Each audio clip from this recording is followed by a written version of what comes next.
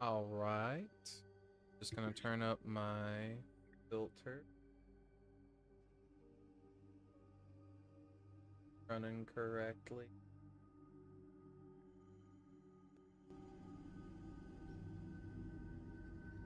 Okay. It's full screen. Okay. So, Nim, you don't remember much other than being forced into the middle of a fight with this woman that ate other druids to then wild shape into all the druids she ate.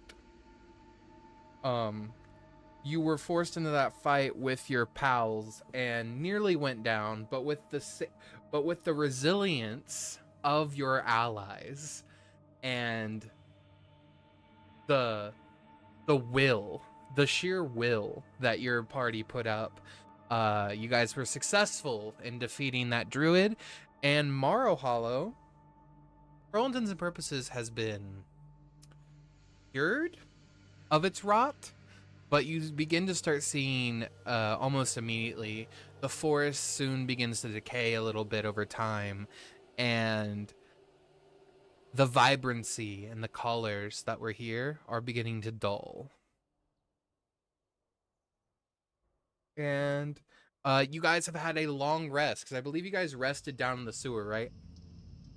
Mm-hmm. Yeah, so you guys got a long rest. Right there, dude. Rested right on the corpse of thy enemy. You guys made it back outside to right here. And from here, Nim, make me a perception check.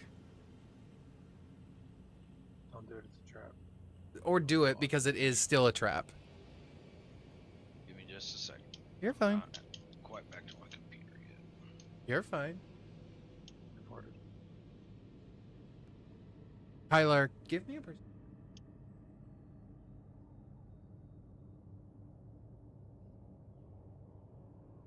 I'm not very perceptive today.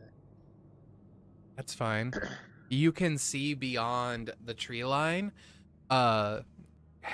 heading the direction where Small is heading, or Small is heading. There is a city that was not there before, that is in view now that most of the vegetation has rotted away, or I'm sure that. no longer exists. They got to join the Great Oinkening, and you know what they say. Pigs did fly when Sarah was around. Jesus. They did say that. Mm-hmm.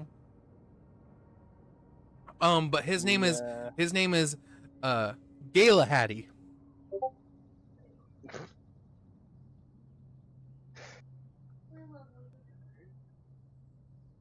Is there a problem? Nope, I don't think so. I believe we're just on our way, actually. Oh, all right. We were headed somewhere for you, correct, Nim? Going to check on your familia that I Yes. didn't know at the time was the familia. Yes, just the people of the city. Just the people of. Okay, well, actually, you guys should be able to get. Mom and Dad. Actually, you guys should be able to get there pretty quickly. Actually, we did have a merchant group that was here. But they scurried. They said they're scurrying like the rats they were, and said, "Fuck this place. We're gonna go find the big cheese elsewhere." I don't quite know what that meant, but they left. But they did leave their carriage and horses. And you can basically make it out at your front with that, because the trees no longer exist. He laughs half-heartedly as he looks at a dying tree that he's trying to restore with magic. And you can see the color from his skin draining as he does it. Like, huh. Oh no. Damn. I can't really do anything for this place by myself. But I'll find some of the other druids and, we'll bring this place back. Don't you worry. Yeah, dude. Good luck. The hill is small. Oh, I don't know. I believe he was with you all. That's Sarah's current battle pig, right? Yes. Like battle pig number 7 or something. Yeah, Like he. Number Number dying. 7. So, Nim, you would have seen this pig died in combat 4 times, but was forcefully brought back because the laws of the universe do not allow animal companions to die. Oh my god. Hey, never mind. Oh my god. But yeah, but he, Small will sort of nudge against Kaelar's leg and go honk, honk, and take off toward the forest. Oh, Jesus. Yeah, we've been following the pigs. I'm sure it's a great idea, but it seems to get us where we need to go. Okay, do we want to at least grab the carriage he was talking about? Yeah, we Small is probably in the should. carriage waiting for you all. Oh, okay. To the carriage. All right. To the carriage. You guys hop into the carriage and you begin to make your path forward through the dying and the decrepit forest. Go. Oh, come on. Pause in here. Go. But while we're heading that way, whoever would like to take the reins can sort of just start driving it. You guys can talk about what you've missed, because you weren't there for everything, Nim, sadly. Yeah. So if there's anything you need to talk about, you can. As it does appear that Kaelar is very battle-worn at this point, and his tattoos, his glyphs, are very prominent.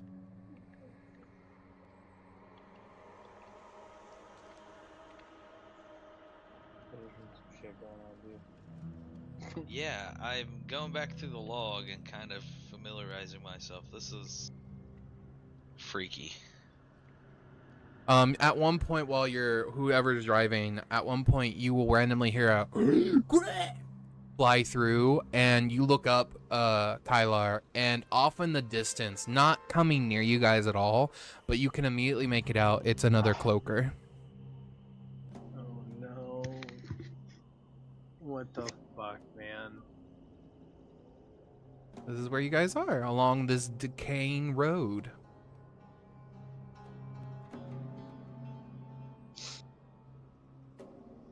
What is the slime with the dragon skull? It's what the Druid became. It's one of its wild shapes. Okay, that's sick. We we essentially killed that village because the only thing keeping it alive was its perversion of abjuration magic, using sacrifices to power their wards. And I say we all helped fight it, but I'm the one that shut down the wards as we were going. Mm-hmm. And it more or less made the village collapse in on itself. Yep. Oh, what's the thing underneath the dragon skull? The thing it became when it morphed into all of the Druids it had eaten. Mm. What's the spoon? Sarah's vestige. Oh. And then, so your tattoos are like super prominent now, huh? Yeah, they're a bit different. But different. Hell yeah. Okay. A little yeah. bit different. So how did you guys find your vestiges? Well, I've had mine. As his okay. tattoos glow a little bit more. That's fair. I'm just slowly figuring out how exactly to work them, for lack of a better way to phrase that. Yeah. Sarah found hers in the pile of ash that appeared after a maximum powerful lightning bolt eviscerated the druid and burned it to ash. And in the ash, Sarah dug out the spoon. Man. Yeah. Without you here, I unfortunately had to lay down a lot more damage than I'm used to having to do. Well, I'm I was glad like that you could do it. primary contributor, unfortunately. Yeah. Small takes off as the carriage follows behind him. Small is actively outrunning 2 horses. Jesus Christ.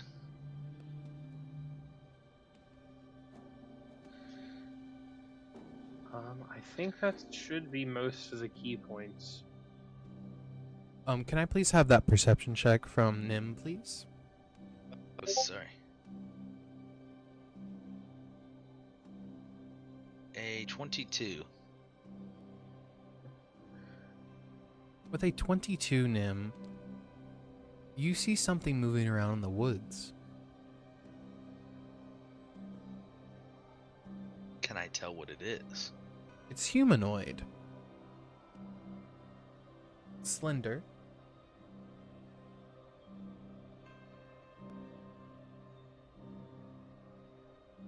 Okay. Have I ever seen anything like it before?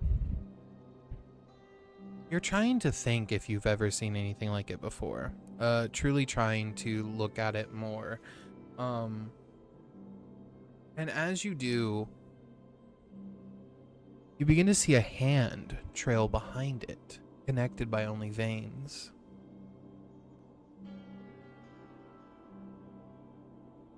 Skinny figure with a hand trailing behind it that's only connected by veins. Yes.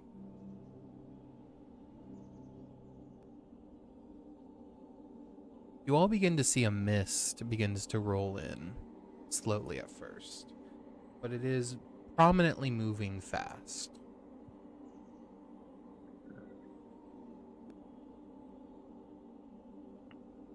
As you guys get closer and closer to the capital city gates, you see people on pikes stabbed through the ground from defense tactics. You realize they weren't people that were stabbed. They are defense tactics meant to have zombies run into them, and they stab through them, hoisting them up into the air so they cannot move any further. You see on one pike it has maybe 10, 15 people on it. And so they're all like actively still like wriggling and trying to... Yeah. Okay. But you notice that not all of them have been captured. There are still some off to the sides that are slowly making their ways over to you, but there are some more, like the one with the hand with the veins connected to it, pulling it behind him. There's something else. It's not that you're hearing it move. You're hearing one of them talk. Can we tell which one is talking? It is the one that you haven't seen yet. Okay. But you can hear it. It's saying, "Why are we lost?"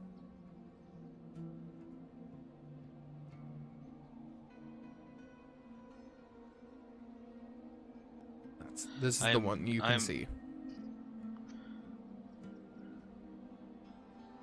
I am not going to respond to the thing that's talking to me from the woods. Small hops back into the carriage and shuts the curtains closed.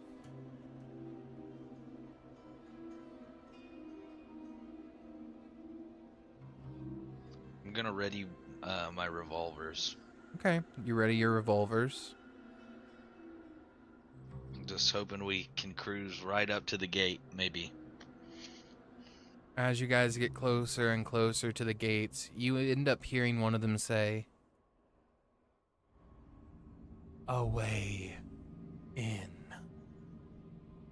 And as they say that, you see falling from the treetops, landing next to you all, you see zombies just sort of like get thrown onto your guys' thing. You can immediately attack the zombies that are falling, but I need you all to roll initiative.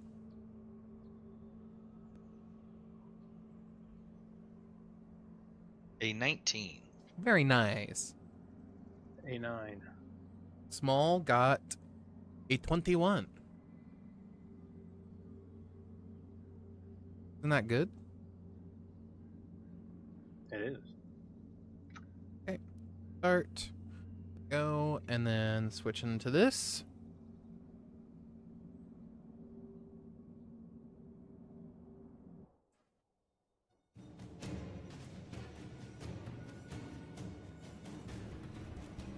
Oh, whoops.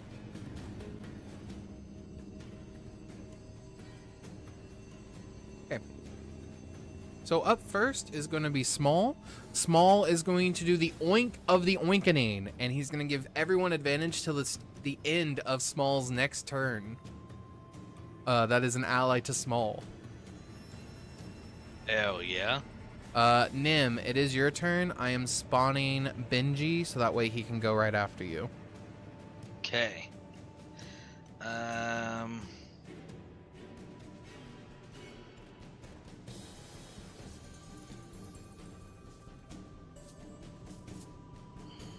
Move these guys down because they fell further over here.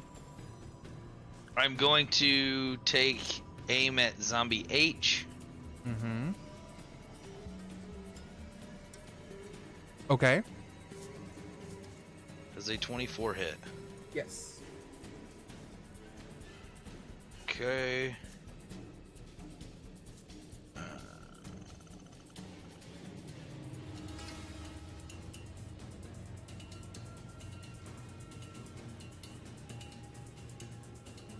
11 damage.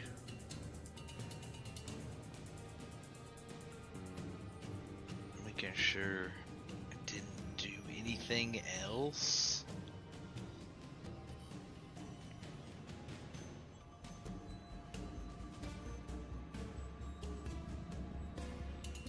And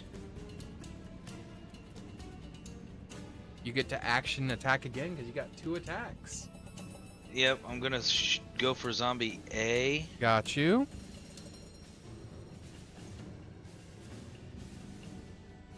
23. Yes. Oh my goodness, 8 damage. Those were horrible damage rolls. I will say, when I got to play as Nim for a bit, and the combat against the Druids, when I spawned in Nim, I could see what Dylan was saying about you dealing the most damage. I'm not lying, within 2 turns, I dealt 50 damage, and I was like, damn. Yeah. Okay, and both of those, because I hit them with my revolver, they have disadvantage on their next attack roll before the start of my next turn. Hey, just so you're aware, would you like to roll those 2 attacks again to see if you crit on either one, since you do have advantage from Small? Oh yeah, I do have advantage on small. I'll re-roll both again. Okay. Not on that one. And not on that one. Better Alright. rolls. Better but rolls, no but crits. Yeah, no crit. No worries.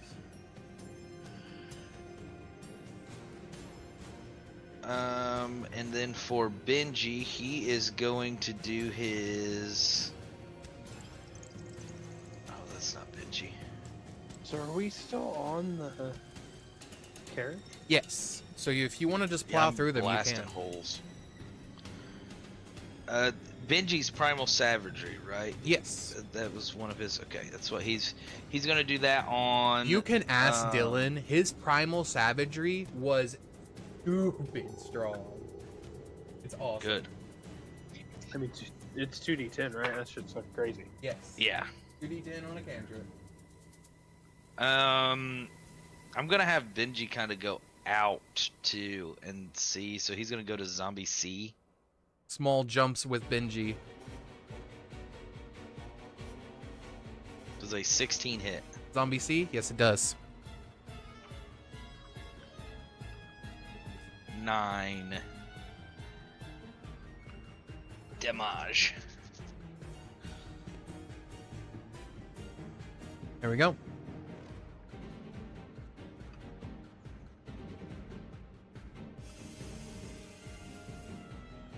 That is all that my homies can do.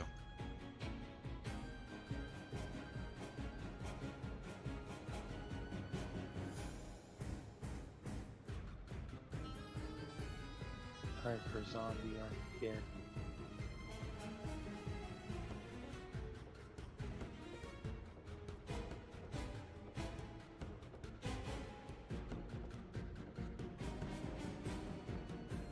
Okay. Up next is going to be coming from the forest, and it was speaking. You begin to see this creature step out from the tree line, and you see it doesn't have hands. It just has two long, sharp arms. And it looks at you both and says, "Let us in for more friends." And you see its head kind of tilt to the side as it like snaps some of its like bones and vertebrae as it does this. And you see a smile attempting to form. And as it dashes toward Benji and Small. All right, it's going to attack Benji. That's a natural 1 on the first one. That's a 24 on the second one. Does a 24 hit Benji? 24 does hit. That is 16 points of piercing damage to Benji. Okay. All right, now that Benji has been hit, I need Benji to make me a athletics or acrobatics check. To not fall off the fucking cart. No, to not be embraced by the Lost Sorrow Swarm. He needs to make a what? Athletics or acrobatics check. So either a dex or strength check, whichever is higher for him.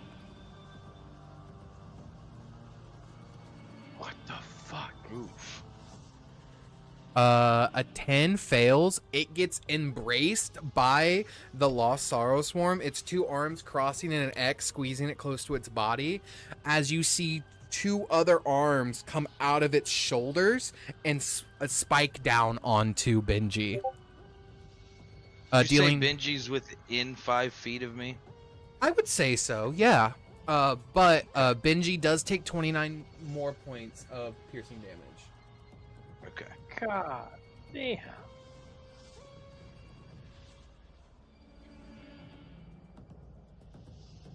Uh, 29.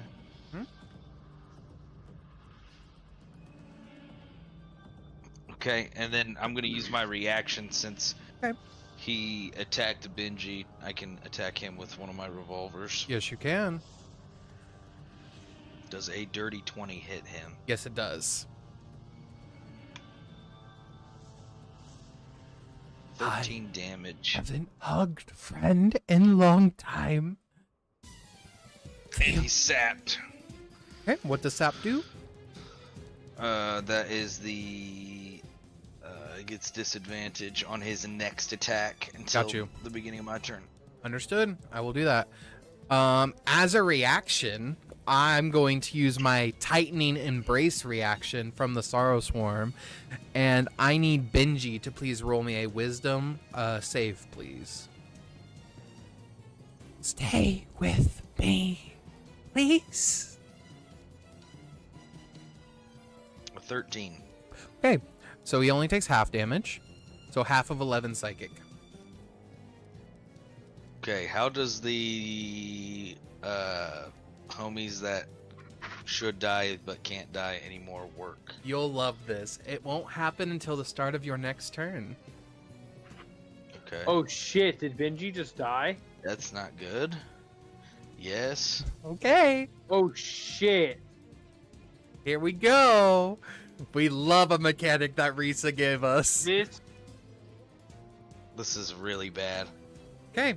Up next is if Zombie I B. understand how your class works correctly, it's really fucking bad. In This fact, is really bad. Okay. It's gonna slam into the carriage. Reese is about to move to Rushfield. I will go kick that bitch's ass right in front of Skaggs. I swear to God. She fucking everything up. Nothing. It's fine. This one's going to attack small. That hits. I know. Now's my time to strike. 5 Otherwise, damage. Skaggs will kick my ass. Gotta get them when they're sick and half dead. D is gonna move up to there. And that's all it can do. Kaelar, it's your turn.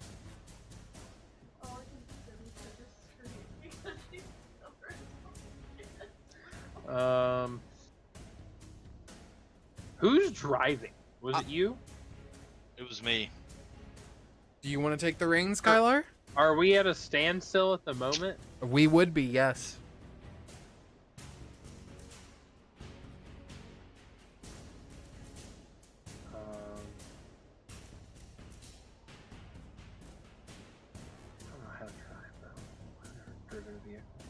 All you is if you don't have proficiency with vehicles, it would just be an animal handling check. Yeah.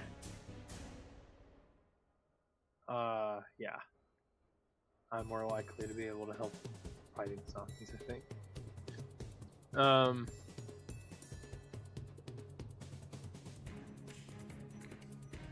Will be easy for now. We'll just try and hit Zombie C with the flail. Okay. Green flame blade flail. Understood. This is a 26 hit. Yes, it does. That will be 14 bludgeoning, which is a max roll. Fuck yes. On C? Yep. All right. 3 fire as well. All right, so that's 14 plus 3, so that's 17 damage total. All right, I'm making my con save real quick. And then the Sorrow Sworn will take 1d8 plus my spellcasting modifier. Yeah, no. The zombie is gone. And the Floss Sorrow Sworn takes 11 fire. Gotcha. You hear it. You hear it sizzle as it's still squeezing the dying body of Benji, in its arms. I just wanted more friends. You can join too. No, thank you. That's it. That's what I got Okay. for you. Zombie I didn't H do another attack. is going to attack the cart. If you just want to know like the HP of the cart, if they hit it, the AC of your cart is 16, and the cart's HP, since it is just a normal wooden hooded cart, it's 150 HP. Just if you want to keep track of it. But I've been keeping track, and so far nothing's been able to hit it. Jesus Christ. Can't hit a solid object. Understood. It's not even moving anymore. E is attempting to hit it. 14. Nope. 16 is the AC. F. This also includes the horses. Eight like that are there. They're kind of like attacking the horses, but the horses are just like batting them away. The horse has got fancy feet, bro. Literally. I will say if they do start hitting the horses, even without anyone driving, the horses may just start running. Yeah, no, that makes sense. You guys see slowly moving towards you, Nim. You see that creature with the hand dragging behind its back, and you see it looking at you, Nim. And you see it wind its arm, and you just see it flail its its hand at you that's connected by veins. And Nim, it's gonna try to grab you with that harpoon arm. What? Does a 23 hit Nim?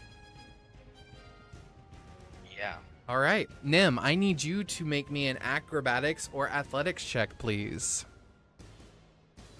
And you take 21 points of damage. Is what? I'm so sorry. With disadvantage. Alrighty. An 11.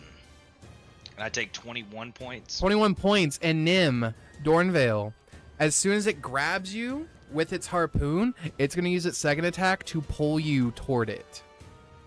Mm-hmm. I will also say, as a bonus, Sarah spawns in the cart. out of the amulet. Hey, Sarah, please roll me initiative when you get the chance. Hey, I'm sorry. Yeah, you're good. What do you need? What's your AC, Q? My AC is 16. Okay.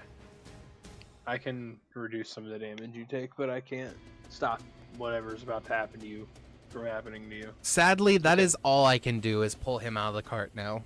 But I can only pull him halfway. 7 less damage. I rolled a 1. So only That's rough. 14 points of damage is what Nim takes. Sarah got a 15 on Yay. initiative. I'm adding Sarah now. Hey guys. Sarah, we get to Zombie Welcome to G. the shit show. So Sarah, just so you're aware, you're on a carriage right now, surrounded by zombies. Benji, the snake, is currently being held captive by a lost sorrow swarm that is squeezing the life out of it, and Nim just got pulled out of the carriage by a harpoon arm from a lonely sorrow swarm. Top of the round, we go to Small. Small is going to charge into the lost sorrow swarm and gore rush him. Get him small. Sarah, since you're the only one that can speak to Small, you hear Small say, "I shall blame you for taking my friend." He deals 21 damage to the sorrow swarm. And the sorrow swarm is going to make a strength save to not fall prone. That's a 12. He falls prone. Okay. Had we rested before Yes, you got a long rest. Nim, at the start of your turn, Yes. Benji is making death saves. Okay. Ooh. So, please roll Benji's So- first death save. Unless So you have a he's way to not heal it. technically dead yet, not correct? If you remember correctly, Spirit, the soul-bounded rangers, their beast companions get death saves. Yeah. So yes, he's not dead yet.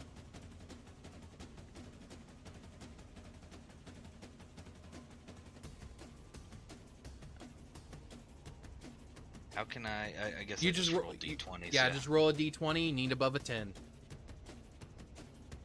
Oh, come on. That is one failed save. Wait. Okay.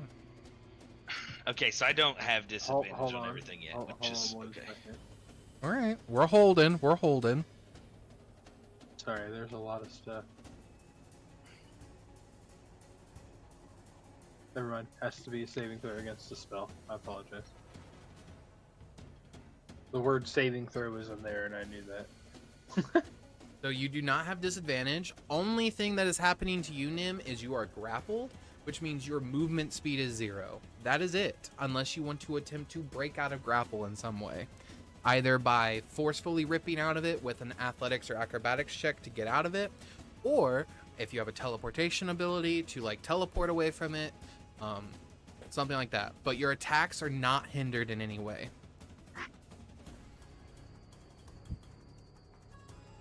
Okay. I would like to Draw the outline of the carriage real quick, but continue. I would like to attempt to just use my athletics to get out. Okay, so that will be your action, so go ahead. Okay, hold on a second. Maybe I'm not going to do that then. Okay.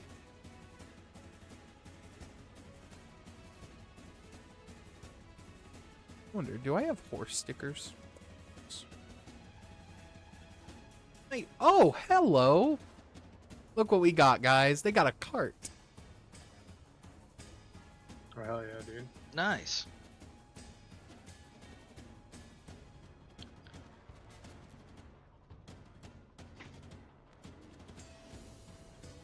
Oh, whoops. Make him huge. There we go. Do that. Do that. Go. I'm gonna move these guys so they're more around the cart and not inside the fucking horse. There we go. This guy was just outside.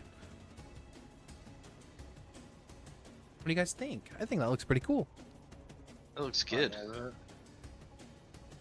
I am going to... Man, there's no way to... You look at Benji and you can hear Benji go like, "I'm sorry, sir. I'm trying."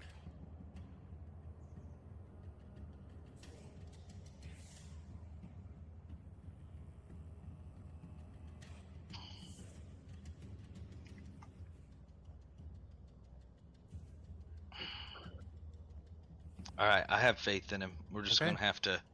We're just gonna have to use both shots at old. Is it lonely? It's lonely. I will say Lost is bleeding. Does a 22 hit? A 22 hits lonely, if that's who you're aiming at. Yep. That hits. 13 damage for him. Got you. My second shot will go at lost. Okay. Ooh. A Does 12. a 12 hit? 12 does not hit. Alright, I'm using my inspiration. Go ahead. Does a 22 hit? Yes, it does. Okay. Big damage. Oh my gosh, 11. Getting closer. You have a bonus action. What do you want to do?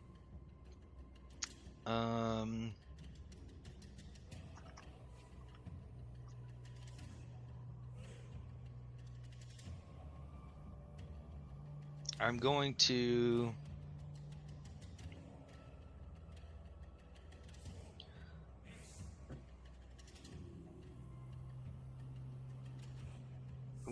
Hunter's Mark. Lost. I will let you retroactively... Oh, you're doing Lost. Okay, never mind. I was going to let you retroactively do damage to Lonely if you were doing it to him, but you're doing it to Lost and you didn't hit, so that's fine. Yep. Alrighty. So Lost is Hunter's Marked. There we go. I did hit Lonely though. You did hit Lonely, but you didn't. You did. If you had put Hunter's Mark on him, I would have let you roll the extra damage. But you didn't Oh, I hit gotcha. Lost this turn. Okay, it's Lost's turn. Lost looks at looks down at Benji and says, "Be mine," and it's going to just squeeze a little bit harder. Benji takes an automatic another failed death save. Oh fuck.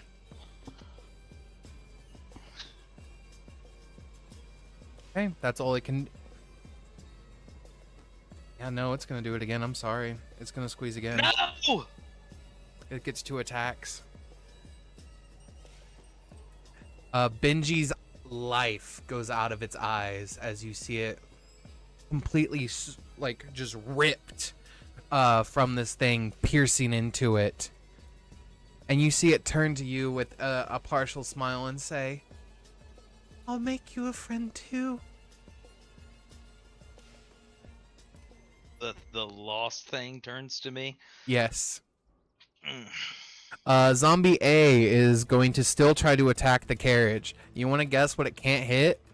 A fucking non-moving carriage. Mm-hmm. Jesus Christ.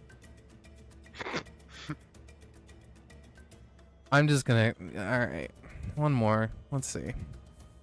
They can't hit the carriage. They just can't hit them. They're like jumping up and trying to hit you guys, and they're just failing because they're not able to get leverage.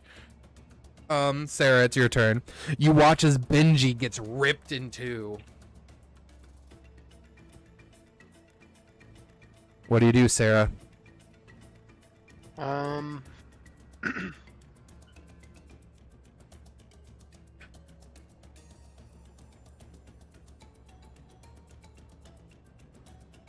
If I defile the ground underneath us, Mm-hmm.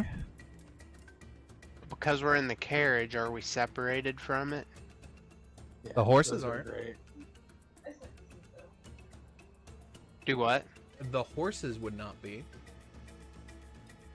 Okay.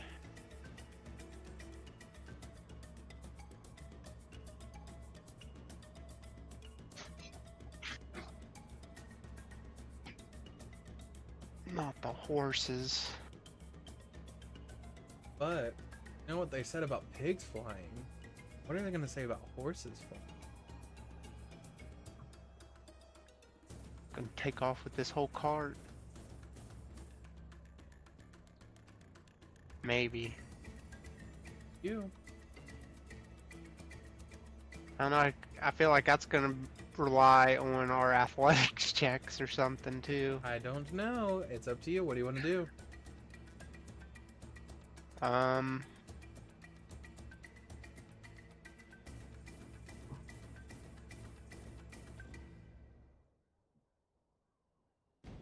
Whoops.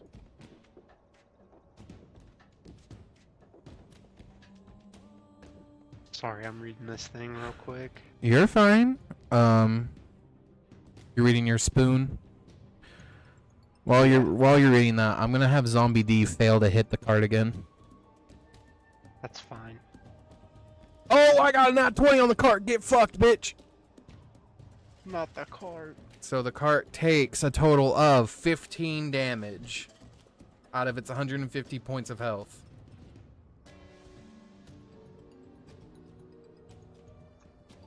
Alright. I'm gonna spike growth. Where at? Well, first as my bonus action, I'm gonna defile the ground. Where at? So that's 10 feet. And I'll put it... Oh, sorry. You know, you're fine. I'm just drawing the 10-foot thing. Or a spike growth. Or a spike growth square. Spike's 20. Is it a sphere or square? It's a circle. Here's spike growth, so you let me know. You put that where you want it. Okay, so that's defiled. Yes. We'll get to that in a second. Where do you want your spike growth?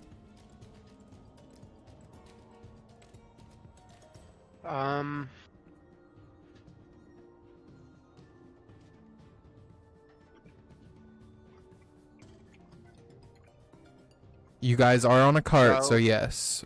Okay. Okay.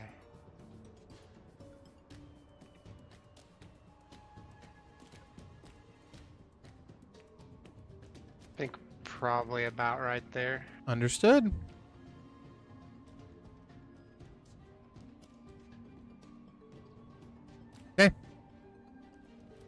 So those 4 zombies,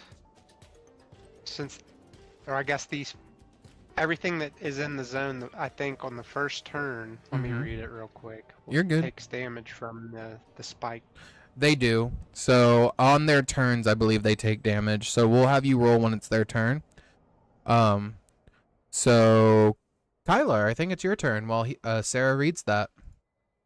As you just see Sarah sprout out some defiled ground and then some spike growth. It says when they move into or within the area. Got you. Does it being cast on them count as them moving into it? No. Okay. No worries. Kaelar, what would you like to do? Man, that's a really good question,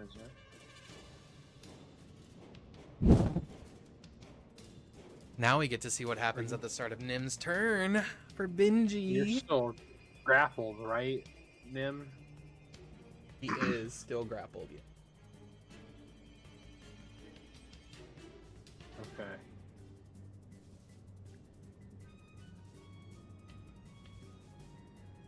Anything in the defiled area will take 1d4 necrotic damage if you hit it Okay. during your turns as well, guys. Okay. In the smaller circle there. Correct. I'm going to change the color just so you guys can differentiate a little bit. We'll do that. You know, just make it more fade into the map. Perfect. There we go.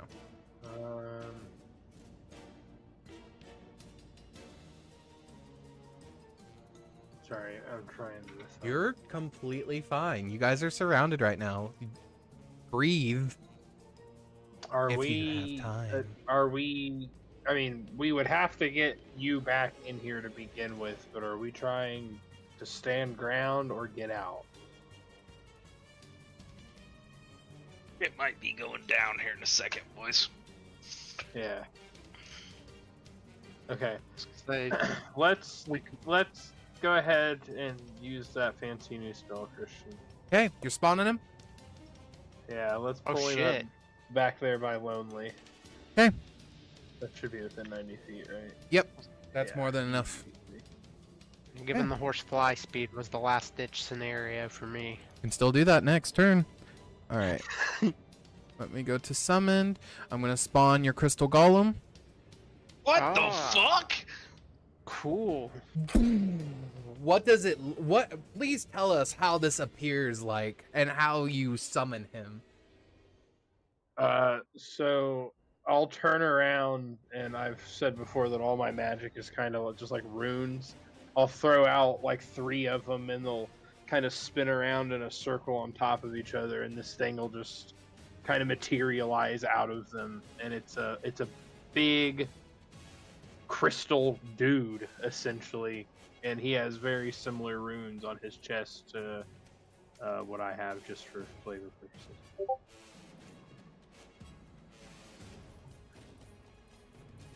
And he will. Fuck say. yeah. You just see it he will staring there down at try and him. get that guy. Go ahead, make some attack rolls. It's just one for now. It is. It will get pretty cool. stronger later. That would be a 24. That with my hits. spell attack modifier added, so it's 1d10 plus 2 plus the spell level, right? Yes. So it should be We just 1d10 made plus it. 5. Okay, so it'd be 8 total damage. Okay.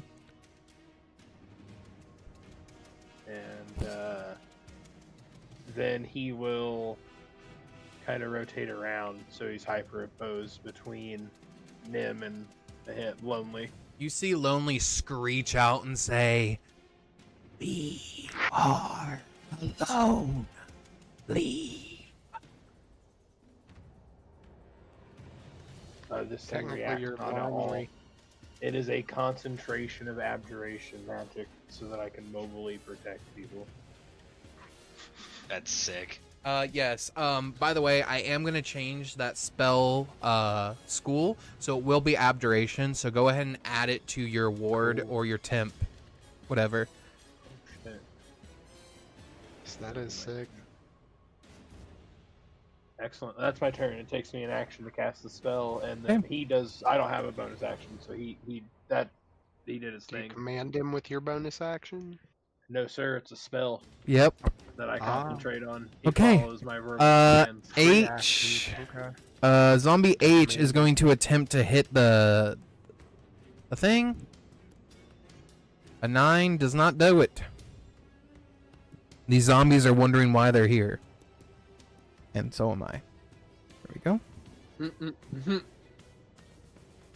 Mother. Okay. F. This zombie's going to attempt to move around, so go ahead and roll the damage to it. For spiked growth, and it's going to take the additional damage from the blighted area. And then it's going to try to hit the carriage if it doesn't die. Its movement is halved. That's fine. It's difficult terrain. That's fine. It took all of its movement to get to where it was.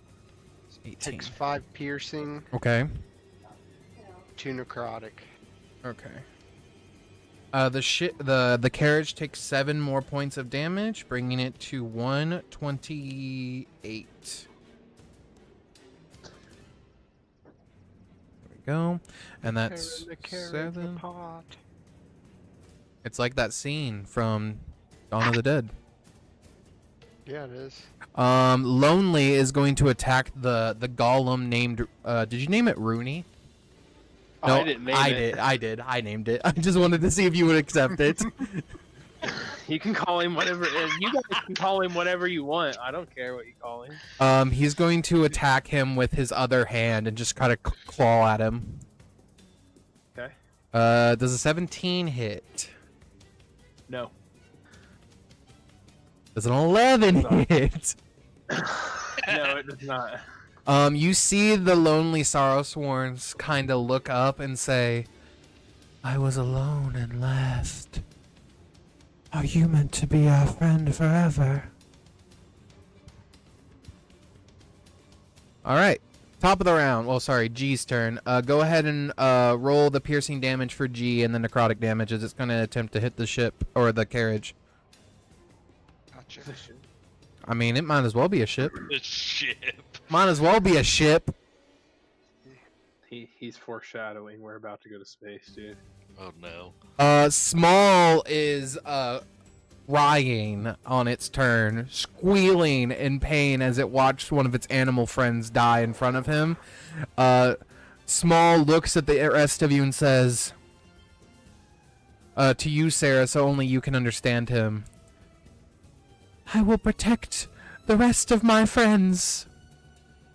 And he dives off into the air, and you see a glowing spark around him. We'll get to that in a moment. But Sarah, what was that damage you got? For that zombie, how many feet did it just move? It would have been 10 feet. 10 feet? So it's, I believe it's 2d4, or, yeah, it's 2d4 per 5. Yeah. So that would be 4d4 plus the additional 1d4. So you should be rolling 5d4s. 7 piercing. 4 necrotic. Gotcha. Okay. Small jumps up into the air. Nim, it's your turn. You watched as Benji's body was ripped apart, and you begin to see it re-stitch itself. You watch as the magic begins to reconstrict and reconstruct.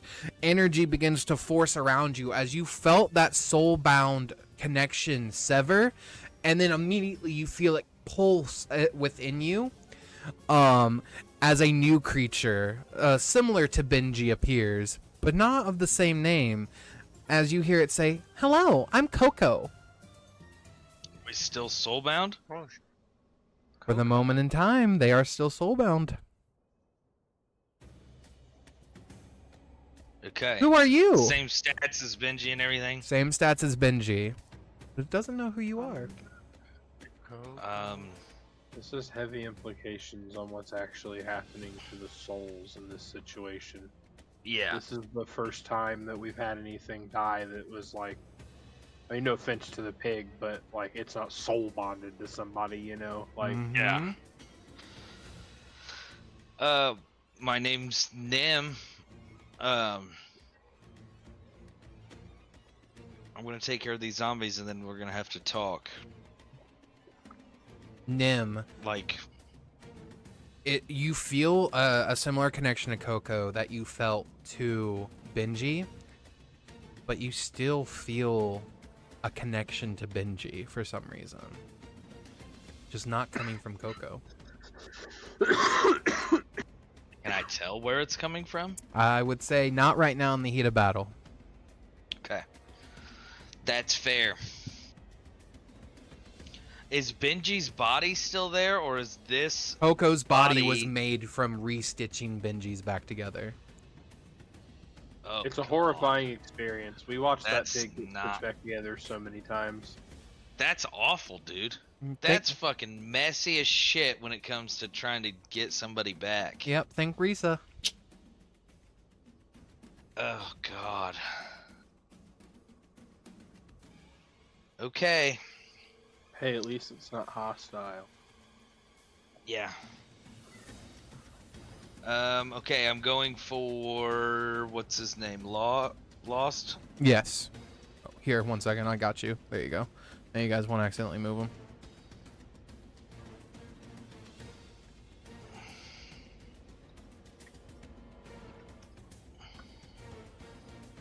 Does a 19 hit? Yes, it does. 15 damage. Plus your hunter's mark. Plus... I believe it's a D8, or it's either a D8 or D6. I believe it's a D6. Yes, 1d6. So, 18. How do you want to do this? Hitting him again. Oh, 23 still hits lonely, but how do you want to do it on the lost? Okay. On lost, I'm just blasting his head in, I guess. As you blast his head in, you see its whole body fall off, and you see its mouth barely moving from its like dislocated head, and you hear it say, "We were lost. Now we have been found. Thank you, G."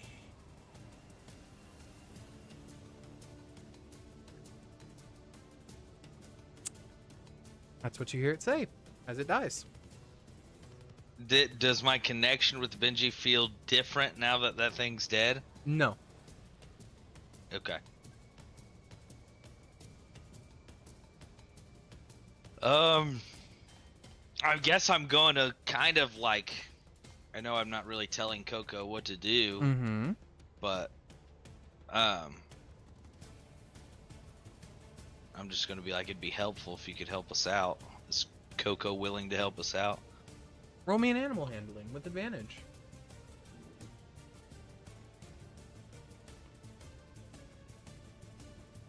Oh God, a 15? Yeah, with a 15, Coco, you hear in your head Coco say, "I'd love to help out. Watch this." Which one are you wanting it to attack? It's letting you direct that. Just we're gonna start taking out the zombies around the cart. So A's closest. You see Coco slide over to A, and you see its mouth sort of open. And could you please tell me what your spell save DC? 13. Wonderful. Go. Could you please roll for me 3d6?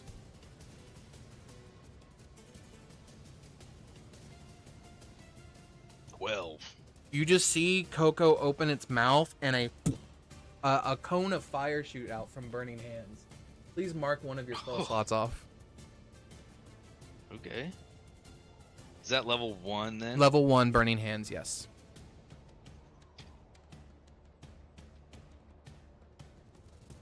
Damn, okay. The zombie resurrects with 1 HP from its undying fortitude.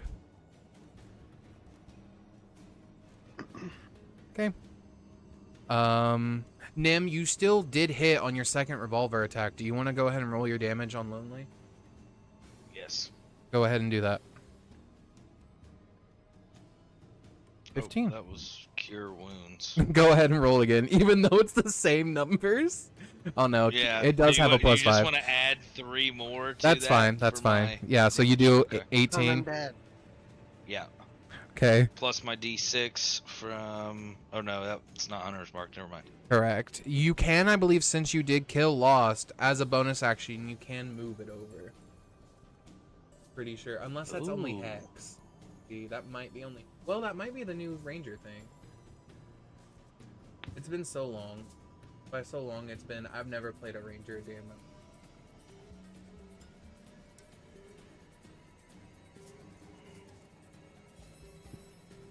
Oh no, you can't move it, but you can cast it for free 2 more times if you want. As a bonus action. It's up to you. That's alright. Alrighty, we're moving on. Zombie A stands up and moves toward Coco. Please roll me the piercing damage real quick. How many feet? 5 feet. It is difficult terrain. It moved 5 feet. Okay. I gotta make a con save, depending on how much damage you roll.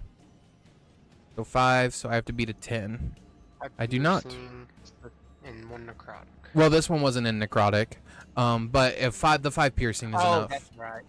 All right, so that one finally dies by the spiky plants. Zombie B is going to move toward Small. Go ahead and roll me 2, 4, 6, 7d4, please. Gotcha. Spike growth was very smart, and I hate you for it. 13. Lots of ones.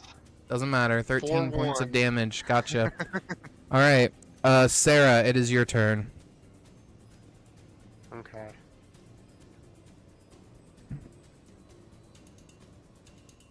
I'm gonna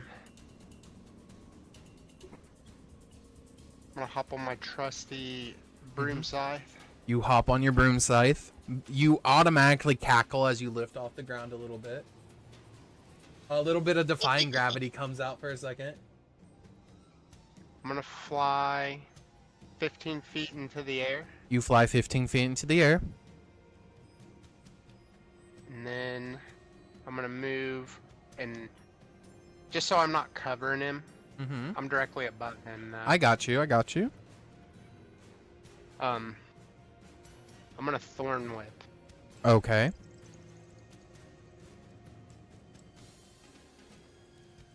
28. That hits. So that's gonna be 10 piercing. Mm-hmm. He's pulled 10 feet into the air. Okay. So then he falls. 1 second. I think that's a D6 fall damage.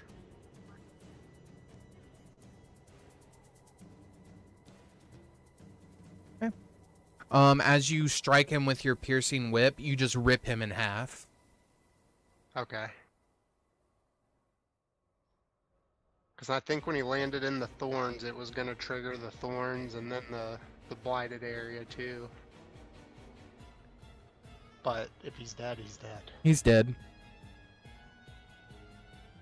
And then I think that's basically all I could do. Okay. I don't think I have anything as a bonus action. Oh, I'll move my defiled ground. I can do that. Yes, you can. Where would you like to move it to? I'll move it. I want to try to get D, E, and H in there. This will hit the horse. Yep. If that does anything to the horse.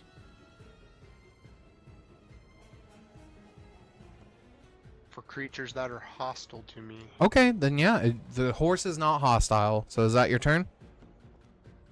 Yep. Okay. It's also difficult terrain now. Zombie D is going to attempt to attack the horse. That's a dirty 20. Yep. 8 more damage. Got you. The horses are beginning to begin to buck back and forth. If no one grabs the reins, they're taking off at the start of the next round. Understood. Okay. Kaelar, it's your turn.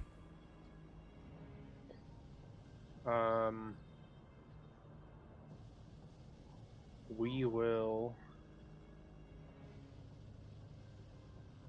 What's going on with the skull zone? Is that the one where it's only That's the enemies? blighted zone. Yeah, that's a it's blighted. only Enemies. Yeah, it only Big people zone that can hurt anything. yeah, only people that are mean towards Sarah and her friends take damage from it. I will bonus action Shadar-kai teleport Okay. over this way, Okay. and then that gives me resistance to all damage in my next turn. Yep. And then we'll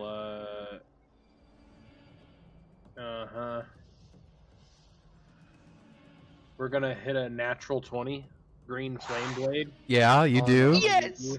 Yeah. Holy sh...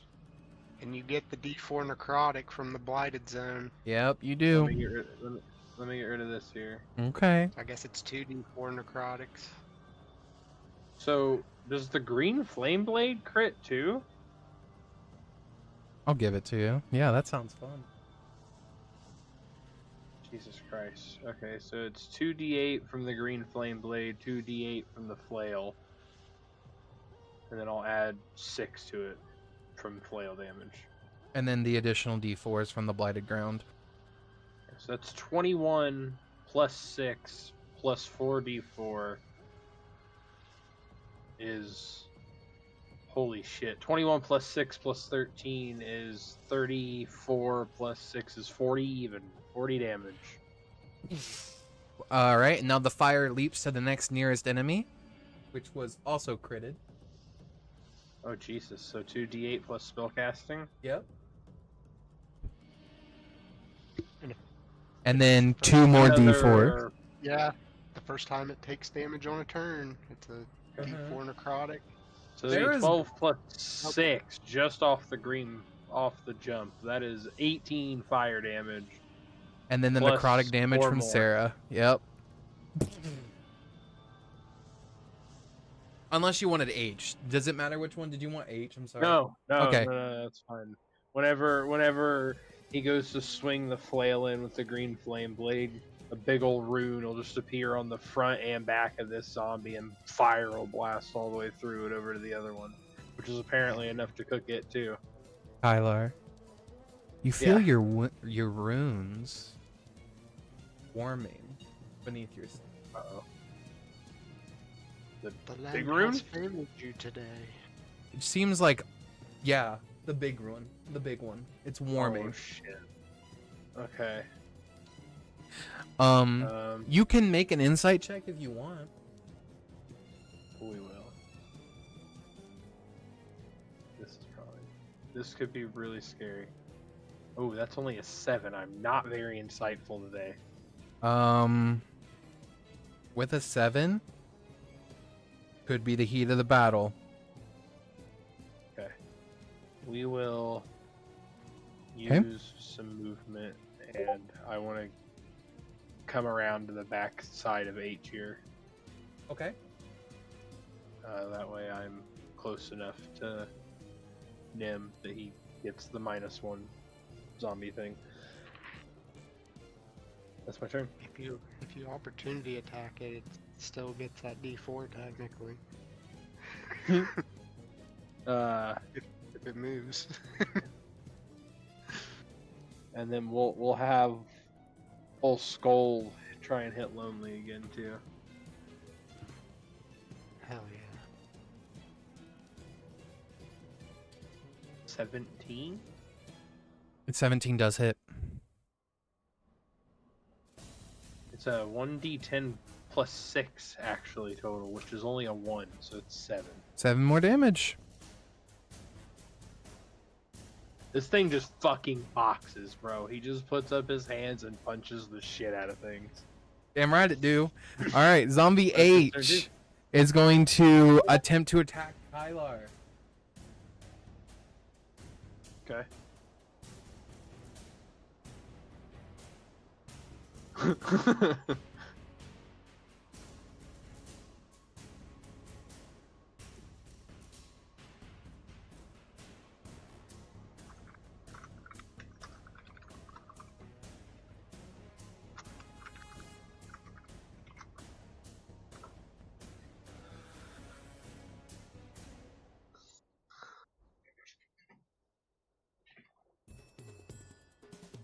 If you don't remember that cue, remember the type.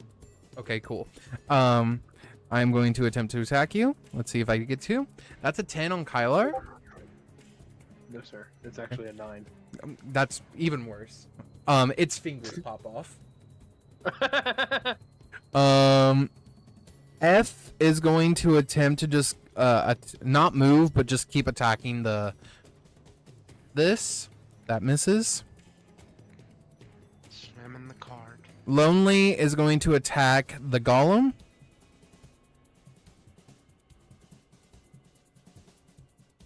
Slamming 11, that- that misses. Natural 20 for a 27 on the golem.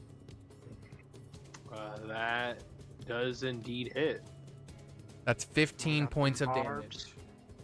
Okay, so a couple of things are gonna happen. Yep, here. I'm ready for it. I'm not actually gonna. But he is gonna use his reaction, and whenever he actually gets hit, Yeah, how He many fucking literally- summons do you know that get their own reactions? yeah, That's crazy. Whenever he actually gets hit, he just like turns into a swarm of crystals and rematerializes up to 30 feet away, and he'll step back this way so he's next to. I Dylan. like to think that he Nim. gets hit, fucking fades beyond Nim, rematerializes, and just looks at Nim and says, I cook damage. I got scared. Trust me, Retreat. I've got some plans for that reaction later. That's sick. the way it's phrased has. Yeah, go ahead. That's my Mhm. turn. I'm glad you like the way it was phrased. It was left up to interpretation. Hey, at the start of Small's turn, you begin to see as no one was able to grab the reins, the horse is beginning to move as quickly as it can. You see Small spread out, and Sarah, you hear, "For the oinkening," and you just see a little golden dot expand, and then instantly you all are blinded by this bright light. Oh shit. My eyes. Everything goes white.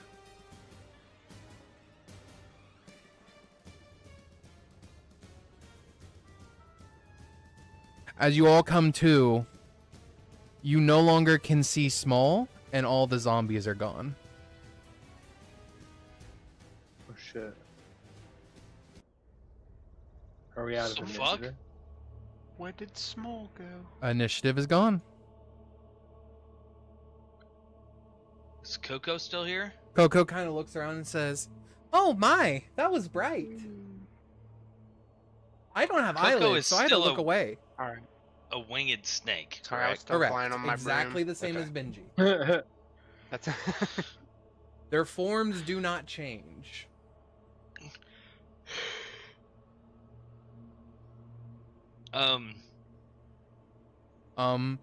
You see the discarded hand that normally travels on Sarah's hair grab the reins of the horse and begin to try to like wheel it down with just a hand holding the reins. It's just a hand. Is the horse still actively like starting to take off? Yes, the horse is very concerned. It did take over. The horse itself took a total of 15 damage. Okay, I'm gonna run around to it Okay.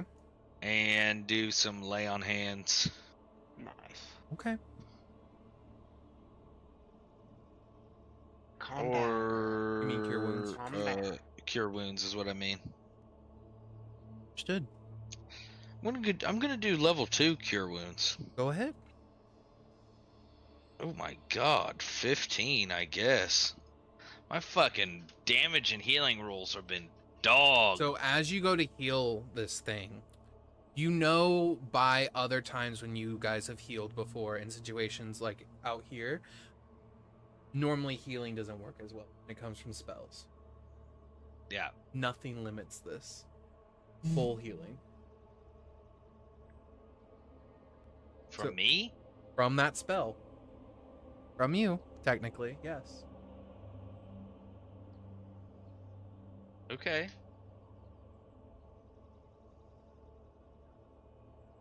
Okay. Is the horse calmed down now? The horse kind of regards and sort of like breathes heavily, but it is not actively moving around now. Okay, I'm gonna try to calm it down a little bit more. Animal handling. With advantage, because you healed it. There's a dirty 20 and a 21. Okay.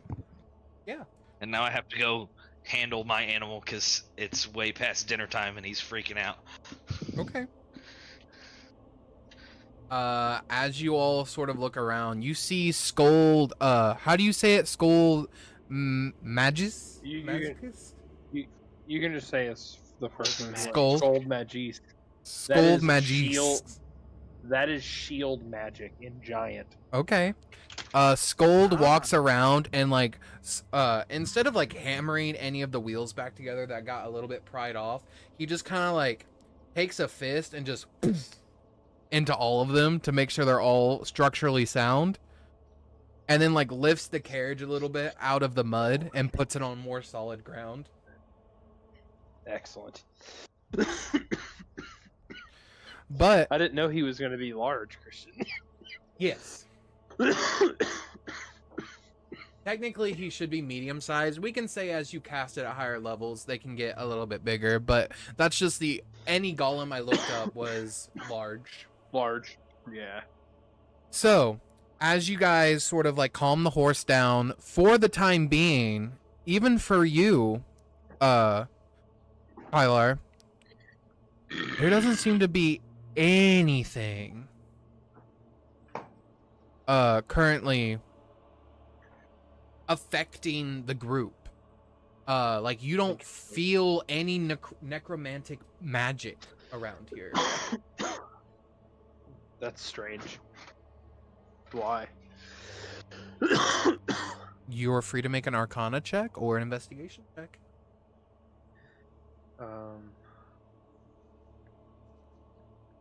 Yeah, if I'm not feeling any necromantic magic, which I assume is just literally everywhere at this point, right? I mean, Yes. we're gonna... Yeah, let's open up to the... I don't know what I would call it right now. I want to say the weave, but you know what I mean. I mean, the weave did exist in the Sundering. It just it wasn't like managed. Limited. It was just limitless. It was kind of like a Michael's. Anyone could go there and get as much as they wanted until the weave ran out and until they got it resupplied. There wasn't a manager Did you just there. call the weave a Michael's? What else would you call it before the Sundering? Like it literally anyone could take as much as they wanted. Yeah, we'll just try and open ourselves up to it here and see if I can decipher anything that's going on. Yeah, in the make me area. an Arcana check. Oof, only a 17. I'd say So you're it's like a letting little you're opening yourself up to it, so you can roll with advantage. That seems fair. That means roll higher. 26. That means you got it. With a 26, you expand your mind outward. You can feel your own Titan wards burning around you, protecting you. But beyond that, you don't sense necromantic energy here. Something has taken its place. Divinity. What? Small?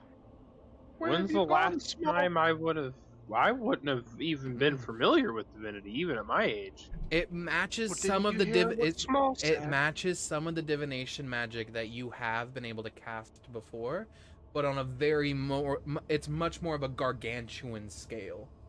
You look at some of the trees, Sarah, and some of the flowers, and you see bloomage. This has to be something that Small spoke of. He said it was the awakening. Do you think it was his sacrifice, for lack of a better word? Sarah, for all intents and not sure. purposes, Small is no longer your beast companion. Yo, wait. Whatever he did, the magic was so powerful it lingers.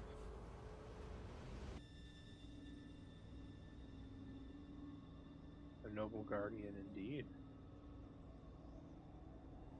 Small will not be returning. While they're figuring that He was out, a I great would soul. like to talk to. Does anyone Coco. want to? Does anyone want to take the reins of the carriage and begin to continue moving, or are you guys just pausing here for a minute? Because I'll drive and talk to Coco. okay, so you hop on and you're talking to Coco. Coco says, "Hi, it's nice to meet you. I've heard things about you. You're a pretty nice guy." How have you heard things about me? Oh, I've talked to Benji. How did you talk to Benji? We passed each other as I came through.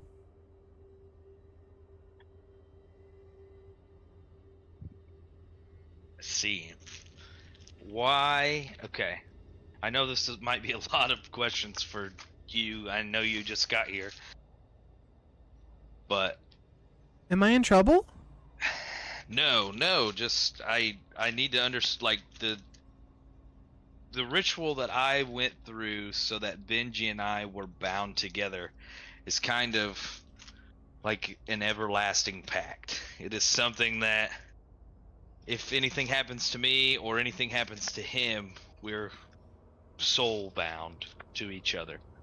We should not be able to exist without one another. So when he died and you took his place, it feels as if you have taken the place of that agreement that we had with each other, and that should not be allowed, I guess, is what I'm saying. I don't quite know. It's an addendum. I don't know. It's something that it just happened. Like, I knew I could do it, and Benji knew he could do it, and he had to do it. So if you passed each other, where were you before here? I was being born. But then Benji asked if I could take his spot. And I said, okay. So now Benji needs to be born again? You could look at it like that. Is that how it works? I'm not quite sure. It definitely could be like that. Okay. Is there a way that can you still talk to Benji? No, I haven't heard him since I've come back here.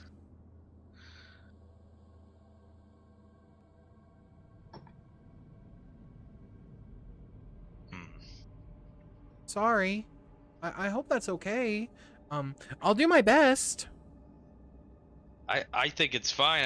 I also don't want to, I'm gonna try to do what I can to have Benji come back, and I hope that doesn't offend you in any way, but I'm worried that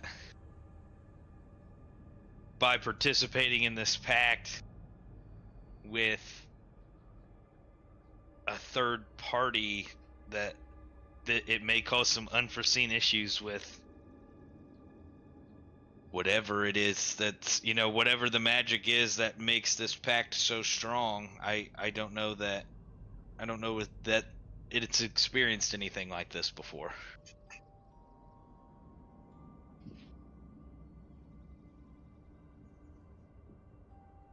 I'm not sure.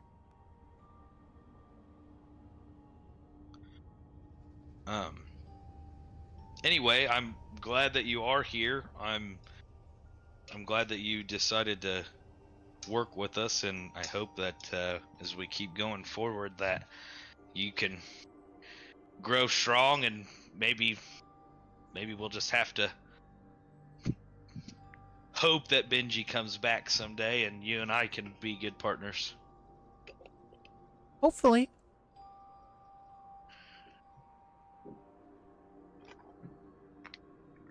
Do you have any questions for me?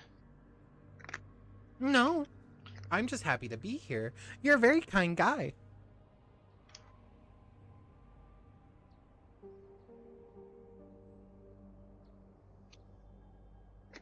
Nim will just keep driving, and if she's got any questions, she can ask and I'll answer. Okay. As you guys continue driving, you make it to the city gates. You see they have been ripped open from the outside. Shit. Ripped open? The big gate? You see the metal has been ripped as if it was torn from each other. You see the parts of the wall has collapsed on the inside, and you see bodies littering the ground of undead and of people that were living at one point because their skin wasn't rotting. You see they have been cut in half, burned, seared, magical arcane scars across their bodies. Hey, Other than that, that's my thing. it is silent. What in the heavens happened here? Other than that, it is complete and utter silence. What did we think we were coming here before your secret got revealed? I can't remember. I'm sorry.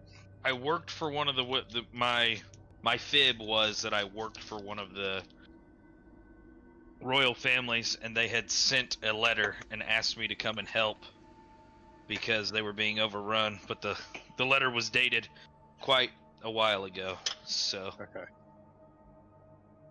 this was always a thought in the back of my mind, but Okay. Well, take the lead there, Captain.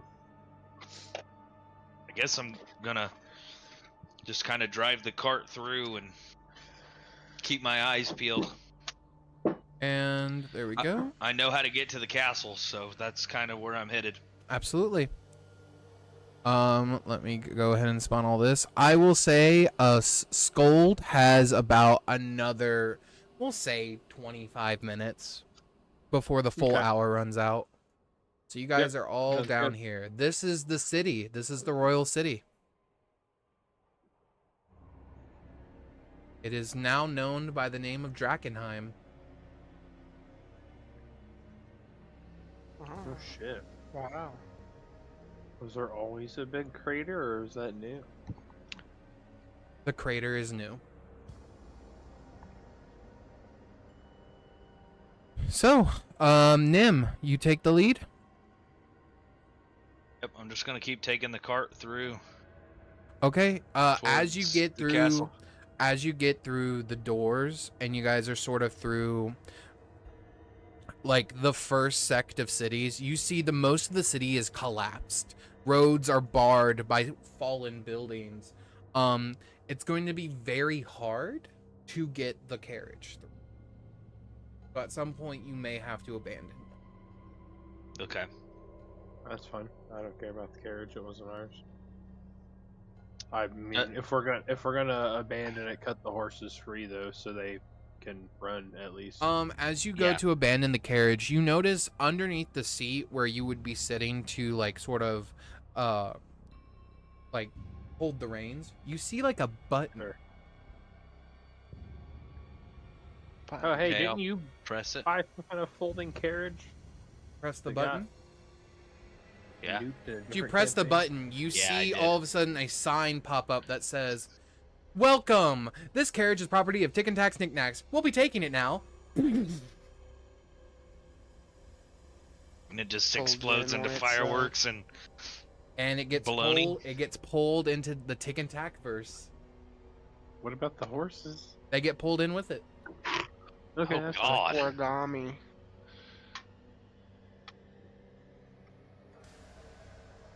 So, you guys make it to the first sect of the city, and there is still no signs of life. There are no people. There is still fires burning throughout the city, but since the city is mainly just stone, it's not actively catching anywhere. It's just burning whatever remains. There's no like zombies or live dying people around. None that you can see at this point. You're free to do a perception check if you'd like. And yeah, it seems weird that there wouldn't even be any. how does the secondary wall look in the middle of the city? I mean, I'm sure we can see Yeah, the that crater. it's been taken out by the crater, but as far as the rest of the wall goes, The rest of the wall looks cracked, and there are mounds of bodies at some points that looked like undead had trampled over each other, World War Z style, to climb over the walls.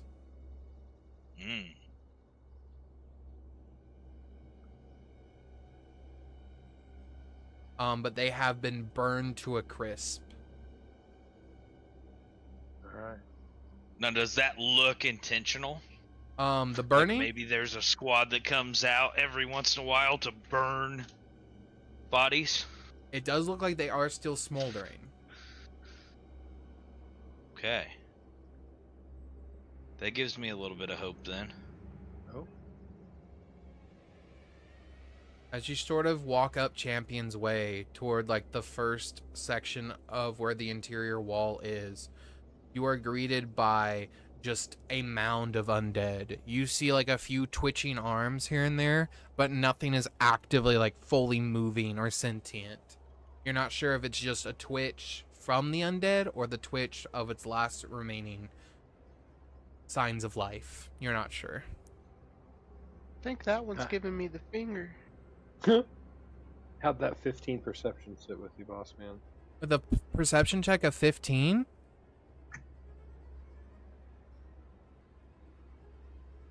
as you guys walked up this road, you swear you saw something dash down an alley. Of course. Okay.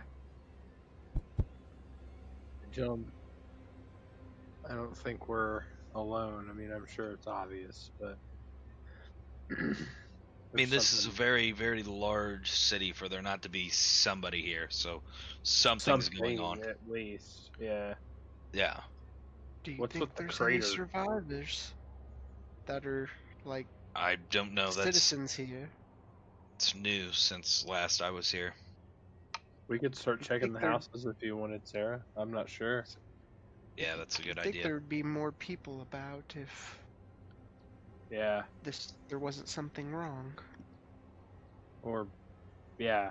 Even if there was something wrong, you think there'd at least be people out in Fier and stuff. I know that the last acts that I heard my family talking about last resort was kind of secluding themselves in the castle. So I don't know how many people could have realistically that they would have let into the castle to hide with them, but I'm gonna say not a lot. Sounds like royalty. Anybody that would have been of value to them would probably be in there with them. These people would Exactly have to right. leave for food eventually. That's true, Sarah.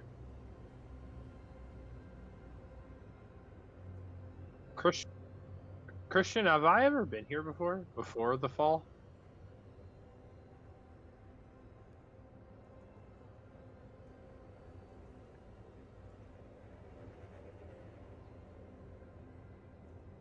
Yeah.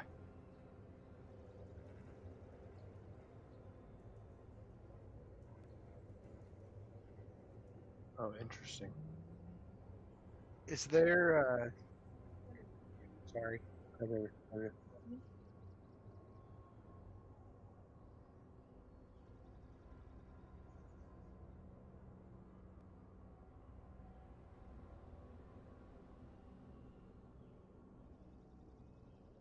Interesting. Who had a home? The person that trained me, taught me. Oh, Trained is a strong word for what I do, but taught is a much better word for Wardkeepers. Yeah. Okay. So, You, Sarah, what were you saying? What'd you want to do? is it daylight in this city? There is no daylight at all. No, no daylight at all. Yeah, it's just cloudy all the time here. Interesting. Okay, I'm not gonna do the thing yet. Okay. That's gonna say, "Hey, we're over here. Okay. Come to the bright light." Okay, so not yet. Okay. I will just proceed with the group on foot.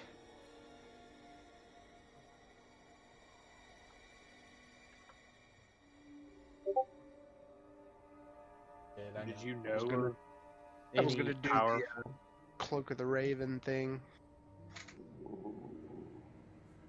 That Raven cloak is cool as fuck, dude.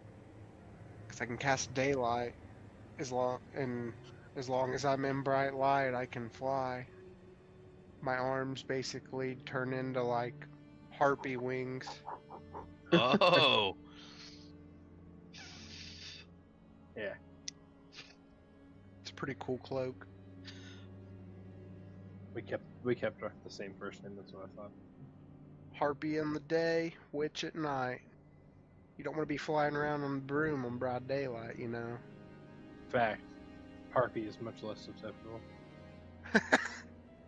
Because then I can just say I'm just a druid. It's just something I can do. Sure, it's all right. Don't worry about it, bro. All right.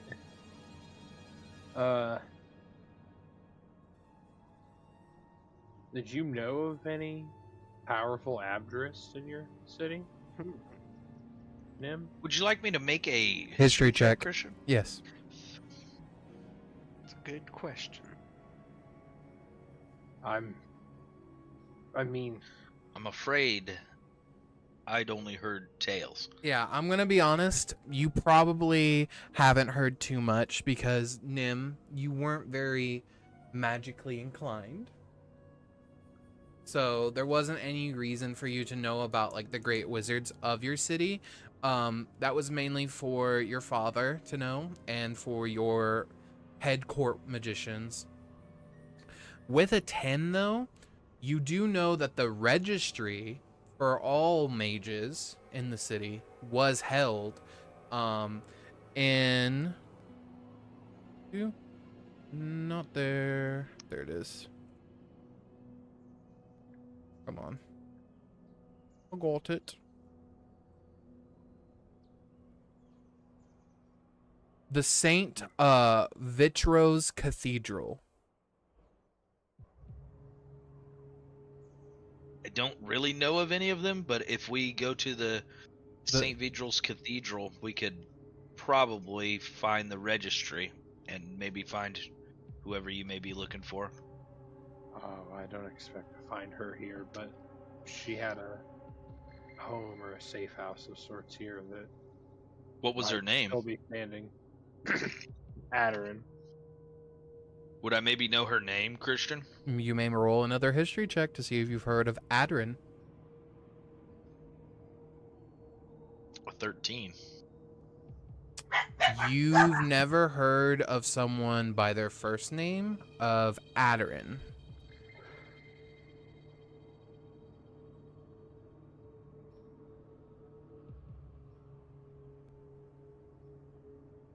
Right, well, I mean, if we...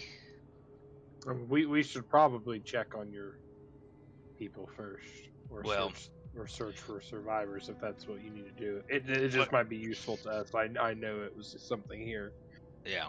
I've only been to just- this city a couple times. I just know that I'm already pretty disgusted with how the city looks, because the whole reason I left was so that it didn't have to look like this, and I'm probably going to be more angry than anything if we get to the castle. And not that I'd wish any ill will on my family, but if the doors aren't kicked in and the place isn't ransacked and they're sitting in there safe and sound, that's as awful and cowardly as not doing anything. So do we want to check out any, I mean, as we've been suspiciously untouched buildings, or maybe buildings that look like they're boarded up or anything like that? Yeah, you do happen to come across, as you guys sort of like walk around, are you guys wanting to stay more in the Spores district? Are you guys going up toward the South Ward or to the Temple Ward? You guys tell me where you're moving to. If you don't want to go straight to the castle, do you want to go towards the cathedral and we'll search houses and shit on the way The for people or look for The signs of cathedral life or would be anything in the like that? Temple Ward, so it would be right here is the cathedral. Just across the river. So yeah, let's go check that way. I guess that'll be Sarah if gets there are to any fucking- survivors, they may be hiding there anyway. As you guys Sarah gets to harpy fly over that wall, bro. Us peasants down here on the fucking ground. as you guys make your way over toward the Temple Ward, you get to the edge of the bridge and you see the bridge is completely barricaded on the other side. Interesting. Does it look like there's anybody guarding the barricade? You do not see anyone immediately. You may roll a perception check though.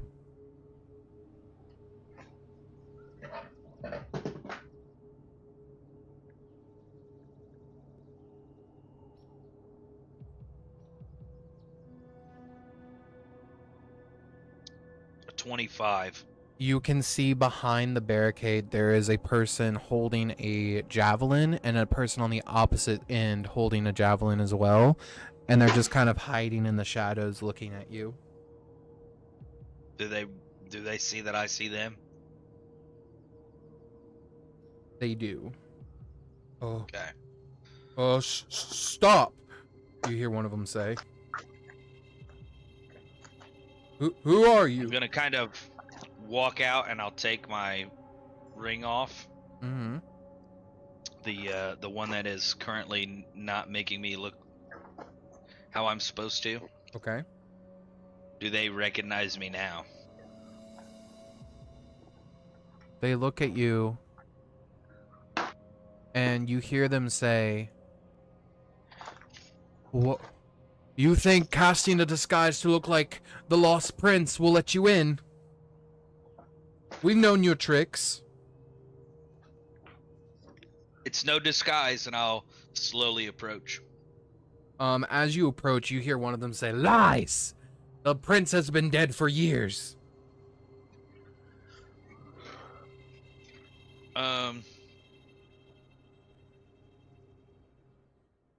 I will take my signet ring off, Mm-hmm. and I will kind of. I mean, I'll hold it out. I know that they probably won't be able to see it, but this should be more than enough proof. I'll kind of keep walking towards them. They kind of look at the signet ring. They flash at you, flash at the signet ring.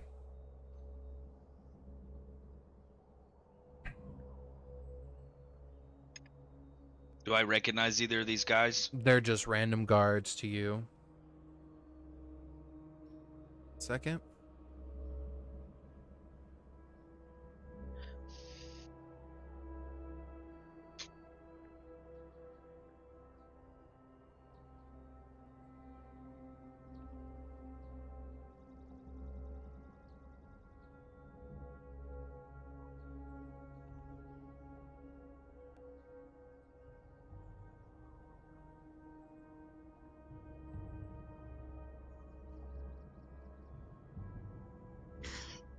Go. Come on.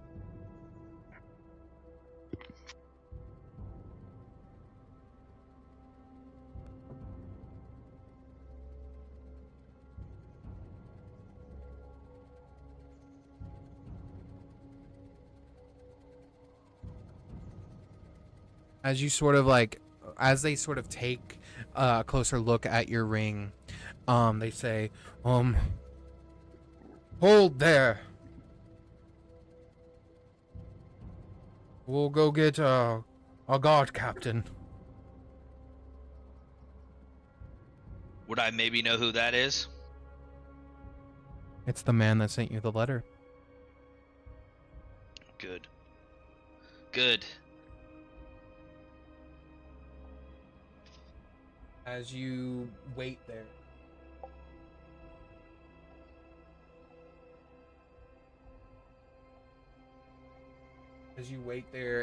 a couple minutes pass, agonizing at first, and then you hear a man's voice. Who goes there?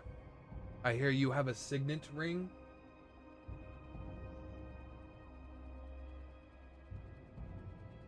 Is it You can hear his Thalius? voice. It is. I do have a signet ring.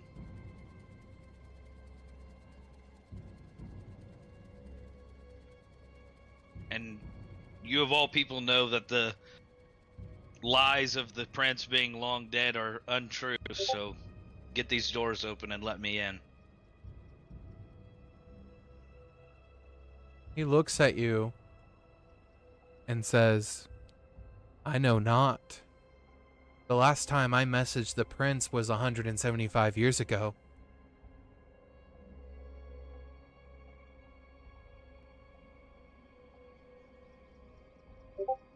Do you still have the letter, Nim? It was Yeah. a physical letter, was it not? Yeah, yeah. What was the date on the I'll letter? get it out. Yep. Get it out. The date on this letter is from a few months Begins ago. to shift your own. What? And the letter is dated 175 years. I haven't been gone for 175 years.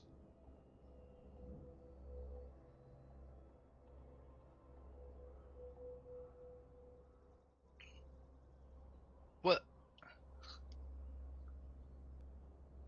This is what the city looks like after no royal help from the king or queen, and after they mourn their son's death.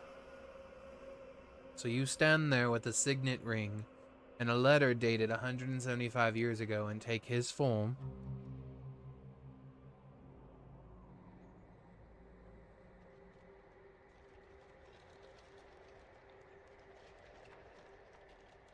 To you, Nim, you haven't been gone 175 years. There's no shot you've been gone that long. Is Thalius also an elf? He is. Okay. Were all of the elves in your city, drow's Drow. not the right word yet, right? No, I mean we weren't all. Dark elf. Yeah, we were. It was just everybody. Yeah, they were all dark elves.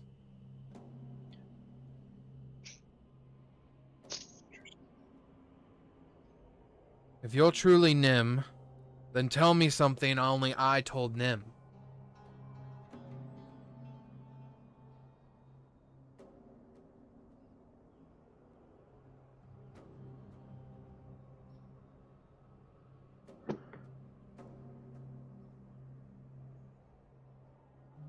Oh shit, Nim.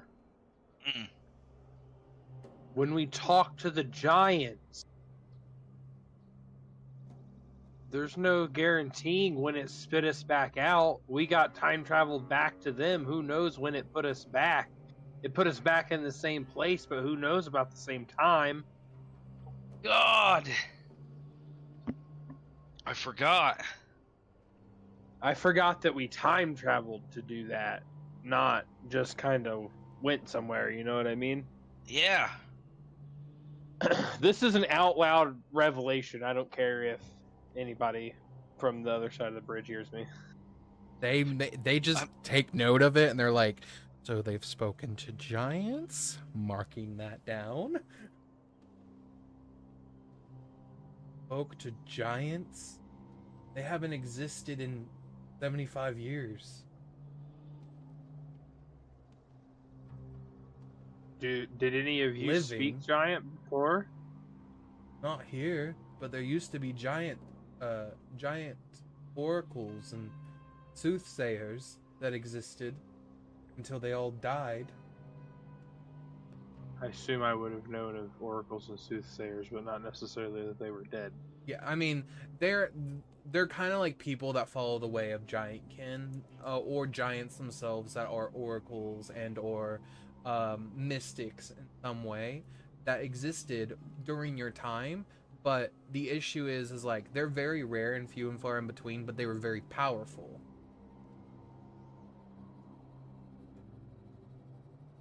Okay. Did you guys have any here? No. They would come and go. They would only help us in dire straits, until one time they couldn't. And then the first one of those mystics to become an undead, well, you saw the crater in the town.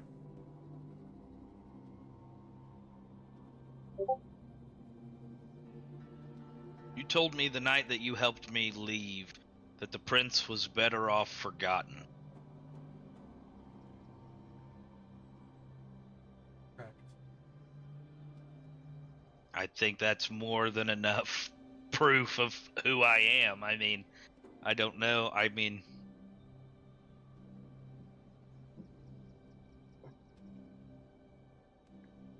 I told you I was going off to do the soul binding ritual. I've done the soul binding. I mean, Was it successful? I'll display Coco. You see I don't him, know that you'll be able to understand her, but see him look, and you see a bird perch out of his armor. Why is it split? we had an issue Explain. on the way to the city. I guess there's been some issues with people's companions passing away, and when mine did, I was fully prepared to return and redo the ritual in attempts to get Benji back, but in his stead, Coco appeared. Interesting. So it's happened to you as well.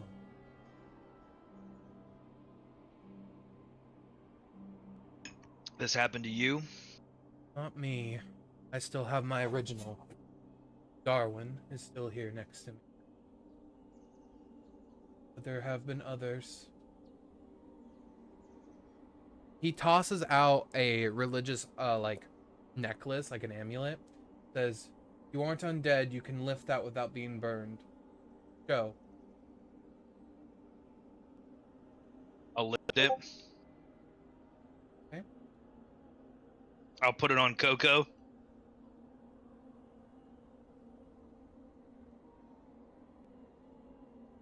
Oh, friends. I'll just kind of pass it down the line. Each of you Yeah, take it. I'll grab it. Yeah, I'm not worried about it. Each of you take it. Uh, Yeah?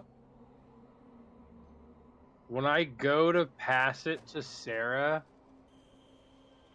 can I try and subtly wrap it in a ward so it doesn't actually touch her flesh? Just as You a can definitely do a precaution? sleight of hand check. It's not gonna be good, boys. That's a dirty 20. Hell yeah. This Better is than I actually thought it would perfect be. time for you, Sarah, as you see Kaelar hand you an amulet that he's kind of like quickly wrapped in like some cloth before it touches your skin. Sarah, do you grab Oh. this amulet? He just wrapped it. Yes. He's handing it to you. It's wrapped that way. Okay. To give you some to give you some pretext, since you were away for a second, they gave an amulet. You're fine. They gave an amulet to Nim, and it's an amulet that if an undead were to touch, it would burn them. So they're testing to make sure they're not undead. Okay. So Sarah, as you touch the amulet, Kaelar, being as close as you are, you see the amulet light up, but not burn. It just gets a bit bright as Sarah holds it. Oh, it's beautiful. I am intently watching the guard to see if they react to Sarah. At all. Sarah, can you please make me a perception check as you look at this amulet as it glows? Wisdom casters. 25. With a 25, Sarah, you're watching this amulet glow, and this amulet is made from like old wood and twigs and metal that's been melted onto it. As you see Sarah hold this, you watch as it blooms. Flower petals begin to expand out of it. That is the opposite problem I thought we were gonna have. You see them look at it and say, What is she?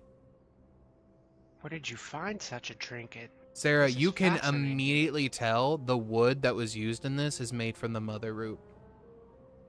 Put it on Sarah. Put it on, yeah, I'll wear Sarah. Put it on, Sarah. I don't think they're gonna tell you not to.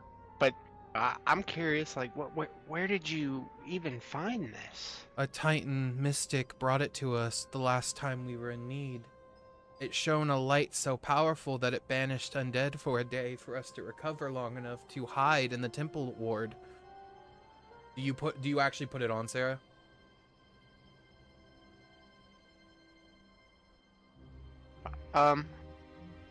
I'll say to them, or I'll ask them, do you mind if I put it on? Because I'm polite. Please. I don't believe it would do any harm. It's doing to you what it did to them, except yours, to them it was only sproutlings. Yours is blooming. I'll put it on. Who is them? The mystic that wore it before her. The Titan mystic. Oh. Sarah, as you put this on, the cloth that was wrapped around it falls off, and as it touches Sarah's skin, a sort of like wind kind of billows around Sarah and sort of like hits the two of you. Not hard. It just like, you know, it's there essentially. And as Sarah sort of looks at this, one very singular and tiny, and it only lasts for about a minute, ray of light hits Sarah from the sky. From the sky? Whoa. Oh. And you see where that light touches and sort of envelops Sarah and this amulet. It grows out to be about 10 foot. And you see vines and you see plant life begin to grow around Sarah, wrapping around the bridge, wrapping around her feet. You see flowers bloom, and you just see the guards are just weeping. They're just weeping at this. And then immediately, as fast as it came, the light goes away.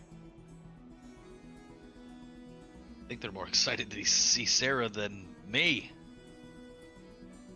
How can That was you? pretty cool. What are you? They are moving things out of the way for Sarah now. They don't give a fuck about any of you now. They're just like, what? How were you able to do that? By the way, Sarah, this entire time you were holding that hand that's in your hair has been holding your hair the entire time, was unaffected by it as well.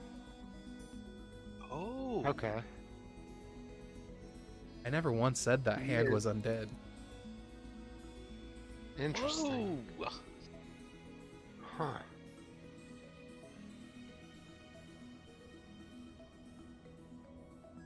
Sarah, you, for the first time in a very, very long time, you feel a deep connection to the mother. And it is up to you how this feeling takes you, but there are automatically just a few tears that you just shed from this just force, this power. I have never felt closer to nature than I do right now. At this time, I would say Skull does go away, as your spell does run out. Okay. But yeah, do you guys step into the temple district?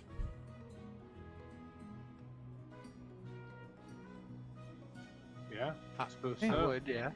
Okay, you guys step in. Thank you for recovering such an artifact, young guards. Truly wasn't ours, but the Titan mystics who recovered. brought it. The Titan mystics who brought it to us is what it's from. I Um, see.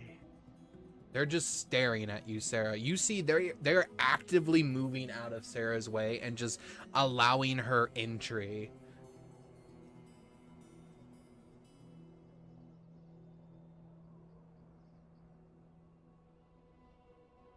As you step forward though, Nim, you do see Thalius there? Thalius. Yeah, Thalius is eyeing you, and he walks over to you and he like grabs your shoulders to like physically feel you and says, Giggity. "Is it really Physically being felt. Is it really you?"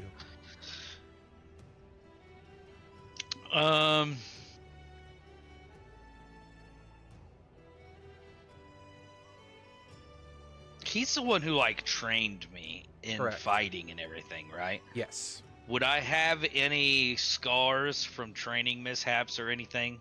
Something that may not be able to be seen usually? That's what I was gonna hope you would say. Yes, you do. They can be Okay. wherever you want them to be. I would say the easiest one would be we'll just say it's my own leg Okay. from where I didn't sheathe my sword right, Okay. and I cut myself during training Mm-hmm. instead of like him hitting me or something like that. Got you. So I'll just kind of show the scar.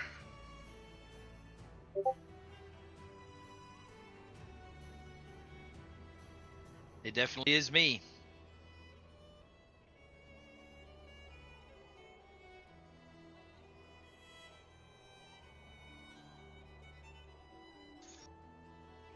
Let's see here.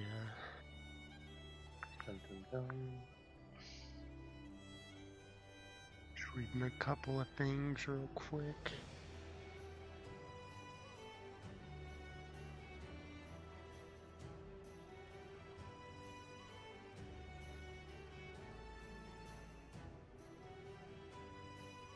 Did shit a brick if I start flying right now. They would probably call you a messiah if you fucking did that. I'm not even gonna fucking lie to you. If you started fucking flying, they would get on their knees and start professing that you're a god. But you see Thalius sort of recognize the scar, and he gives you the biggest hug ever. Like, it pops some of your back. It's been so long. Why didn't you come once I wrote you that letter? Did. I promised that I did, but like my friend said on the bridge, I guess, I don't know. Traveling through time doesn't sound like something that's usually possible, but we spoke with giants. Like, You traveled through the time? day the giants made their agreement. It was the day that we spoke to them, and then they sent us back, but clearly they didn't send us back to the correct time. That's the only thing I can think that had happened, because I received your letter a month or so after you'd sent it, the date, I'm glad. and we were on our way. I'm glad that you're here. There are Is, things I need to tell you. Well, I guess you're gonna tell me then. Please, let us go to the temple. We can talk there. Actually, sorry. He's gonna say, let us go to, the Black Ivory Inn. We can talk more there. It's still standing. Actually, my friend had a question Yes. What's your question? about Which friend? He someone- automatically points to Sarah. Do you have a question, miss? No, my other friend. He said there used to be a powerful mage that lived here, The Mystic. and he was wondering if maybe they were still around. Well, I know they're not around, but I was wondering if they may have had a place here. Do you have any buildings in your town that are strangely still unharmed through all the chaos? Yes, the inscrutable tower. It was the mage's tower. I'm just gonna look at him and nod. I'm just nodding at Nim. The Nim will nod back. the inscrutable tower, as you guys are told about it, it is located just next to the castle. It is right here. I look up at Sarah as she flies, and I'm also nodding at her, even though she can't see me. I'm not flying at the moment. There's not enough daylight But- to be a harpy. But you cannot head toward the castle. That's where most of the undead are. We kept them trapped over there. Once they pushed through the city, we collapsed buildings around them, and we made the temple district our final stand, and they have been trapped near the castle. Your That's family, an interesting war tactic. Nim, I'll tell you over drinks. You would have been proud. Okay. I'll follow him to the tavern. You guys are greeted to the Black Ivory Tavern. Ah. I know we got a new Nice. tavern map, everybody. Heck yeah. And one that fits the vibe. Ah, the piano stage. Dig it. He kind of walks up to one of the seats and says, "Bartender, 2 drinks." And the bartender Guess sort I'll of follow him. nods and starts passing out drinks. He does make enough for all of you, even though he only said 2. He meant to say more. You see there are other people. As you guys walked in, the Temple District is heavily populated. It's about, like, close to... The amount of people that you've seen so far is close to 300. But they're not all guards. It's just mainly civilians. There's a very... For every 10 civilians, there is 0.1 guards. Wow. It's a 1 to 10 ratio. What do you call good. these drinks? We call them anything to forget the past. Memory wipers, if you want to what- be specific. I wonder if it's stronger than my moonshine recipe. I don't know, but you're free to I teach will- the kitchen if you want. Politely decline anything called a memory wiper. I You will said the take it. drink is called a memory wiper? They're just heavily alcoholic to make you forget Okay. the previous morning.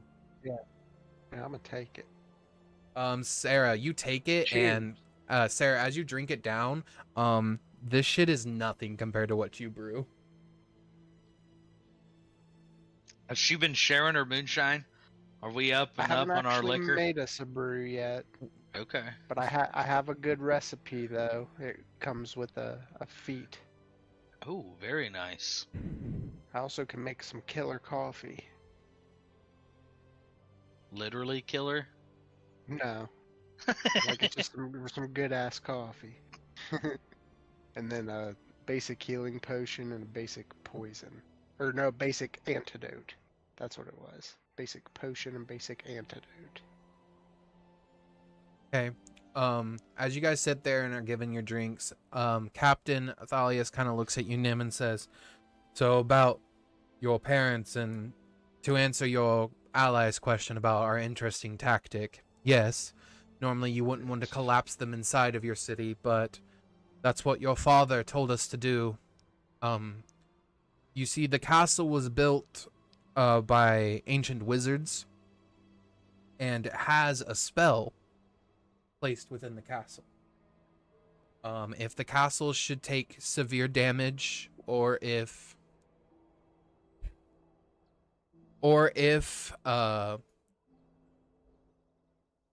and you see, it's hard for him to say, the king should fall without an heir near him to take over command, the sigil is active. And it activated, and that's why there's no sound coming from the castle. They are locked in a time bubble. Unmovable. Breakable, possible. But the entire castle and everything within Castle Town and the Castle District is pulled into this bubble of time. Isolated. Unmoving.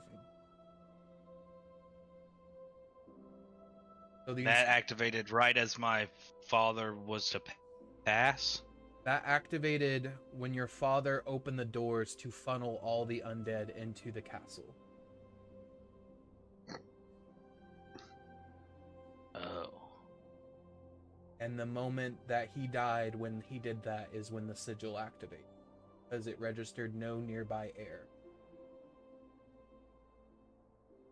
Well, Nim, if no nearby heir triggered the runes, the sigil, maybe with you here we can figure out how to get in if that's what you want to do.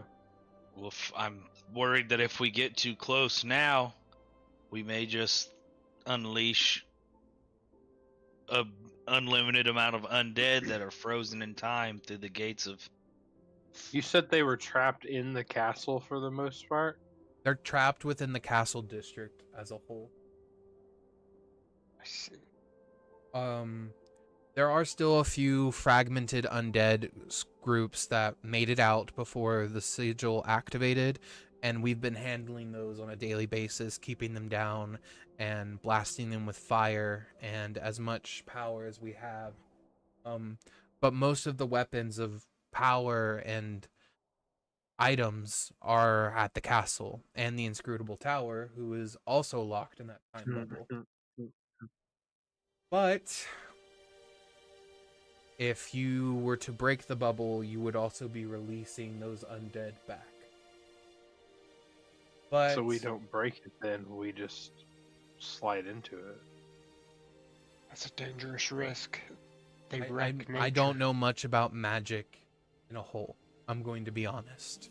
I don't know if it's possible. I'm not very magically inclined, but if you believe you could slide into a time bubble without being affected by time stop itself, all more for you. But Nim, as the last heir, you do have the ability to break the bubble. And he hands you a dagger. It's a very regal royal dagger, with your family's crest on it, and it says, the way to break the bubble is for you to drop or spill your blood on Castletown, and it would register you as the next reign.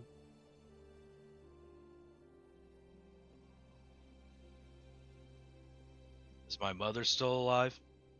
I do not know. No one from the castle made it out. But your father could have died before they got to it.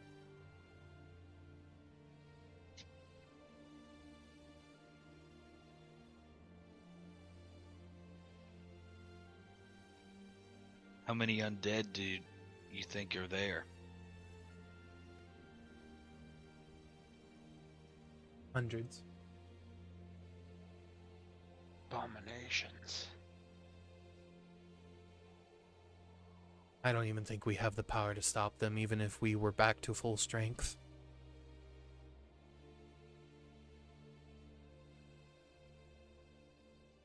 I'm sorry, Nim.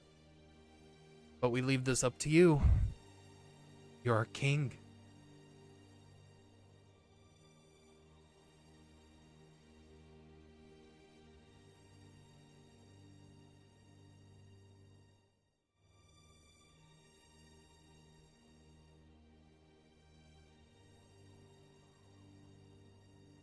But please, don't think that this requires an immediate verdict. Take your time. You just made it back home. What time of day is it right now? It is about 2 o'clock in the afternoon.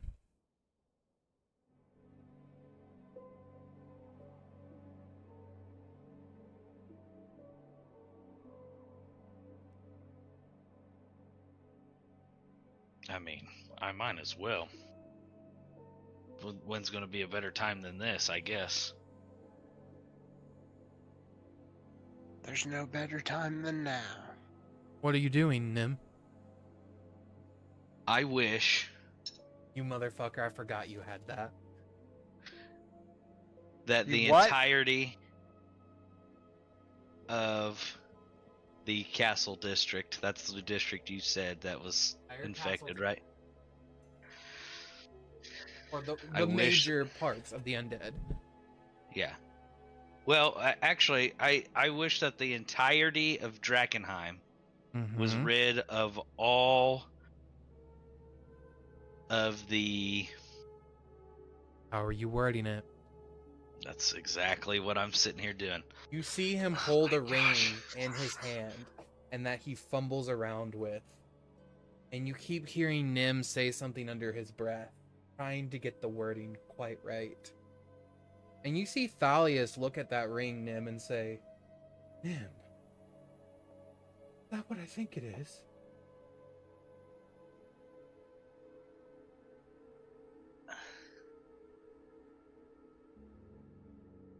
My cat's so black you can't see him on my camera.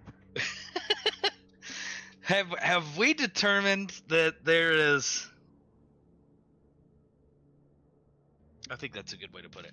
I wish that all of the undead that are being negatively affected by this new blight and plague that has, well, it's not really new anymore, but it was new. Well, they're called Hollowborns. You just want to say all of the Hollowborns?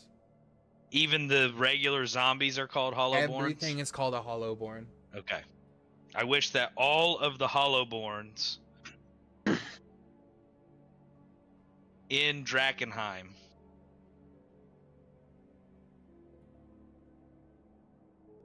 were totally destroyed and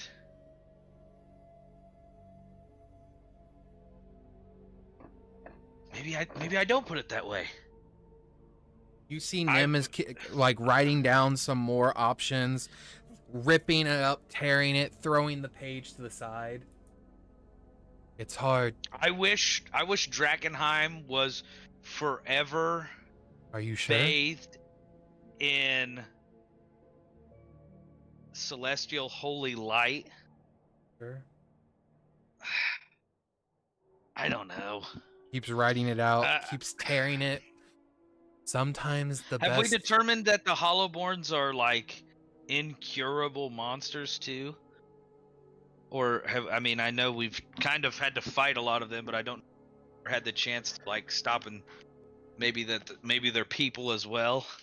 There's been research that's been going on over the 175 years that you've been gone with some other cities such as Marrow Hollow, and New Haven, as Okay. well as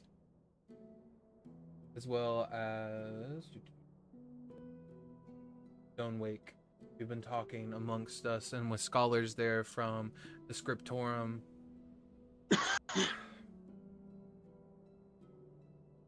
Does it seem like they're people? There's been possibilities that it is possible to not bring the person back, but for the undead to fade. It seems most Hollowborns are connected by a toxic memory that keeps them here. That's why the Veil Walks failed. They weren't able to push through these memories. That's the theory.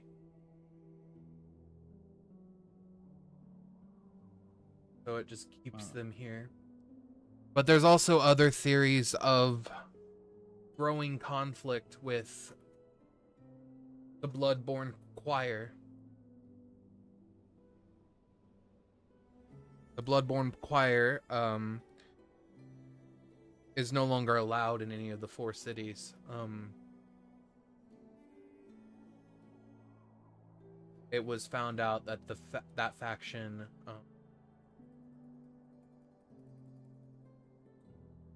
still does necromancy.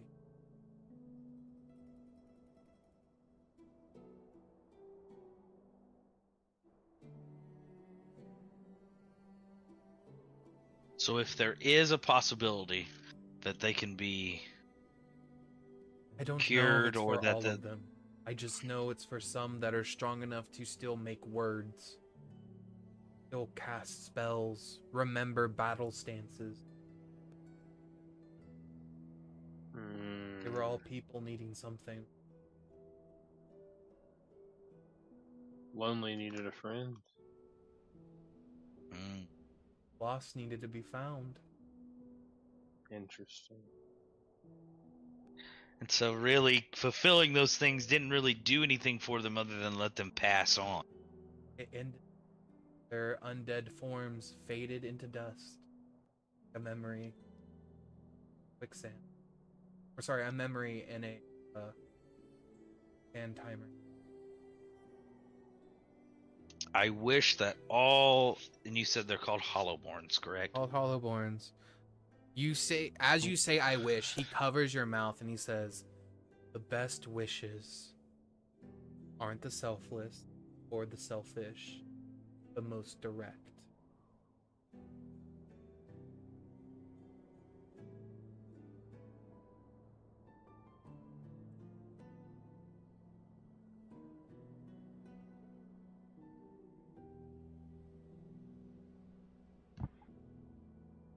Say what you mean what you say. Sarah's just over there with her cauldron, just slowly turning moonshine, tasting it. Ooh, this is a good batch. I'm stirring my much bigger bowl. Sarah looks at you, Back in Kaelar, and hands you like a draft of moonshine from her cauldron. A cup of soup for you then. Ironically, it's called moonshine because it's a druidic nature drink of witches, of moon and daylight shine. Very nice. I fucking like that. It's even stronger at night. I would say it's stronger at twilight. Midnight. I would say sunrise. midnight, Yeah. sunrise, or twilight. Dude, it's 3 a.m., bro. It's literally the witching hour. Well, no, if you drink it at the witching hour, something epic happens. Write that down. Write that down. Writing it down, taking notes. Christian is writing this down as well. Can't forget I said this. When these retards in 3 weeks are randomly like at 3 a.m. we're drinking the potion. Yeah. It has to be 3 a.m. Actual time. Hour time. I'm going to make a cup of coffee. Yeah. Yeah. Oh my goodness, man. I don't know how I want to word this. Yeah, I wish that all Hollowborns were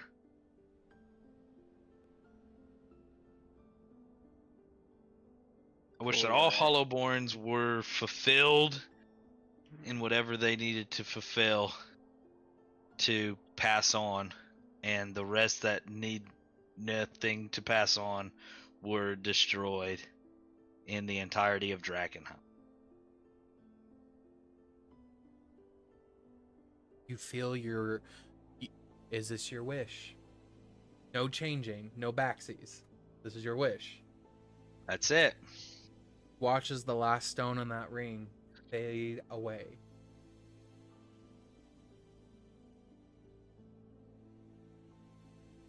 Okay.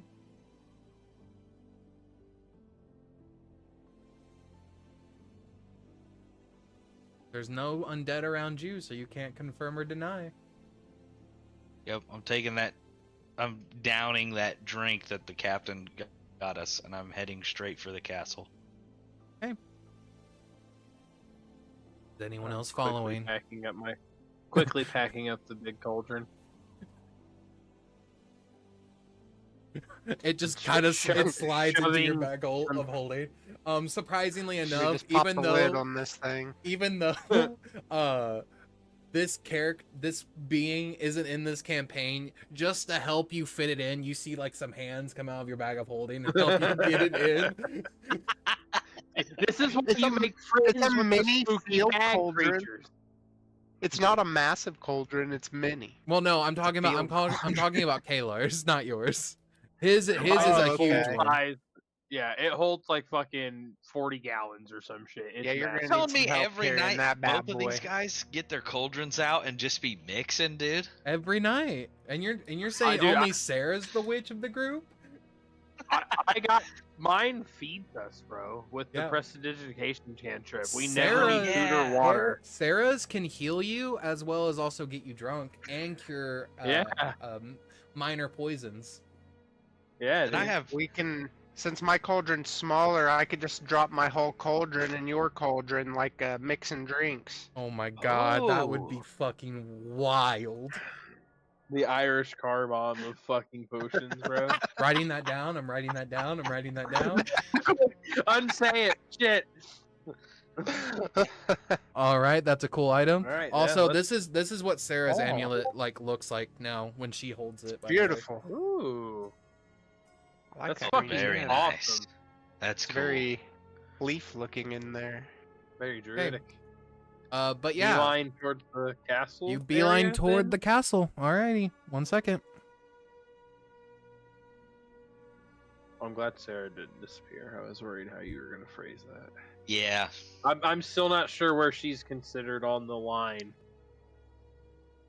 I think she exists outside the boundaries of what we even understand.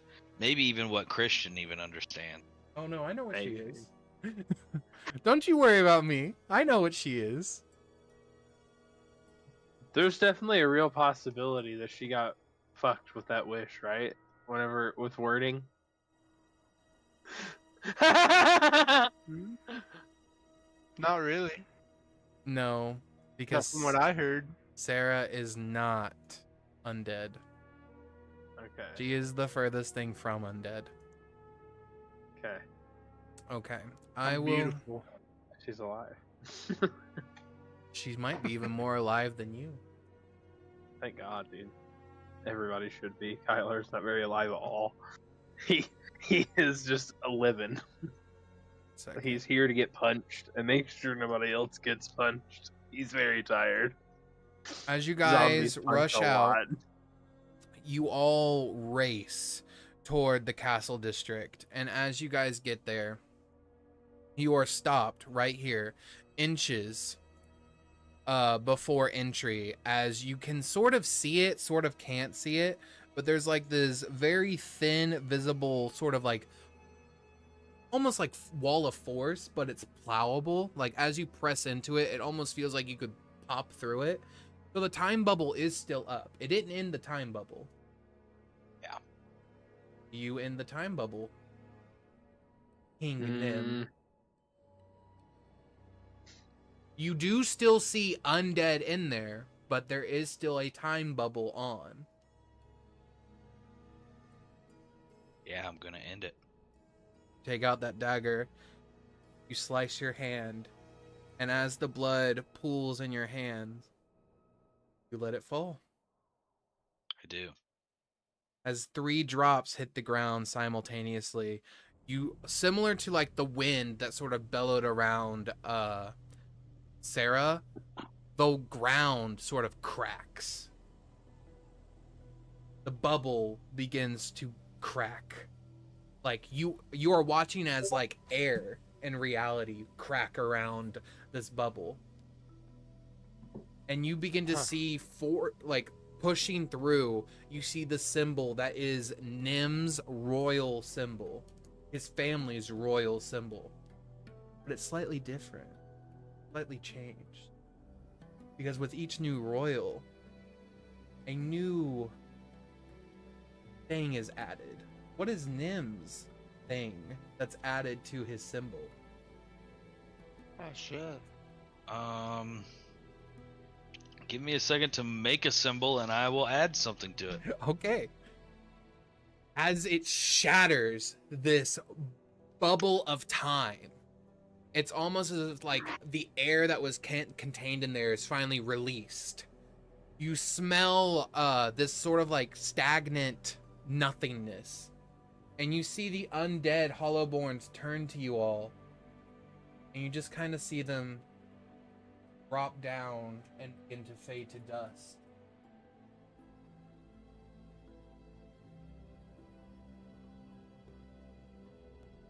Good job, Nim. It's the most quietly peaceful, tranquil thing ever, as they don't scream, they aren't rushing, they aren't clawing at you. It just kind of happens. You see people that were in the middle of being attacked by undead, but not fully killed yet, but just frozen in that time bubble. See them look and see the undead turn to ash around them, and they stand up and say, "What's happening?" You continue to race toward the castle. Absolutely. We head to the castle. To the castle. Cool amulet, Christian. You're welcome.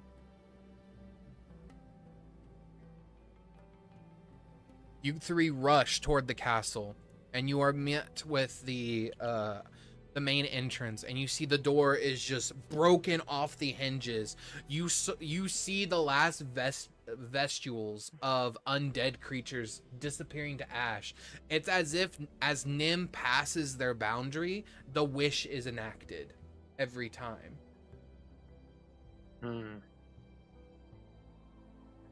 Guys, make it to the entrance, and as you step in, Nim, you see where your father took his stand. You see where he had slayed and attacked multiple undead with a sword, them lying dead on the ground, headless.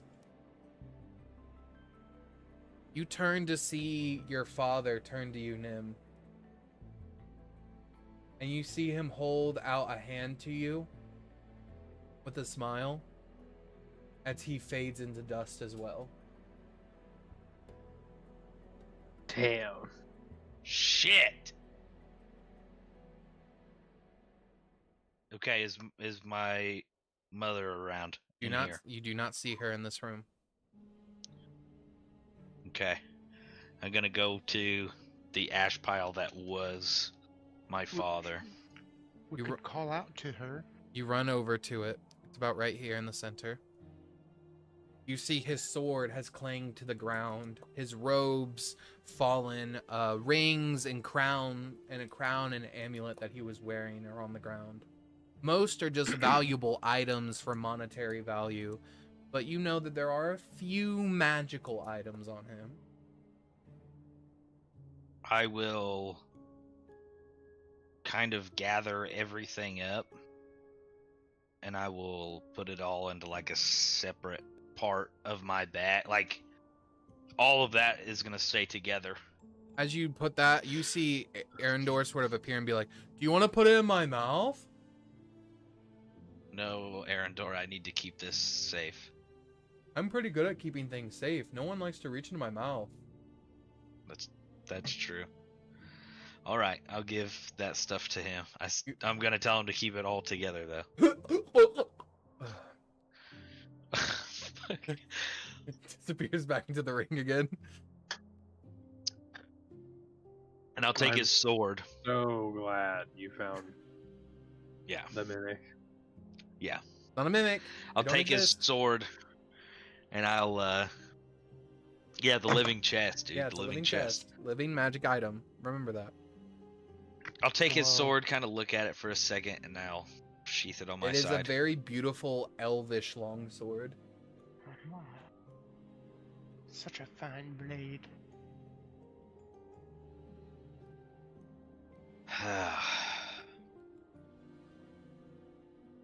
All right. We've got to, I think the castle will be clear. We'll be able to kind of get some people back I will in. point out that, just so you're aware, because you would know this, Nim, it's a moonblade that you picked up. Okay.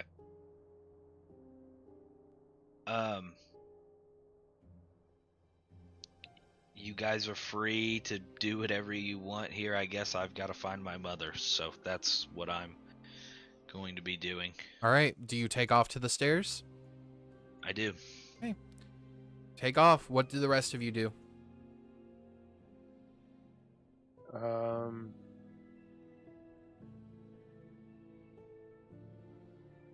I'll probably just stay with Nim, help him look for his mom. Okay. I don't feel a need to dig around his area without him around. As you both go off with Nim further and further up the castle.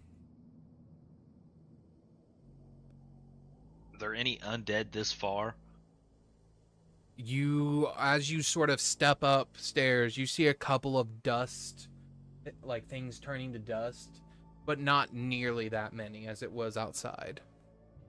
Okay. It seemed like your father killed as many as he could, and then almost intentionally killed himself. I see. Go to the next level. So as you head up the stairs, you make it to the sitting room, Nim.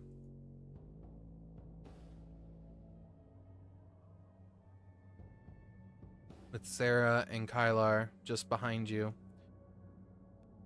Okay. Make a perception check as you get up here. This place is magnificent. 16. With the 16, Nim, you hear scraping behind this door. Which door? Oh, sorry. This one. They might need help. Yep. You step I'm just gonna in. kick it in. As you as you kick in the unlocked door. You kick it in, it just flies open and bams into the wall, and you hear a woman go, "Ah!" You see uncovering herself from like holding a shield. You see your mother. She's alive. She is alive. You almost gave her a heart attack. Okay. You almost killed her right there. Yeah. I'm gonna run over and hug her. You run over and hug her. It's very nice.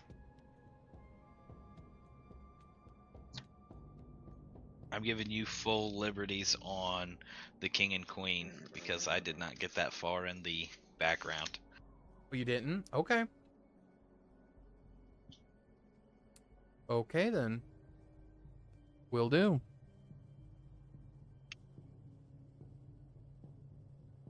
How many kings were before Nim? I will give you that information in just a moment. I actually do have it. I just have to find it.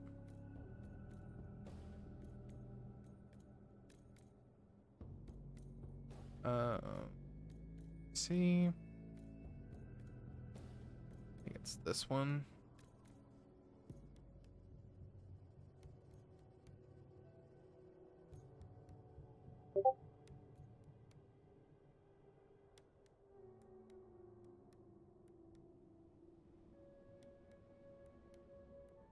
Okay. That's hilarious, but all right. 1 second. I think it was this. There it is. Okay.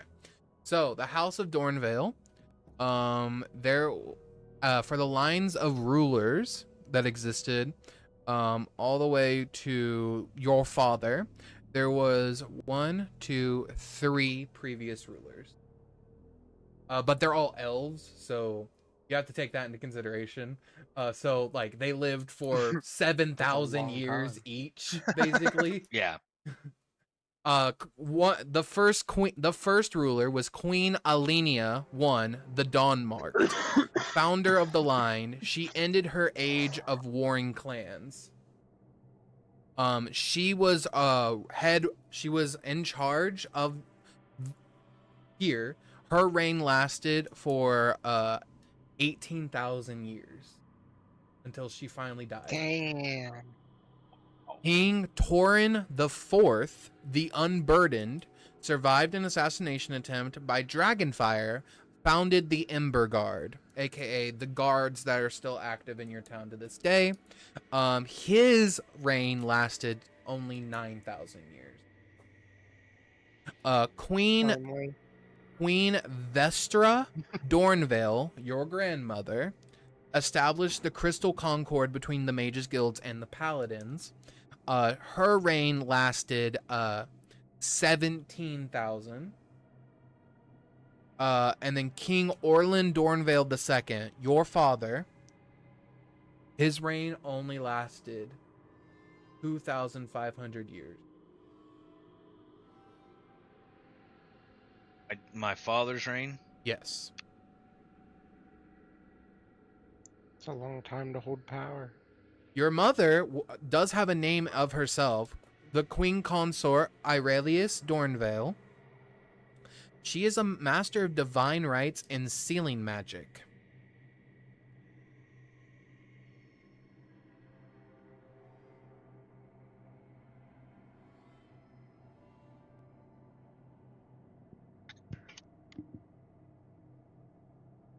But yeah.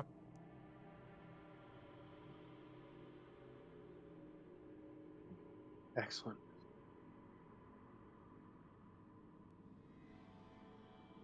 Is there any other information Nim would like to know?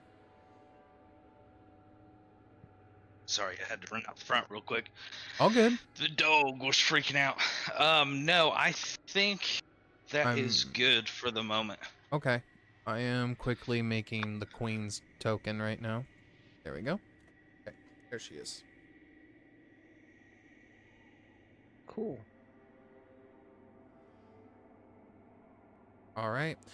Your mother hugs you tighter, and you actually start to not be able to breathe with how tight she's hugging you. And she said, Nim, when you left, I thought I lost you. It left so that none of this would hopefully happen, but I see that probably wasn't the best idea either. When you left, your father finally realized his errors and attempted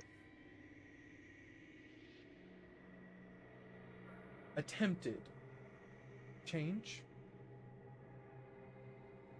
And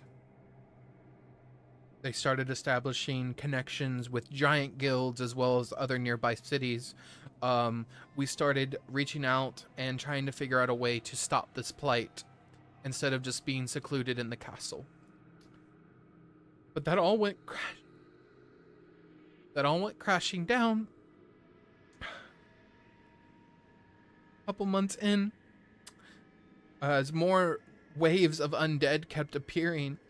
But the strange part is, Nim, these undead,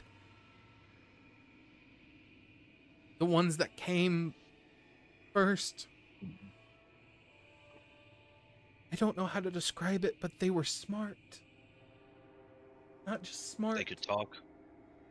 Not just talk like how some can already talk. They could speak sentences, structured sentences. And it wasn't just they could do magic. It was as if they were wizards. They were casting spells? Not just simplistic magic either.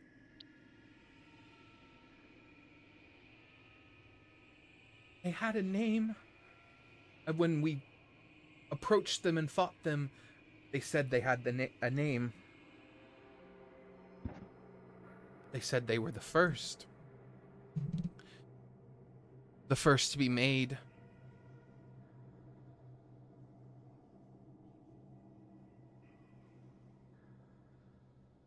They are the first The first to be liches. made.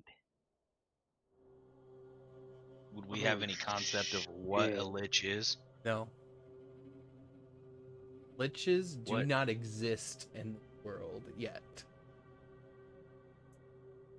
What does lich mean? That's what they called themselves.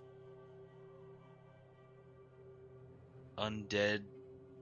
Said they're not like other undead. We could kill them all we want, but they will eventually come back. Or their heart is not in their body.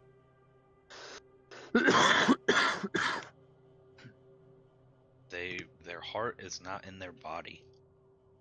And They so didn't they'll need always it. come back. Magic that they cast them so vile. So we know of necromancy, right? That Necromancy is is- a school of magic that exists. Yes, necromancy is a school of magic that exists because it's the type of magic that was needed for resurrection. Yeah, So but it's we've never seen it be pushed this far. correct. I Nim, see. they did spells that they cut a woman's neck. Small, tiny cut. She instantly became a hollowborn. Instant. She is essentially describing Finger of Death. Yeah. Okay. Oh shit. Him. I, without casting, but had no wings.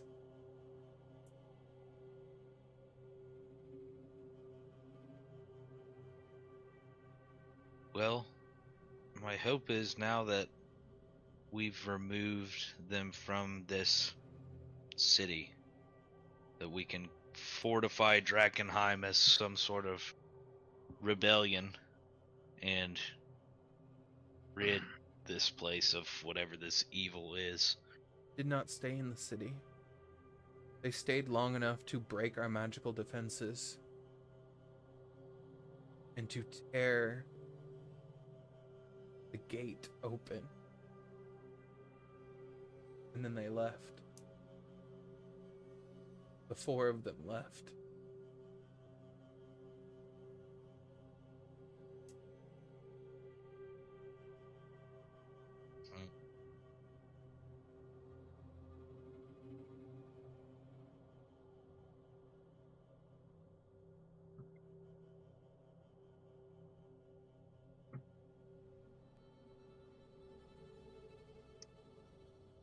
Well,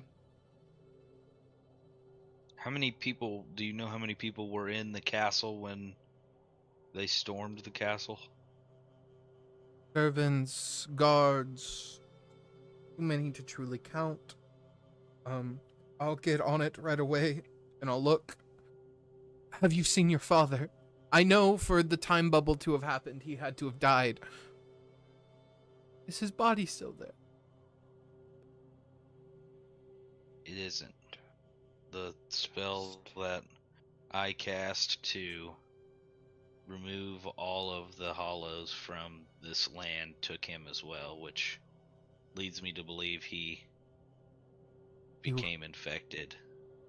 Became a hollow bound by a memory. His memory was probably seeing you.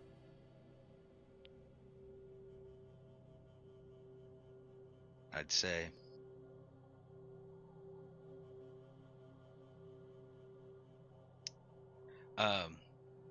I'd suggest you just rest. I'll try to figure out what I can of everyone here and the ones that have survived. It's been quite a while since you were gone, so, or not gone, but since you've been here. Understood. Yes, laying down does sound the best course of action.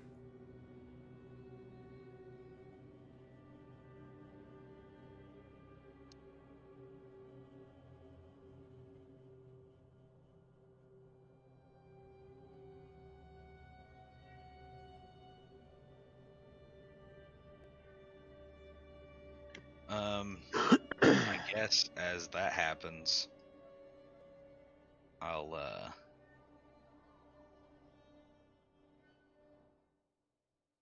I don't even know what to do now. So that was your mother? Yes.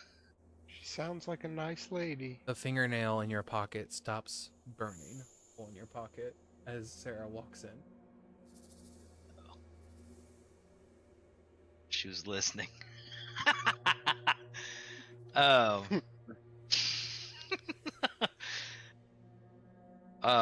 yeah, sorry I didn't introduce anybody. I mean, it's fine. There's a lot going on. This is your family's home. I don't really like talking to people. Homie in the corner.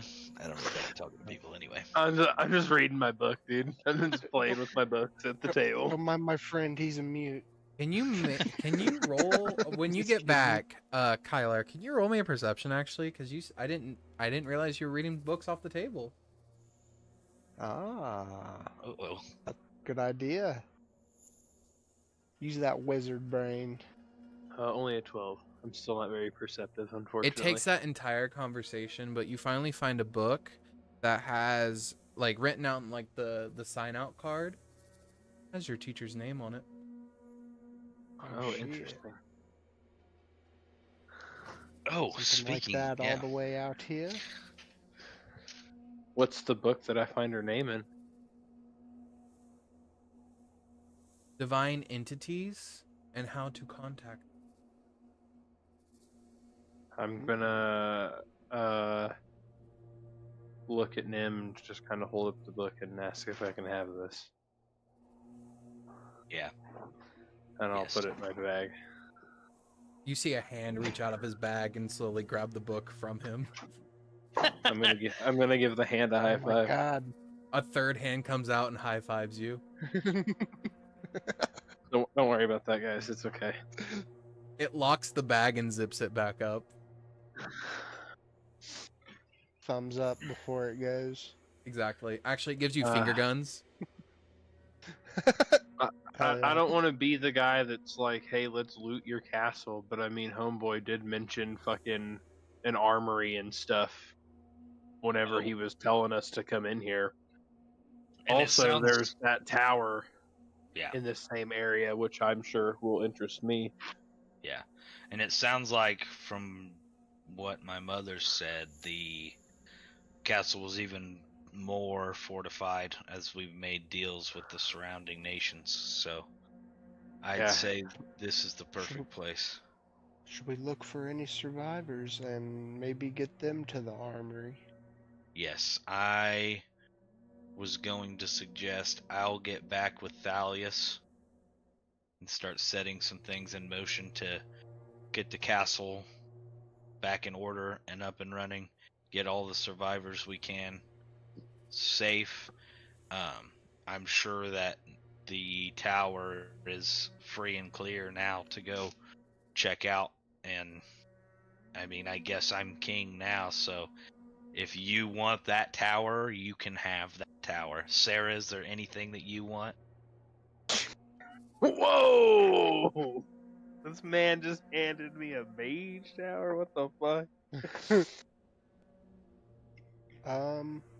Nick, I'm level 5. There's It's the least I could do. Technically, You guys if you want to be get here. technically at level 5, that's when we start getting your bastions now.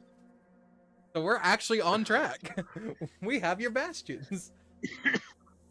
What were you saying, Sarah? I apologize. hang on, my dog is barking. All good. Bitch ass.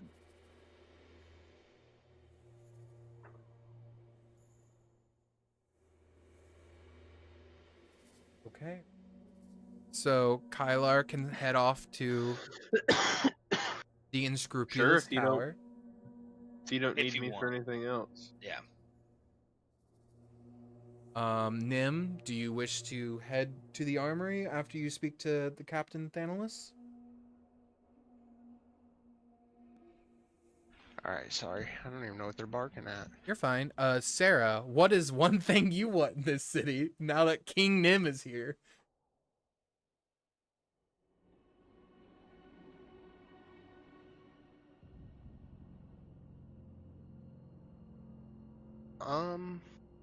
And you don't even have to pick now. I figured for helping me even get back here and helping me enough that even one of my parents was saved.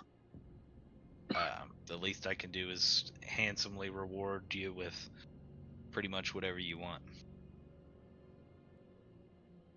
At this particular moment, there's nothing I really need, and I don't even feel the need to be rewarded for this. It's just been a pleasure to help you.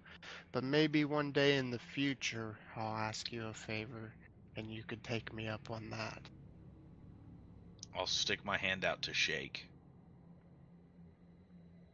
You just made a fucking deal. Sarah, Deal. a deal has been made. A little bit stronger. Not sure why. But you both feel something when that deal was made. A give and take. That's it. Interesting. I'll always look over your kingdom. Oh. Fuck! Okay. Thank you, Sarah. And your children. And your children's children. Let's not gloss over the fact that that is an extra unsettling thought to an elf of all people. Like, we just established that one of your grandparents ran this place for like 12,000. 18,000 years or something. Like, Yeah. I know most of the other ones were shorter, but I'm just saying. Yeah. Okay. So you head into the armory after you speak to the captain? Yes, I'm gonna have him, and I'm gonna head to the armory and see what's going on Yeah. down there. All right. I'm going to Yeah, go ahead and see head if down. we got any, see if anybody else has encountered any of the strangeness. Do you all want to follow, or are you all sort of branching off from here? Yeah, I'll go to the armory. I imagine we'll stay together, yeah? Just, Okay. For the sake of Christian sanity, honestly. I'm just curious. I'm just Not having curious to what the hop around. armory looks like. All good. I don't necessarily want to go in the spooky tower by myself either, I'm not gonna lie. What do you mean? It's not spooky. He got rid of all the undead. Yeah. As a Mage Tower, druid, there's still about Mage to be Tower. a lot of metalworking in this place, and that's heresy. Sarah's one Heresy rule. word Sarah's one first. rule now is there cannot be any metalworking. Must be all I can't. naturally made. I can't do that. She just I don't know, stares. Does stuff like moonsteel still count as metalworking since it's magically made and not like made in fire and forge? Sarah just looks at you and says, "Touche." That's a legitimate question. I'm I will curious say, how a druid would feel about magical metal as opposed to like a moonsicle. yeah. I would say, for all intents and purposes, the moonsicle. The way I Like some picture, meteorite metal or something. no, the way I picture the moonsicle, or just sickles in general that druids would use, is they aren't metal. They are just they're ironwood. Okay. Okay. Yep. I got Fair. No, yeah, I like it. I was just curious. But it acts exactly like how iron would. It just grows Sure. on trees. Understood. 1 second. Sweet. Very rare type of tree. Yep. Let me scroll. Scroll. Now the wood weapons thing only applies to if you're a practitioner of nature. Mm-hmm. So you guys eventually make your way down to the vaults. Captain Thanalis kind of follows you and Nim, and you kind of see Thanalis is sort of just in awe, and you can now see that he is actively like holding on to his side, as he's like, "I've never felt this relief. I can finally feel the pain from my other wounds."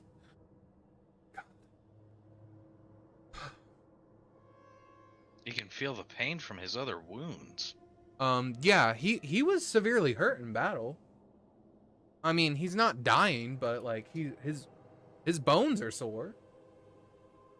Okay. I want to make sure he wasn't out there like fighting while we were in here. No, not now. Jacking It's around. almost as if like the adrenaline is finally Fight or gone, flight, calm down. and he Yeah. can Yeah. finally feel his bruises. I got you.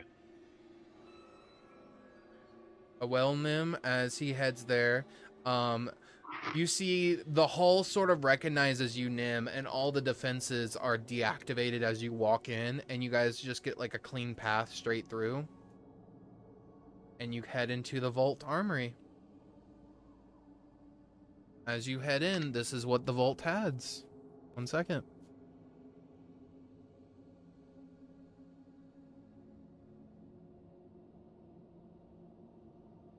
I like all the colors in this hallway.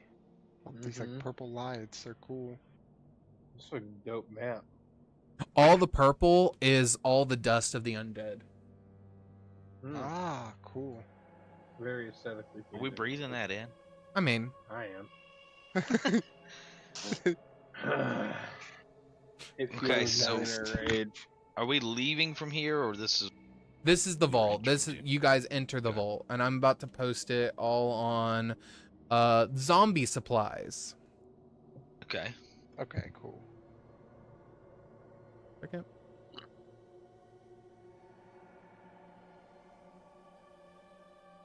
Is some of this homebrew? Yes. Am I gonna make all of this? I don't know.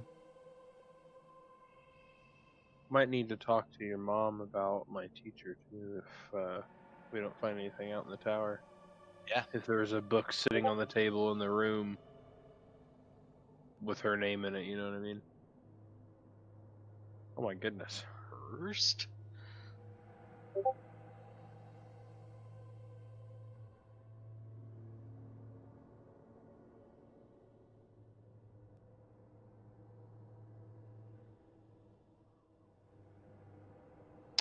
Oh, the banner's cool. Oh. It reminds me of there's a move like that in Space Marine. It's what one class's ultimate. If you build it right, when you plant your flag, it can revive down allies on there as well.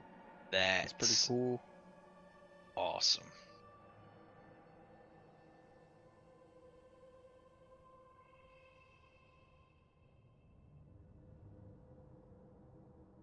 Oh, the Bayron Honor Blade's pretty cool too. Elvish. I'll take the Knight's Vow Sigil. Okay.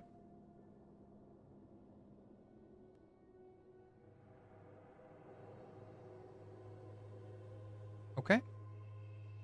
I think I might like the Oathbound Shackles. Alrighty. Take whatever you want. I just ask when you take it, if you can't find it, create it yourself. Yeah. Fair enough. Oh, the Sunblade, dude. Mm-hmm. Oh Aw, shit, shit. there is the Sunblade in there. It's like a lightsaber of sorts.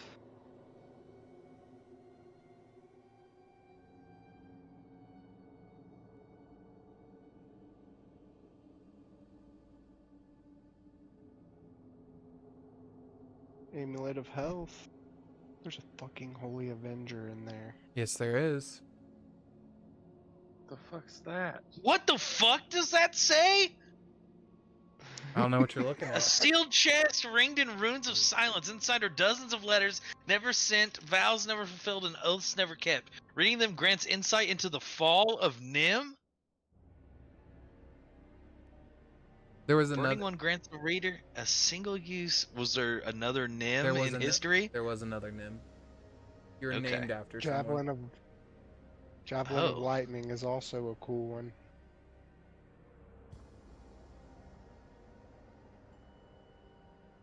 Amulet of Health raises your con to 19 if you have low con. Glaives are two-handed, right? Correct. The fucking Holy Avenger, huh? Yeah. Mhm. Crazy on a paladin, honestly. But with your Hunter's Mark can also pop off pretty good. Okay. Nim, there's also something else. Make me a perception check, please, Nim. Okay.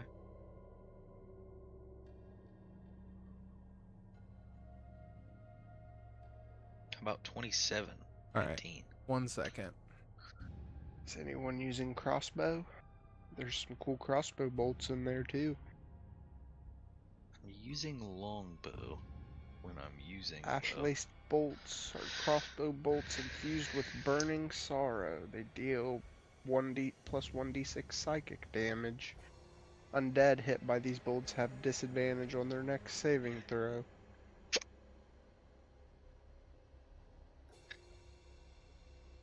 I think Sarah would probably do Oathbound Shackles.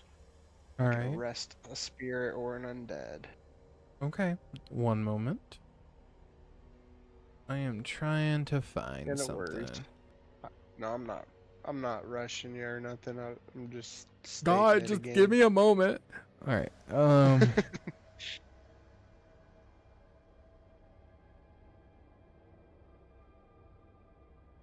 Thorn Flame Glaive's cool too.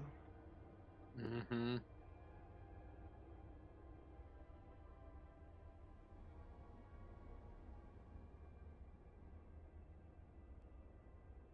All right. I found what I was looking for.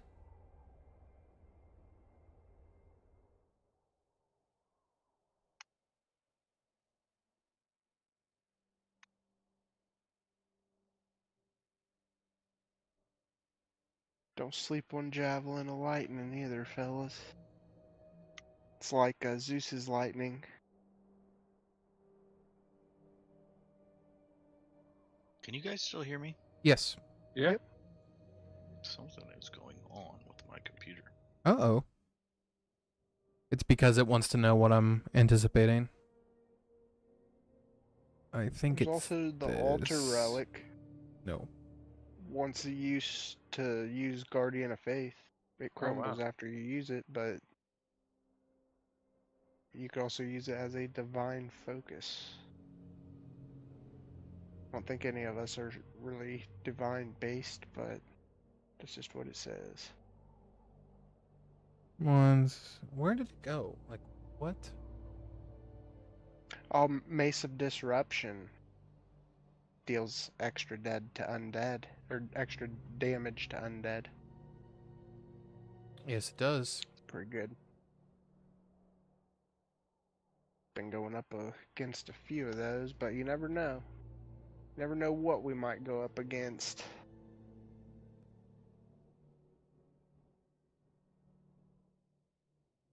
That's what I was looking for.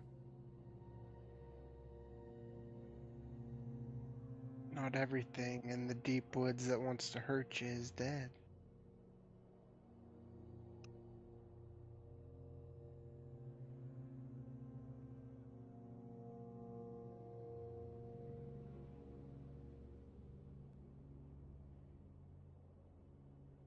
Okay.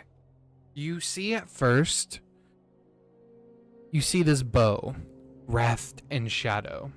It was almost imperceptible to the naked eye, but you can just kind of hear it calling to you, Nim. Okay. Do you reach for it? I'll definitely reach for it. As you reach for it, you begin to see the shadows coalesce around your hand. And you hear a very soft, but very sure, "Are you my new wielder?"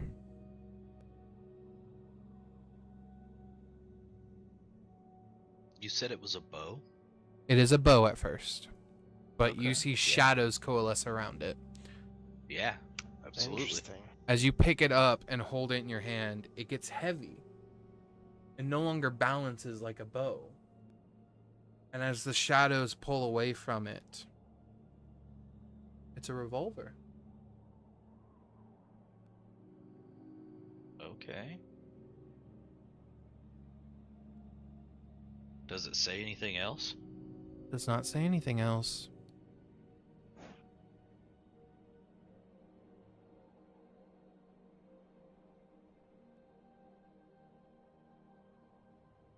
I guess I'll just examine it. As you examine it, you see that it has your family's crest burned into it as you hold it, but also something else.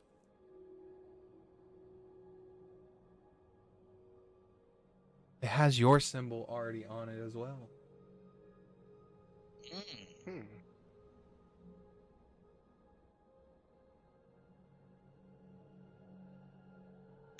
You feel something almost like within your chest, Nim, like a heartbeat that almost contradicts your own heartbeat. It hurts at first, as if you have two separate heartbeats. And you hear it say, You're the first to take the step.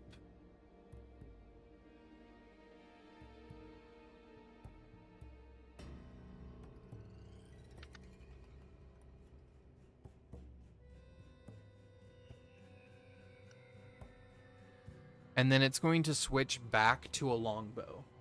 All of a sudden. What the hell's going on with that thing, man? I have no idea. And I guess I'll put it on my Sigil. back. Yeah.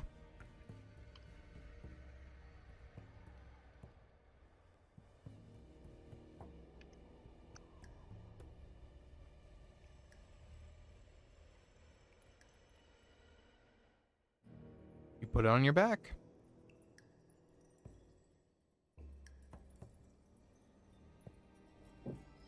Okay, well, it looks like there's plenty here for us to be able to start bolstering up our defenses and getting ready for whatever's next. Do you guys want to check out that tower now? Sure. Kyler tries to say it super casual, but he's like kind of twitching like a junkie. Sure, yeah. I mean, whatever. Yeah, if you Yeah. guys want to go look at the books and shit, I mean, like, I guess I could look at some books and shit. Like, Let's it that way. He said, now you're talking my language. We're talking books. He just slams his book shut. I'm always reading a book, actually, dude. Always. It's usually a spell book, but sometimes you're like 80% sure it's the same book that Kakashi's reading in season 1 of Naruto. Jesus Christ. Also known as Make Out Paradise. He's like, what is it? What's his name? Master Roshi. 1 second. There we go. No, way He's more always subtle, got though. like a bikini mag inside a book. There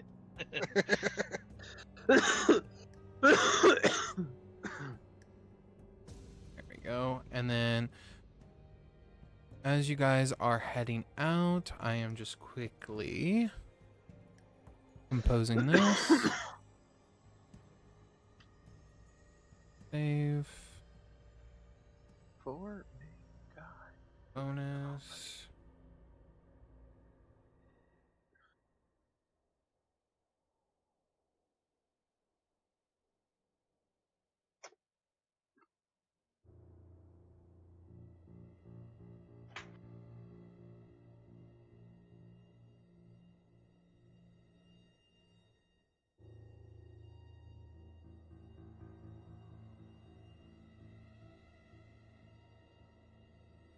There we go. I like that.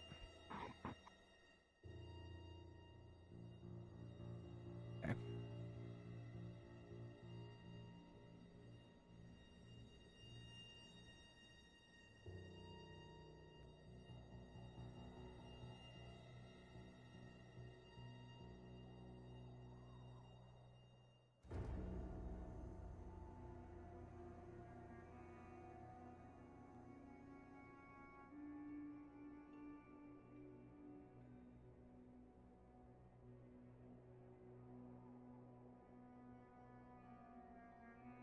Okay. Sorry. Got that done. Maybe.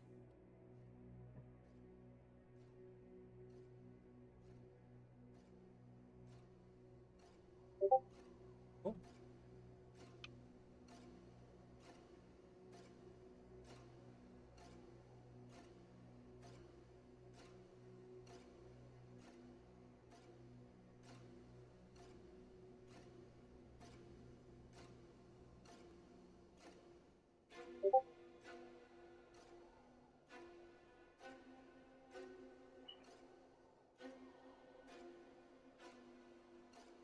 All right.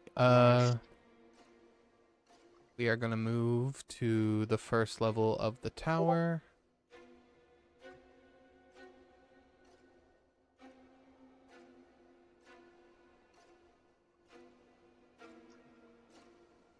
Very cool.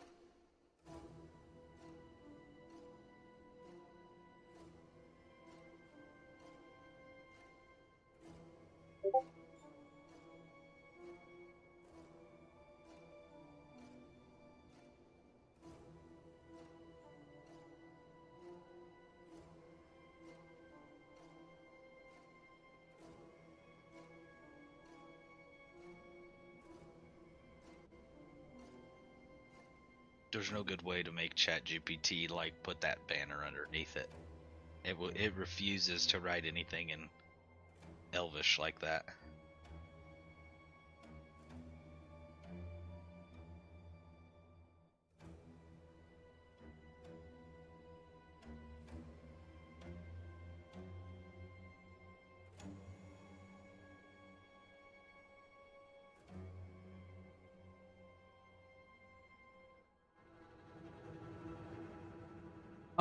Could you do me a flavor? Is it Nim? Could you please add to your inventory Gloomheart? Yes, because that's badass as fuck. It's called Gloomheart, the Silent Benediction. Oh, Oh my gosh. a silent benediction. Let me spawn you guys in because I hadn't done that yet. As you guys enter to right here,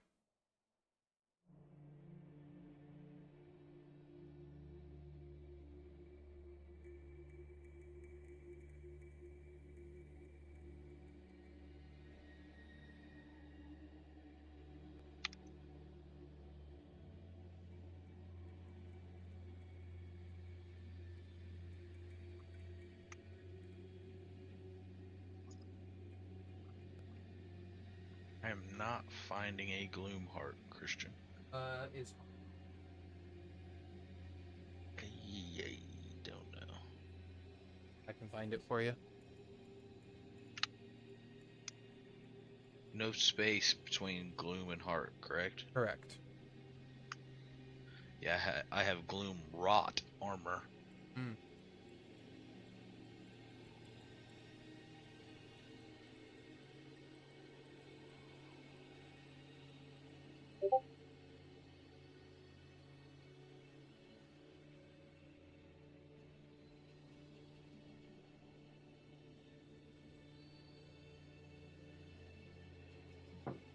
This is what the Refresh your Correct. character sheet. that's what the crest looks like now, minus the words at the bottom. Oh.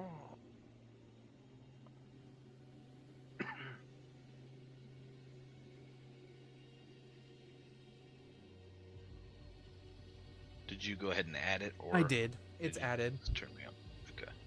There's that. What's that? So as you three enter, Kaelar, instantly you smell books. Instantly. Untainted books. Ink that's still wet on the page. Oh shit. Excellent.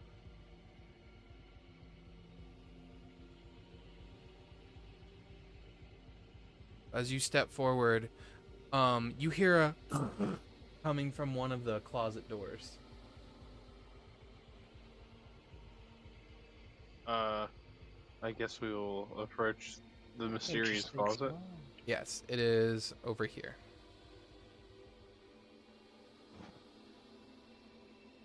As you head over there, you hear something else move around, and you hear, "Shh, hear us, quiet." Did it sound like a child? Just sounded like someone speaking very quietly. I will open the door. I will not kick it in though. Okay. Cool, man.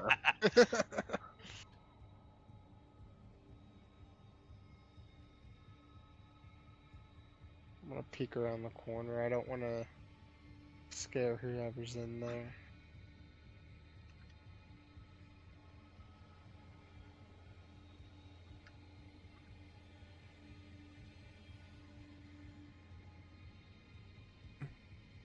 Second.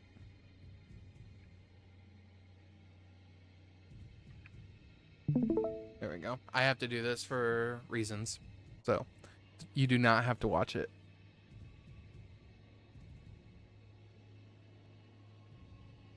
For reason.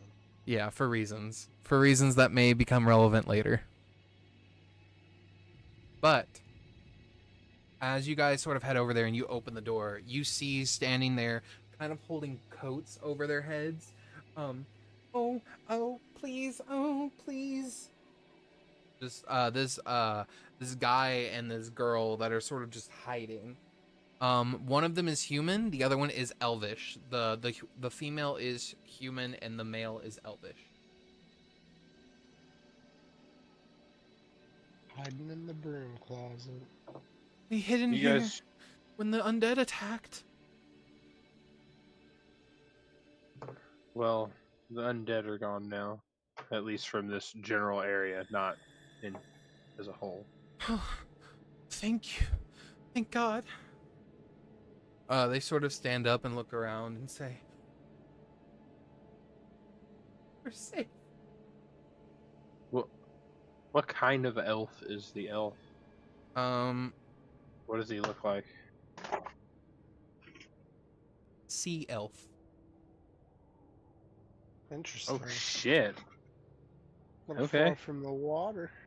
Yeah, no fucking joke. He has like some webbed hands and like you can see gills along his neck, and slicked back hair. And he goes, "Okay, I am Osmond, and this is Ariel."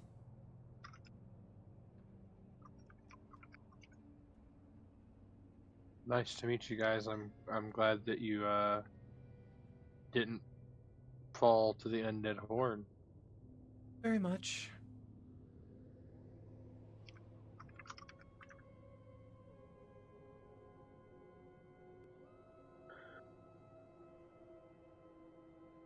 And how did you guys said you just came in here whenever the invasion started happening?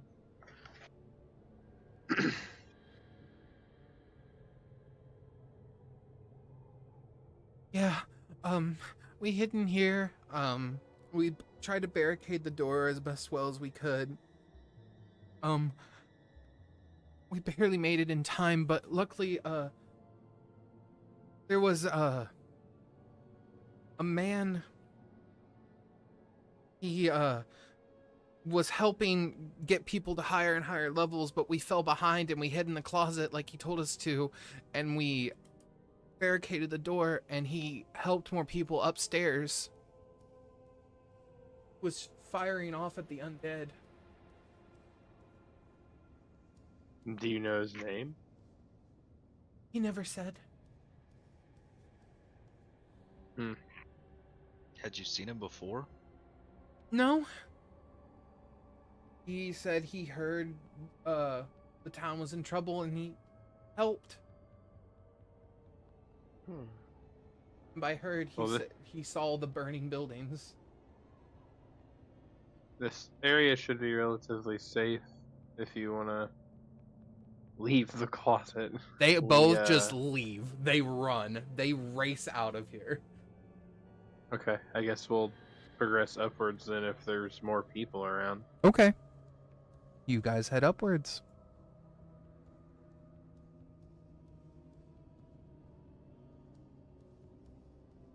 Boom, boom, boom. As you guys head upwards, the stairs are off in the corners. So here you guys go. You see people kind of looking around up here, kind of coming out of their hiding spots from under tables or from closets.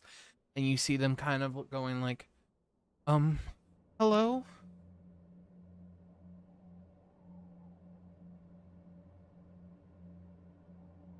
Hello. Are they gone? They are.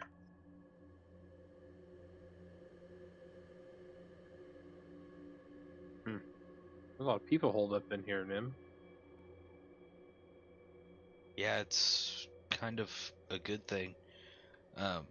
Would would I have known if many people were allowed in this tower when the mage was still around? So realistically, if you weren't a mage, you weren't necessarily allowed entry, but you can kind of assume with the city being overran as it was, it kind of Sure. didn't hold that. We should probably try to Yeah. get these folks We're- to the armory so they can better defend themselves. Yeah, were you guys also being helped by some mysterious marksman, it sounded like? Yeah. He went up higher.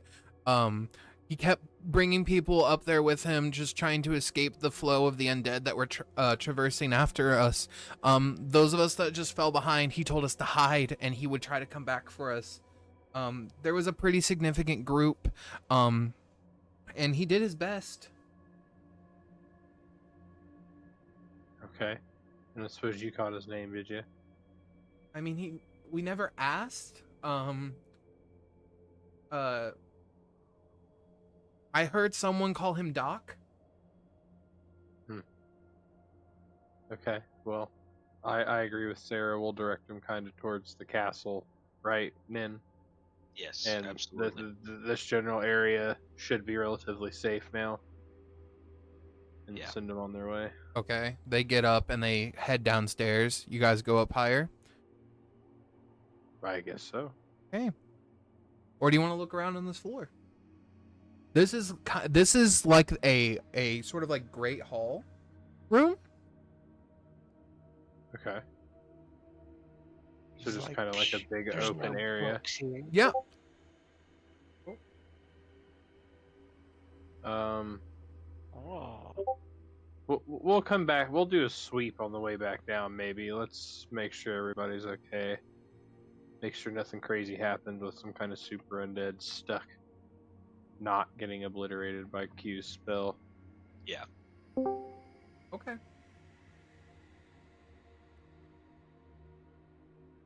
Shh, it's okay. I know you saw it. Calm down. But yeah, we're gonna go up to the next floor. The research floor. Ooh. Now we're probably at the poking around floor, dude. Look at all this shit. Yeah. Little pentagram Is over there any- there. Any people immediately around? There are people that are stepping out. And they are sort of moving. 1 second. Oh. There you go. Resume. You see a bunch of people are saying thank you, but not to you guys because you're not there.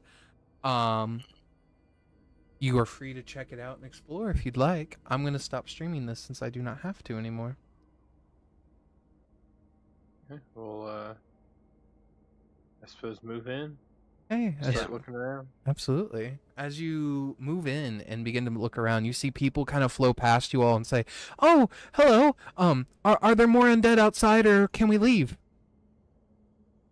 You guys are good to go straight to the castle. There's instructions there on how to proceed. Okay. Yeah, they begin to leave, and you see stepping out from this place, and I'll ping it right here. So this room right here, you see a man with, I don't know, how would you describe yourself, Jacob?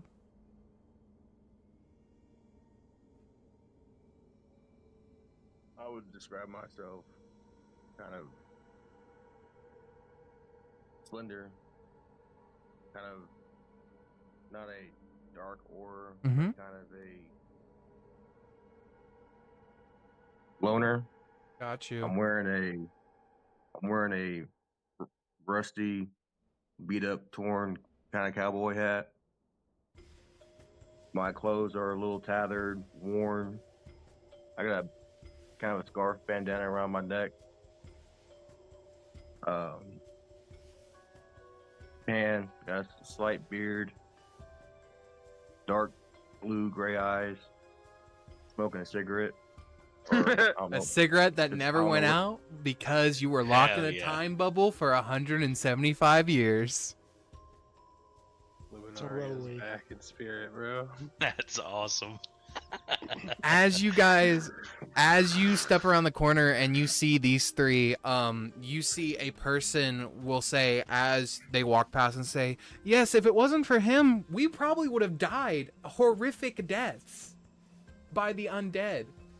He's a very good shot. Pointing at Doc. Excellent. I'll go up to shake Doc's hand if he'd like to shake hands. Please describe what Nim looks like, so he knows. Very dark blue skinned elf. Yep. Kind of tattered, more ranger like clothes. And a bow on my back and a couple rings on my fingers, and that's about it. Please describe what Sarah looks like.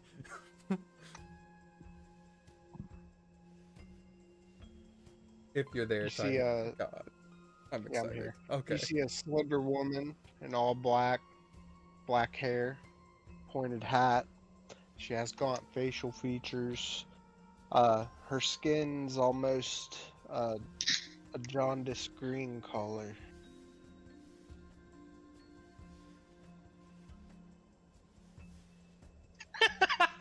Silence.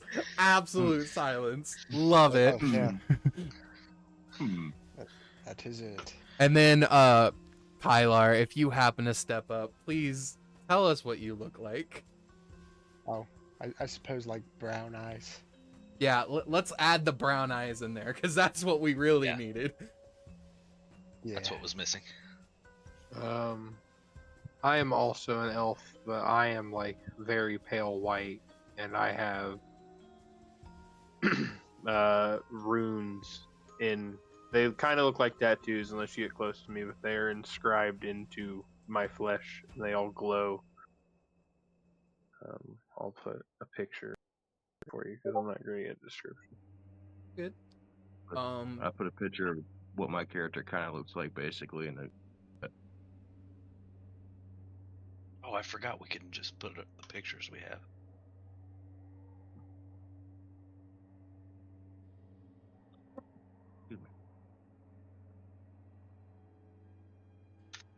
Are you a human, sir?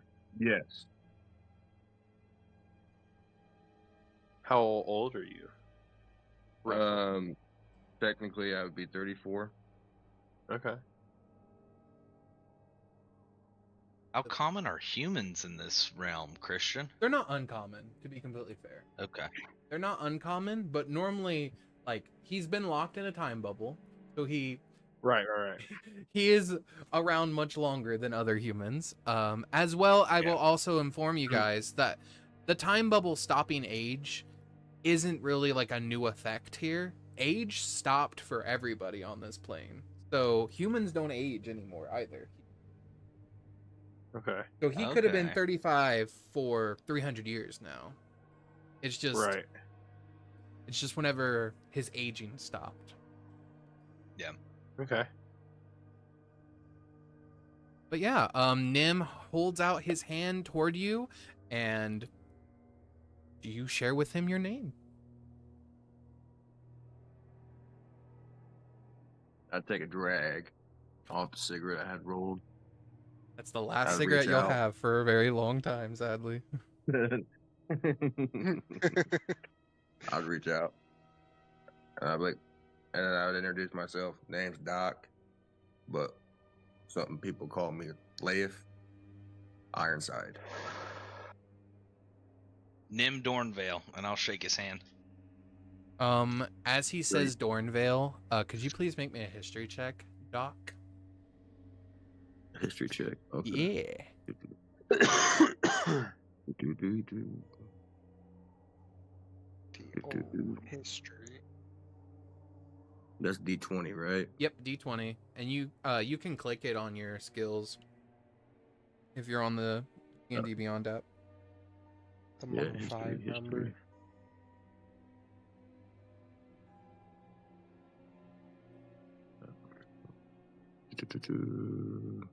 think it's the 5th one down or 6th one from the top. There you go. I got Awesome. it. You have no fucking idea who this guy is. Natural Fair. 1+1. Yeah, you have no fucking idea. You're gonna fit in great. You're gonna fit in absolutely fucking amazing. I want you to know this is wonderful for me. So you have no idea who this man is. It's this black and blue looking elf that just kind of shook your hand. This creepy ass fucking wicked witch of the west looking woman, and then this this white elf with fucking tattoos. I'm not a witch. I'm just a druid. Same difference. Druid. But yeah, I you made guys your magic. you guys kind of introduce yourselves to each other, and beyond that, Kaelar, would you like to sort of look around this little research lab area? Absolutely, dude. We're investigating. Which room do you want to start in? Goodies. Which room? Before we get whichever. started, I'll let Doc know that he's more than welcome to go back to the castle. They've got, a plan for kind of getting everybody stocked up. But if he held off a bunch of undead by himself and kept all those people safe, he's more than welcome to hang out with us too. Castle. You kind of Forecast. see him tap his side, and he has a very potent gun on his holster. I'm using my Okay. 3 fingers with my right hand. I'm sitting there just slowly tapping the handle of this six shooter. Could I please have all 3 of you make a religion check, please? Religion. Well, Oof, Can I I'm guide not gonna know. Yes, you can guidance. 18. It's not Natural 20. 20 on Ooh, Sarah. nice. Nice. Sarah, you're not sure? It's 25. All right, Sarah, let's calm the fuck down. With a natural 20, Sarah, you look at his gun and you kind of look at the holster and you see a symbol on it. And with an 18, Kaelar, you kind of notice this as well. You both have a name that just kind of pops into your head. But the history behind this god sort of comes in, that this god doesn't have a lot of information about him. That's kind of the whole point. Okay. His name only ever appears when you see something that is reminiscent of him. There's no written language about him. There's very few and far between religious sculptures or pictures about this god, but it's called a Shadar-kai, the oath unspoken. It is Interesting. the god of his titles were the word that was never said, the still flame, the final witness, the god without a temple, and the patron of silent justice, sealed vows, and last rites.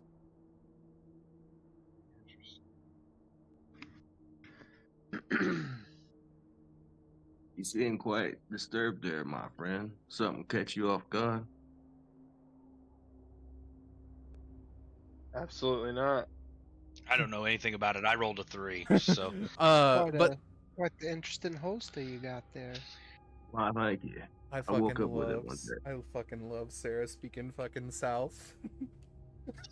Fucking love just it. adapting, dude. Sarah is the #1 adapter. She's like, hey, you want to make a little deal with me? I'll watch your gun over like I'll watch his fucking kingdom till the end of fucking time. But yeah, Shit. Kaelar, you sort of look around. What's the first room you want to check out? We'll just start at closest and work our way around. Okay. I guess that would be here technically. Okay.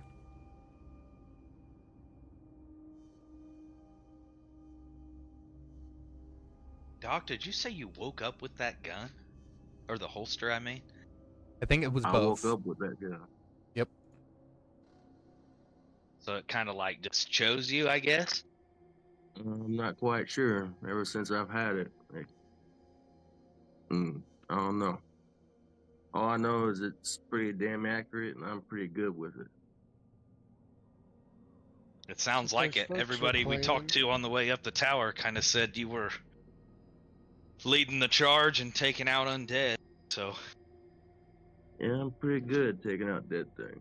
As you walk into this first room, go ahead and make me a investigation check, please, Tyler. Where are we on that map? There we are. Which room are we going to? God damn! With a natural 20, Kaelar. With a natural 20, Kaelar, you instantly can tell that the sigil that was being cast on the floor, was an attempted summoning of a celestial nature, Oh shit. but it did not work. Interesting. The runes are still there, burned into the ground.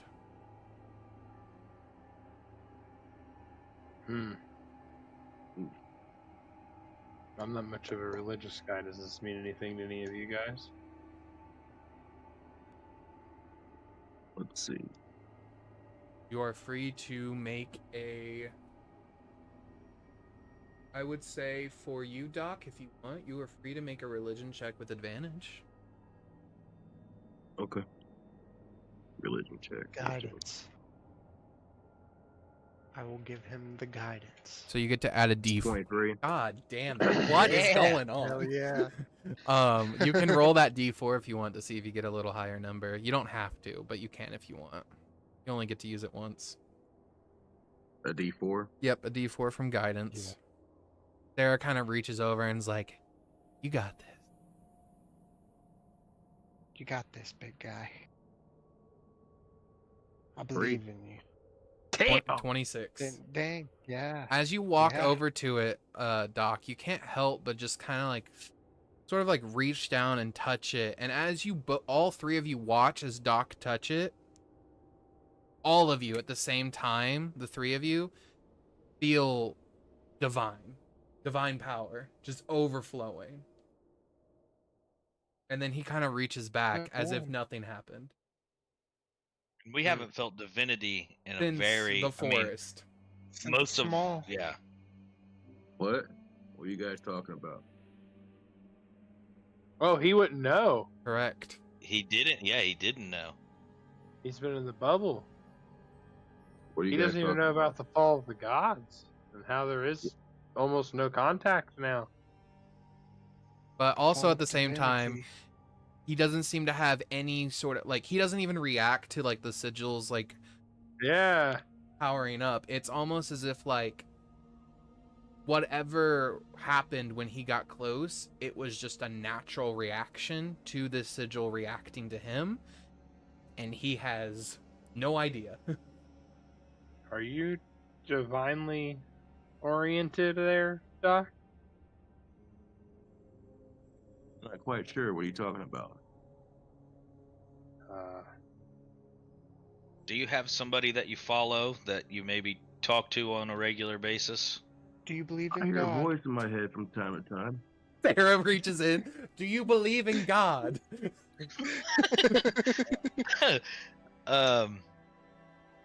Are you still hearing the voice? From time to time, I hear a voice. Yeah. Have you heard it recently? Well, I mean, I guess you've only been out of the time bubble for a short while, but can you contact it? I won't say I can contact it. I hear it when it decides to speak, and sometimes I speak to it back when I can't hear it from time to time. But you know, it's one of those things. It's a slow conversation.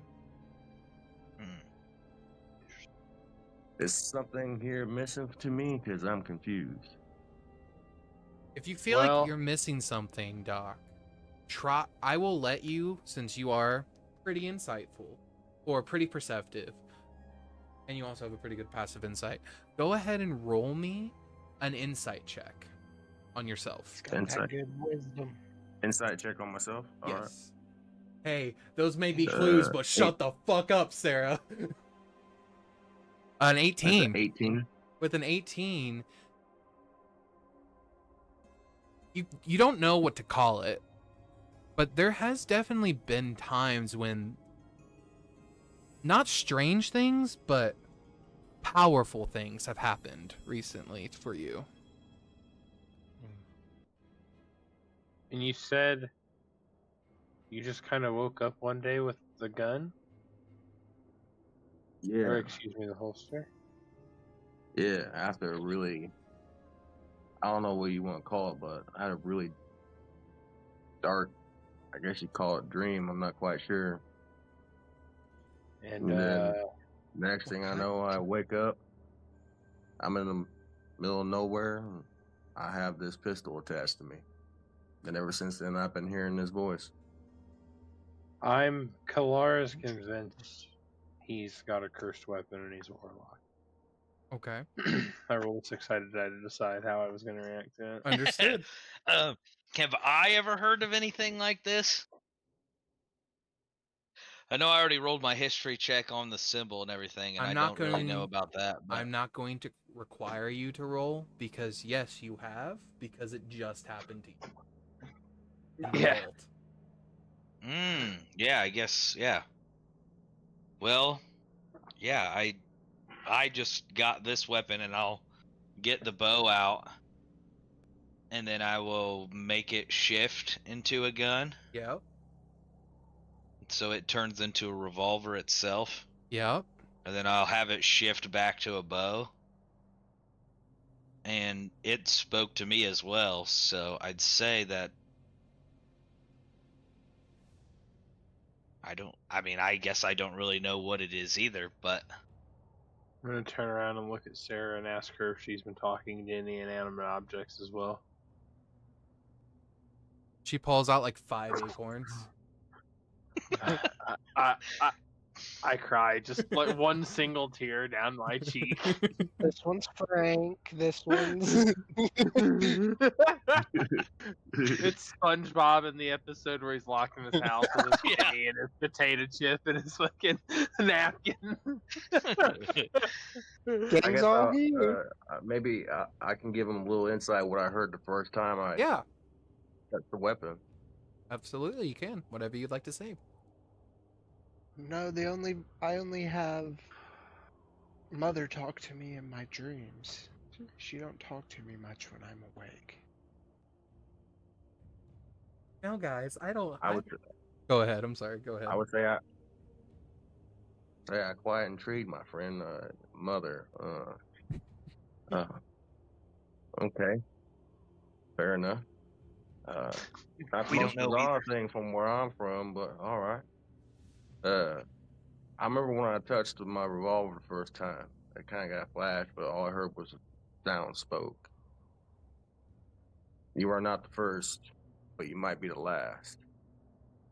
My fire is spent. My voice is cracked. But my aim remains true. No, excuse me. But my aim remains true. And what's the name of the weapon again? How you say it? Valrender? Valrender. Okay, take Valrender, be my sermon. And since then, I hear that voice from time to time and repeat. That's all I hear. That repeat. That sounds more like a fallen god, actually, than a it said, cursed "Be weapon. my sermon." Yeah, That's A cleric? that's what I heard. that's And then my Huh. heart changed from that point. Go ahead and give me an Arcana check, Kaelar, as you kind of like look at him and you're kind of like opening your mind like you've done before to like sort of look to feel other magic. Nope. We're out today, boys. Can I help him?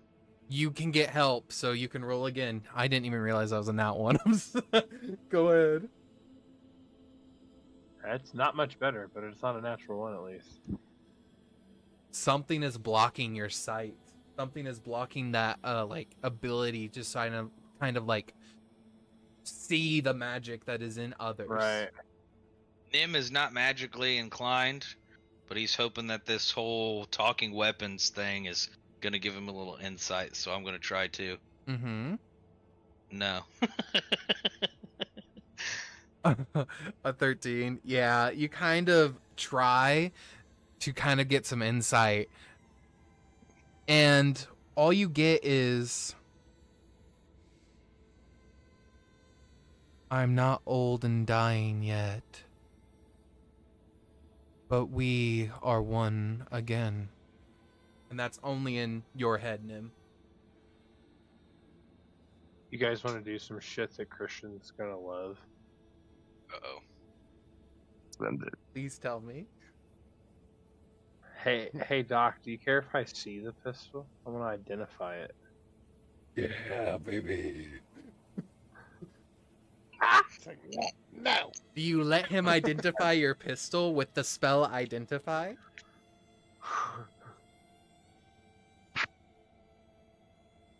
In that curious moment, You're next if I don't explode.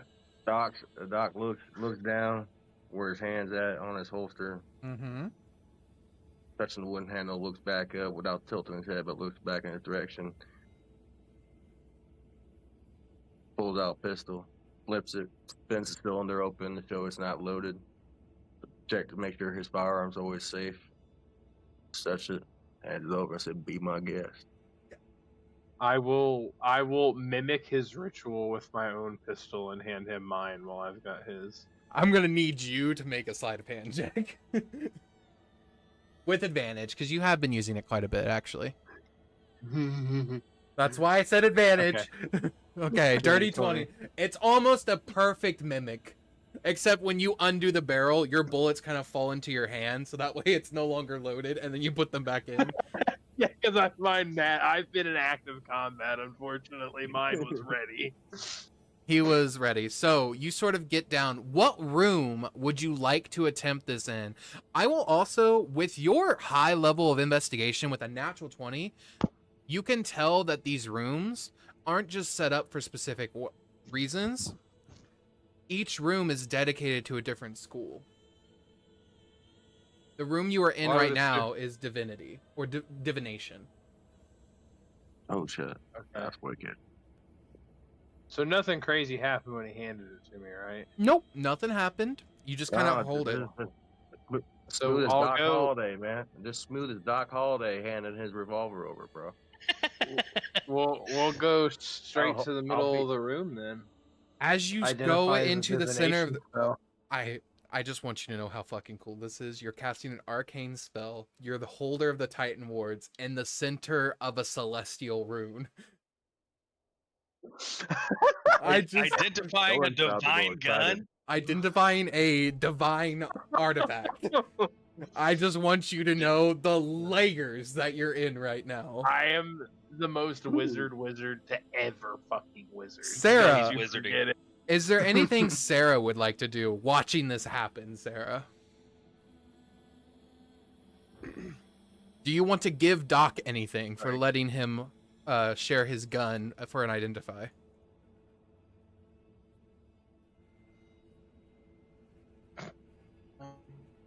You're robotic, but I believe in you.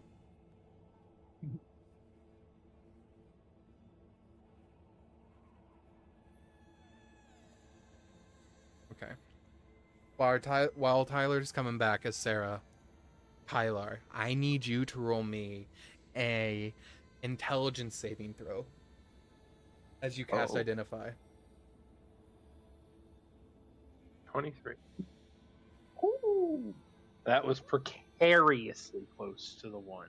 As you cast Identify, this is the first time this has ever happened. The sigil begins to glow beneath you. Your Titan wards almost start pulsing like a heartbeat. They get brighter and then dimmer. Brighter and then dimmer. You watch as you hold this gun in your hand and it actively begins to levitate in the air above you. As your arcane magic sort of flows through it, your mind is pulled from your body like a subconscious, and you are kind of hovering above your own body watching this happen. And you are in this sort of like voidless space pulled from your body. Everything is sort of slowed down and moved. And then you hear, "What are you looking for?"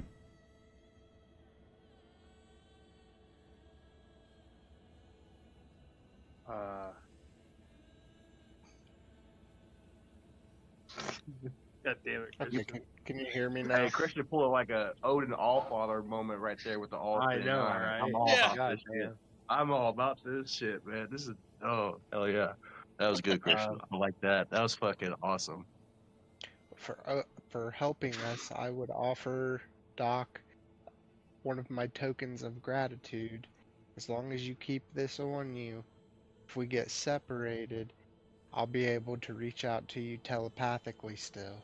You gotta tell him what it is. You gotta. What is it? It's a fingernail. Yeah, you get handed one of Sarah's fingernails to hold on to.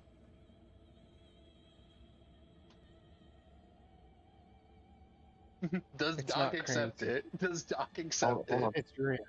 Wow, Doc sitting here taking the other person's pistol.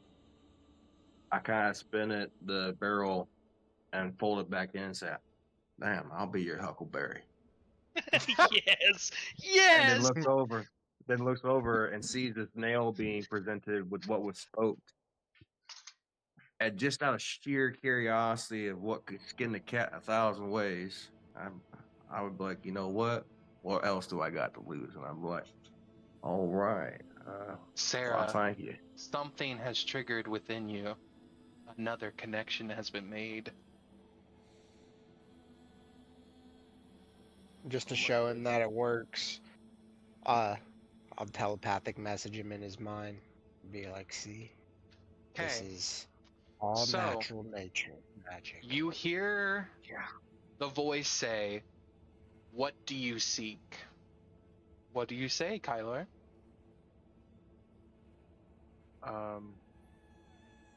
I was just trying to find answers for my friend as he didn't seem to know a whole lot about this item.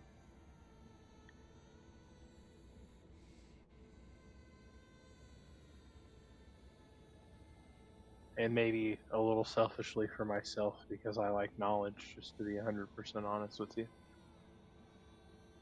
We're in a divination room, I feel like I should be honest.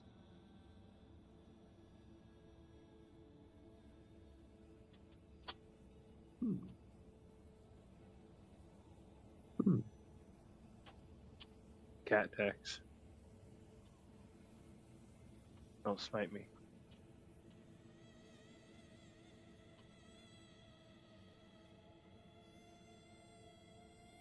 Fucking raining it, boys. At least here. Yeah, no, I'm here to hear. I live out here in Greenwood. I'm in Rushville. Same. Cat. Sit, you fucking furry bastard. I want us to move to a place. Doesn't seem to be working, Christian. You went roboted out for a second, now it's not making any noise. I want us to move to a place more comfortable.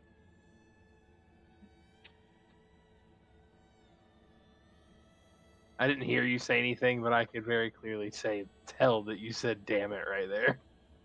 In the camera.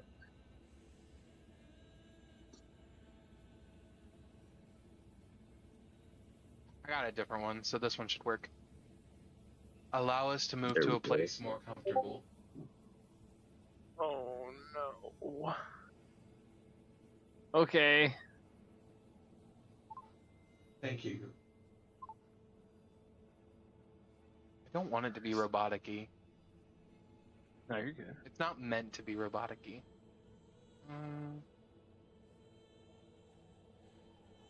Well, the first time it was robotic because it seemed like it was like not working correctly. That second one wasn't too robotic. It was deep. Definitely a little deep.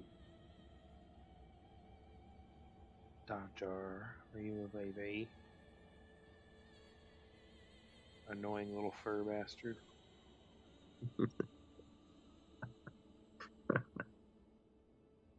You said my dad's sword was a moon-touched Mm, longsword, right? No, I said it's a moon blade.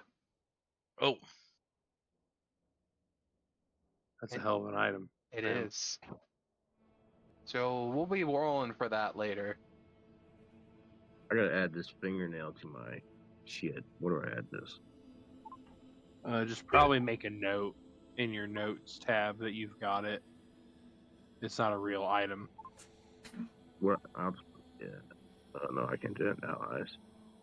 Sarah will not let you forget anyway, so. Huh? God, I haven't baby. forgotten. Doctor, you sleep, baby. Do you like it when I pet you super aggressively? What the fuck?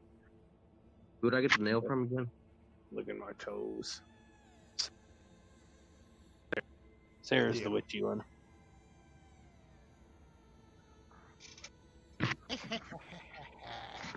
This is the weirdest cat I've ever met in my fucking life, dude. He likes to be pet like a dog, like both directions, super aggressive. He wants me to pat him. Like, Yep. Okay, I've never met a cat like this I'm before. gonna see if this one works slightly better. Allow To move to a place more comfortable. Oh my god. Okay. Okay, Satan.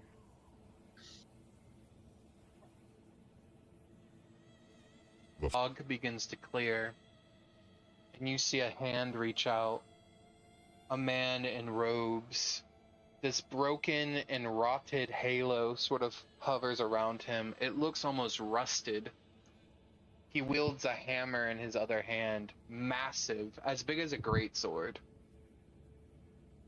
And he stares down at you. His size, beyond compare. He is about the size of a building. And he looks to you, and he says,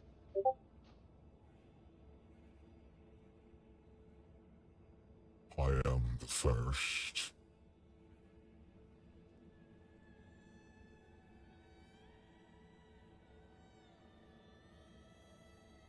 You seek knowledge.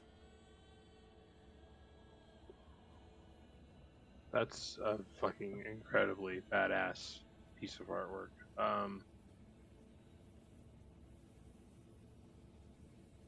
I was just trying to help Doc there acquire some knowledge on the weapon, as he didn't seem to know a whole lot about it, The and kind of weapon who he was speaking to. exists in all forms, and it's given to the next bearer to stop the oncoming storm.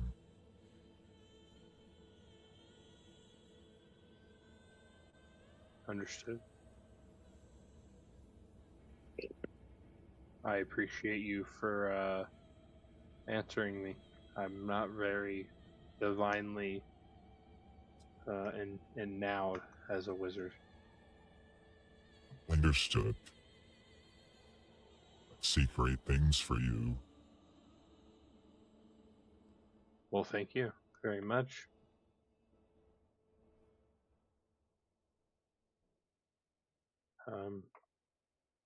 I don't believe I have any other questions for you unless you have anything you'd like to ask me for some reason. Feel free to go. Titan. I will. Excuse me? Feel free to go. Titanling. Titanling. I hold runes, but I don't think I have lineage. You think blood is all that makes a Titan? I don't know. I don't think I would know that. In or out of character. You are an avatar to a Titan, as a cleric or an oracle is to a god. Oh my. Do you know which one? And I'll kind of, I know I'm like incorporeal or whatever, but I'll kind of like reach up and pull my robes down so he can see the entire inscription Yes. down my chest with the. I know which one. Flashed him. Would you mind sharing? The father of Titan. Is that Kronos here still? That's a Dylan question. shit. Sorry. Almanath. Oh, shit. Shit. Uh-oh.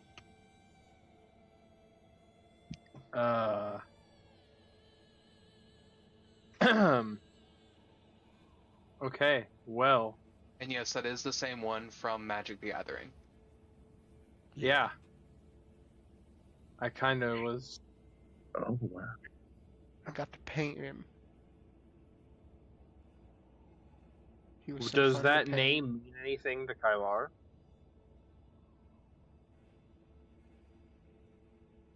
Yes.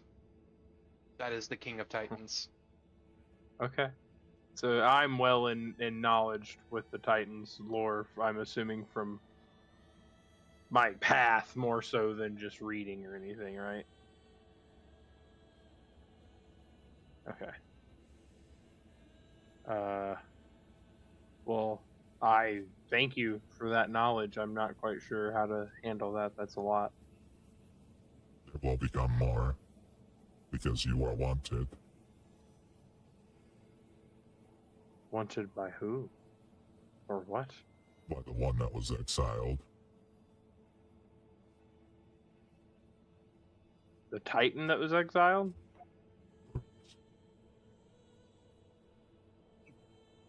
Fuck.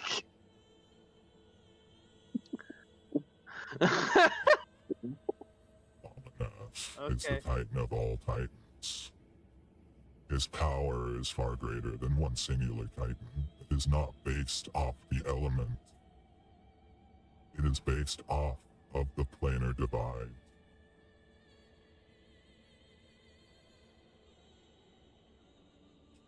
So they seek to, what, kill me and take it for themselves, or corrupt me to have me wield it for them? Or...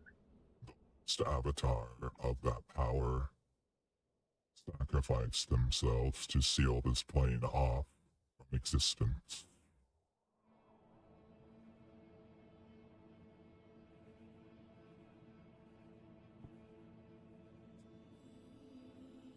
I'm guessing that would be... You are even sealed off from death. What? This is why aging has stopped. So if we fall in battle, we rise as Hollowthorn? Unless you complete a veil walk, as your people called it. Okay. They are still possible, just hard. Well, maybe I'll be able to find some information about them somewhere here in the library at the castle. But you know, My head is it's always light and shadow. You have a being that you travel with that is filled with more life than this entire plane combined.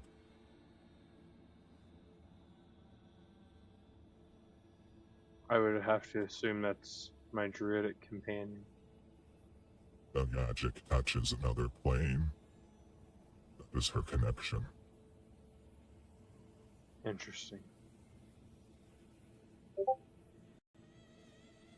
She gets through the wards that even death can't get through to get access to that different plane for her magic, or her life, excuse me.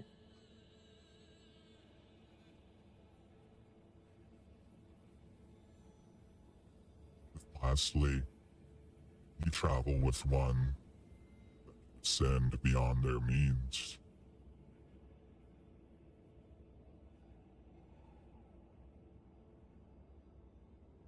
That is a dangerous step. The faster they ascend, the more they are pushed away.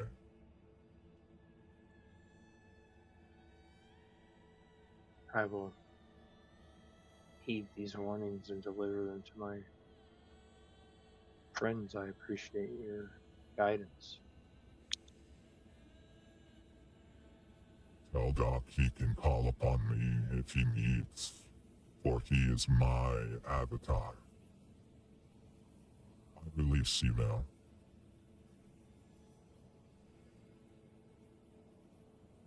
I just kind of wait to see what happens when he says that, I guess. I Or- assume that means he's done fucking speaking to me. You are brought back to your body.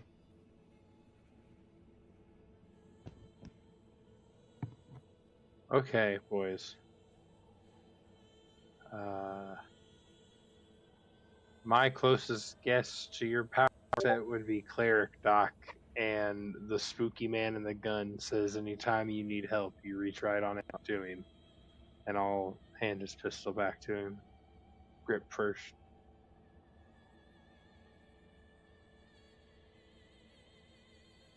I'm not telling anybody that shit about me yet. But yeah, Doc, you get your pistol and feels a bit lighter in your hands, actually. Interesting.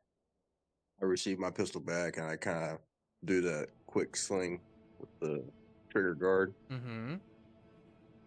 I slightly tilt my head a little bit. Fascinating. Be damn. Doc, you hear Sling at my shoulder. something coming from your pistol in your head. It says,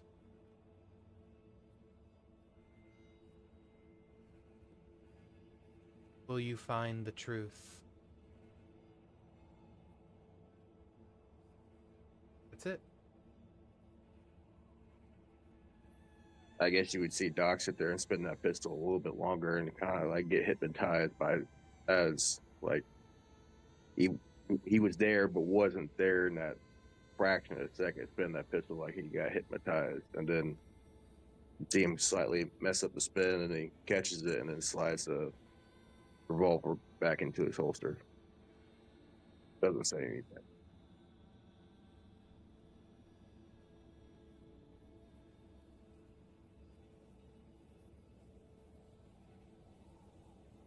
I like Doc a lot. Yeah, Doc is sick. Okay. Excellent character, dude. Okay.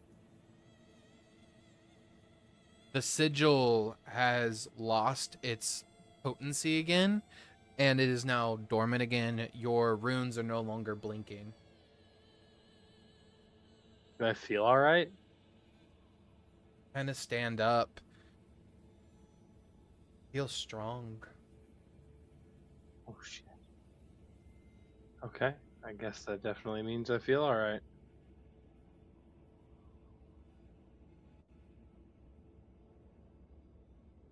I would Yeah. have to hand the pistol back off, though. I still hold in possession of their pistol. Yep. He hands you. Oh yeah. Yeah, he hands you your pistol back. Oh, when you hand me mine, I spin it and it kind of gets really hot and it magically reloads because it shoots fire bullets. Yep. And I'll holster it. Oh, do I legit see this shit? Yes. Yeah. Uh, It kind of coalesces fire around the barrel and then it's reloaded. That's a hot shot of bourbon you got there, my friend. It's definitely come in handy a time or two. Okay. Would you By guys like? light show. Would you guys like to check out another room, or is there anywhere else you guys would like to go? Yeah, I mean, I'm down for doing a sweep of the library. I've got a fucking passive 19 on investigation, and I can roll whatever you need me to. I'm just to quickly go over the rooms. You kind of quickly go over them. They don't necessarily have any magic in them. Like, they do have research documents. You can sort of like read through whatever's there and sort of like look around and see. But for the most part, like, This isn't the important shit. This is like where like the Mhm. wizards training would Mhm. study. This isn't the good shit. This is like, I all was right, they're learning getting that how vibe. magic missile and shield interact. Okay. Oh look, this class was taught Featherfall, but then there's a story about how a mage tower fell before they could teach Featherfall to their wizards. I imagined whenever there was multiple schools, it was kind of like you need these Classrooms. runes to focus that power in because you're still not great at it yet. You do find one room that is completely sealed, and it is the necromancy room. That's fine. It can stay like that. I'm not fucking with that at all. Okay. As you do find the abjuration room, which is right here, your wards pulse as they get near that room. That one we will go in.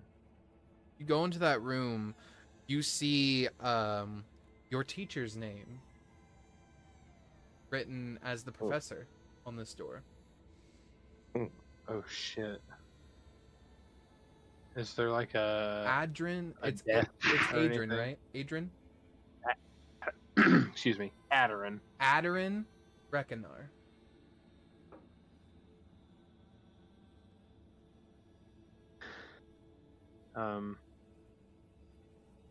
I'll just kind of walk around the room and let whatever's happening here to me guide me to what I might need. As you sort of just fall into like the center of the room and like the sigils, you begin to see abjuration wards begin to light up all over the room. And you just kind of get levitated up a little bit. You just slowly are spinning in a circle as your wards resonate with the sigils along the wall, the ceiling, and the floor.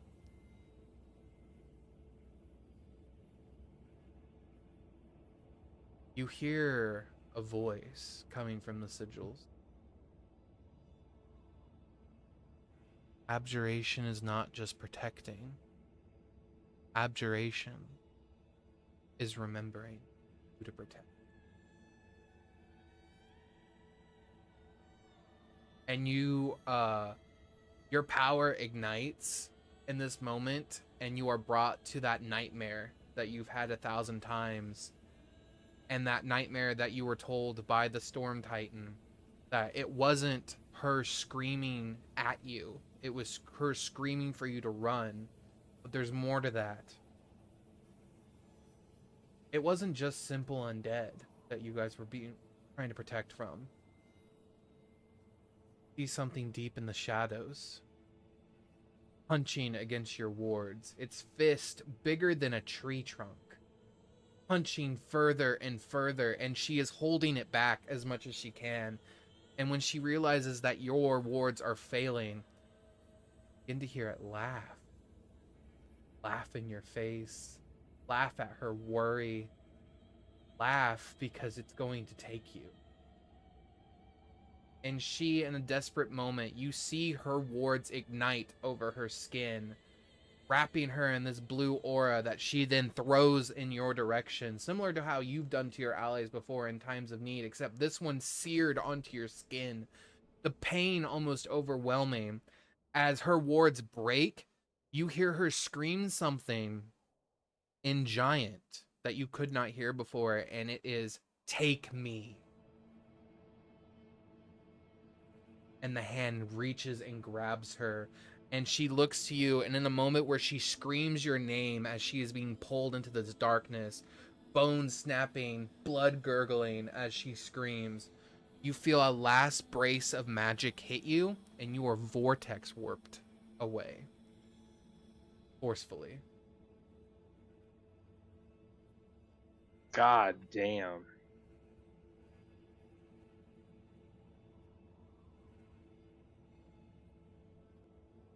And then Everybody else follow me. that entire temple collapses from your vision. What is everyone else wanting to do? You know? What's everyone else up to? There's you guys can leave the tower. Sarah, is there anything you want to do?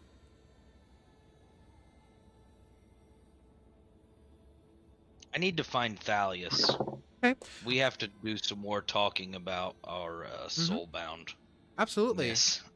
Yeah, so Sarah, you are free to kind of leave, and we'll just say for the time being, Kaelar, you're here right now. As we head back to where Thalius is, which he at this point has made his way back to the Black Ivory Inn, where I will take you. So Kaelar is not there, but instead, Doc, unless you wanted to stay with Kaelar, Doc is there where you can get a nice drink.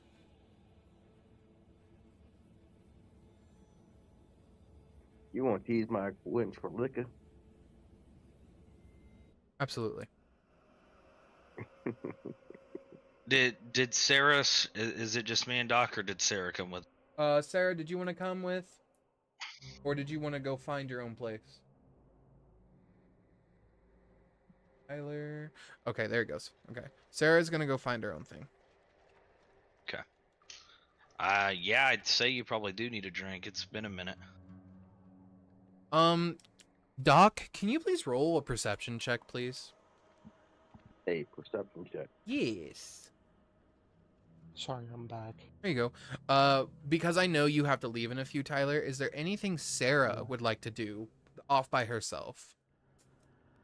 Like in town. For the time being, this is the safest town in the world right now. The safest city because of a certain wish.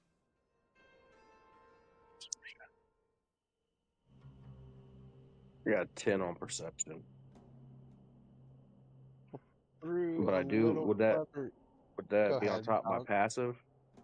I'm gonna add it to your passive, but give me a second. What'd you say, Sarah? Due to my crafty method of eavesdropping, I had overheard the whole thing about the first liches and all that. So I'm gonna try to see if I can go and find anything about that. Okay. We'll say or something eventually similar. you find like a place where like rubble is, but where like a potted plant is, and we'll see what happens from there. But we'll leave Okay. you there. So if you need to go now, Tyler, you have I a do. good night. Apologize, guys. See ya. You Alright, too, man. fellas. Have a good night, dude.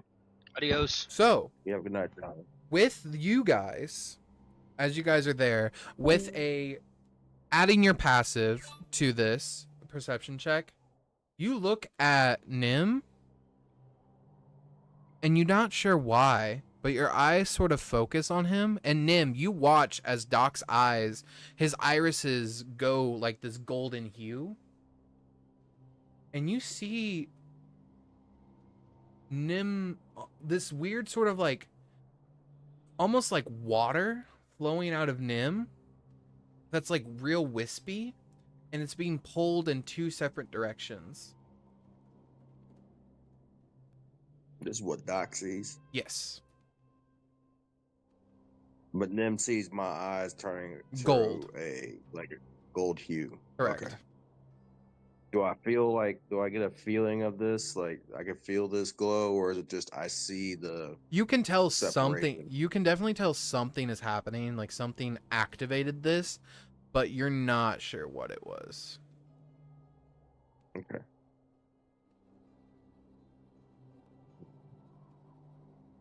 I'm wondering if I say anything or not. But Nim, Captain. Do I? Yeah. Can I do a little? I don't know what I would check to see if I seen anything like that happen with anybody's eyes. Like I will just do I answer think he's that. casting a spell or something? I will just answer that. It could appear as if he's casting a spell.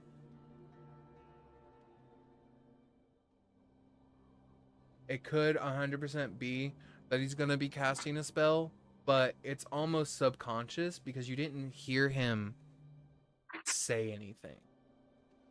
Yeah.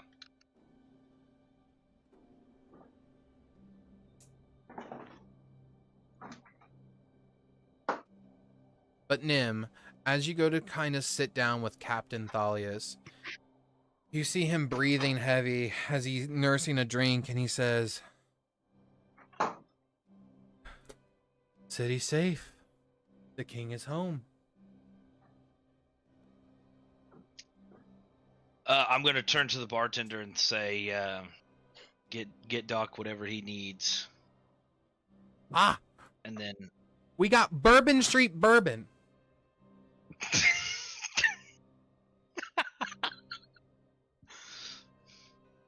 Sound like that burning soul there. Yeah. You ready to burn some of your soul, my friend? The goblin man just kind of looks at you and just says, "Yeah." Goblin bartender, that's cool. We also have this other stuff in the back if you want some of it. It'll really work you through. Work you through, huh? Well, let's give it a shot to this soul burner right here. Then we'll discuss whether or not we can baptize whatever you say you got back there. All right.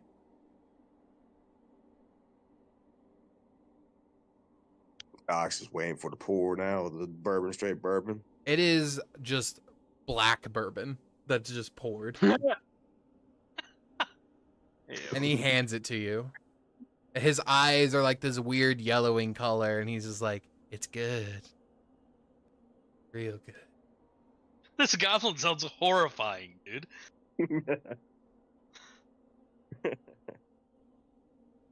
He's a predator. You see the black bourbon as you like spin it around the glass, staining the glass, by the way. Oh, like a ooze? Yeah, it is staining the glass. Definitely cleanse your soul right here, would not? Yeah. He puts like a little olive on top. Some people need that. Doc immediately. You pull the olive Doc out, and you see part of it's already melted. Oh God! Doc laughed a little bit. Damn. I guess that really cleansed your soul. Doc ain't gonna hesitate at this point. Doc just mumbles to the four horsemen. Okay. And sits back and drinks it. Okay. You drink it down. Make me a con save. Okay.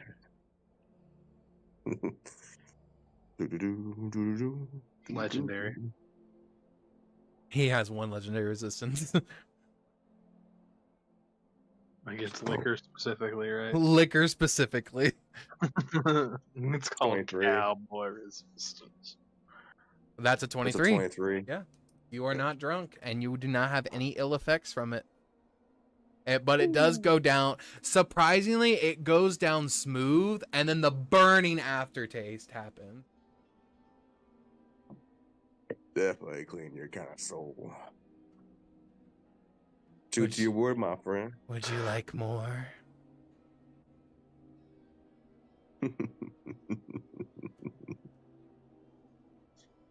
Well, let's see what you made of with what you got in the back there, my friend. Okay. As he goes to go get that, what are you talking with the captain about? You're like, I don't even fucking know at this point. I just saw that he could see that Benji, well, I guess now Coco, is split. And he seemed like he could see it, but he seemed like he also had never seen anything like that. Have you ever heard of anything like that? Heard of being able to see.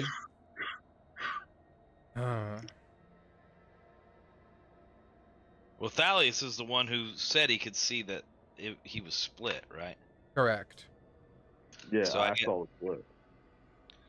Yeah, I guess so... I'm Okay. more asking if he's ever seen anything like that and if he knows what to do about it.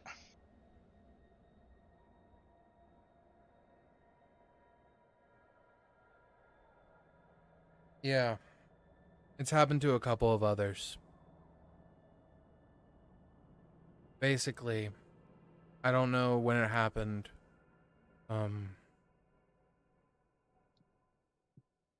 But the soul companions, they ain't dying right. Some ain't dying at all. But when they are reborn, as you may have seen, seeing as you have 2 of them, they are restitched from the old body, meaning the old soul doesn't return and a new one takes its place. But the old one, because of whatever power at be, still forces that old one to come back as well. Meaning, So Benji's soul's here? you probably got another one somewhere. Issue being, you take too long to find it. It'll get corrupted. I've seen it. We had to kill the ranger to kill the beast. Because they were still bound together and we couldn't kill the beast.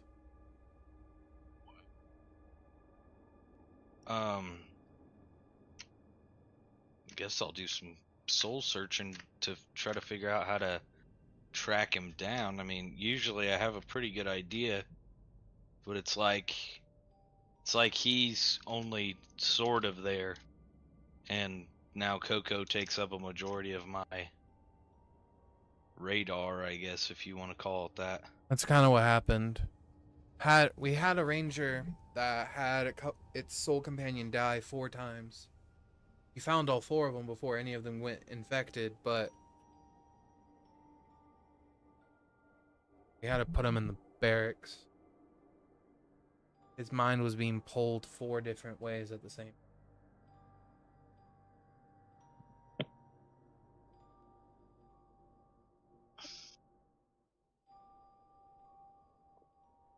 Oh shit. So once they're here, they're just kind of here, right? There's no... We haven't found a way to separate them. But there's rumors of a weapon. Separate threads.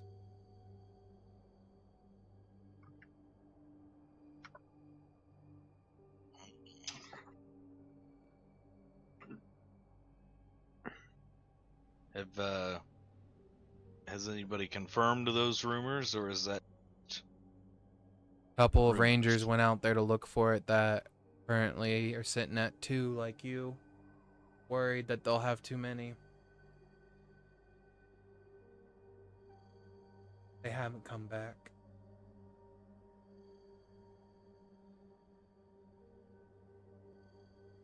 Has anyone tried fusing the souls? No. Too worried that would do some abomination.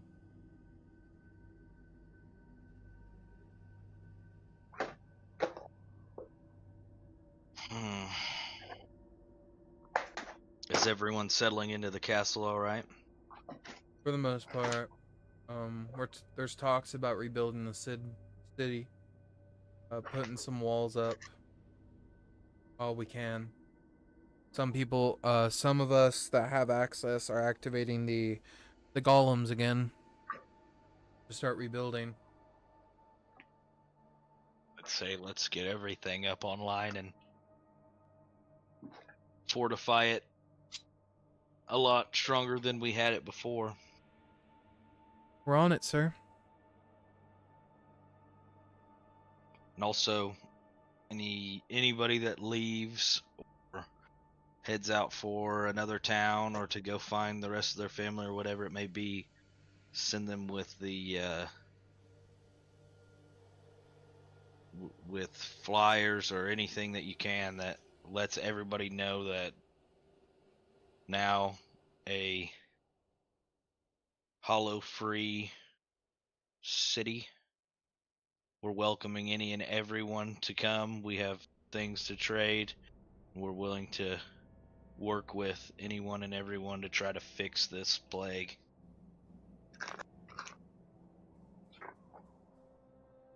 Will do, sir. Doc, Doc chimes in just a tad here in this conversation. Sitting there swirling that glass.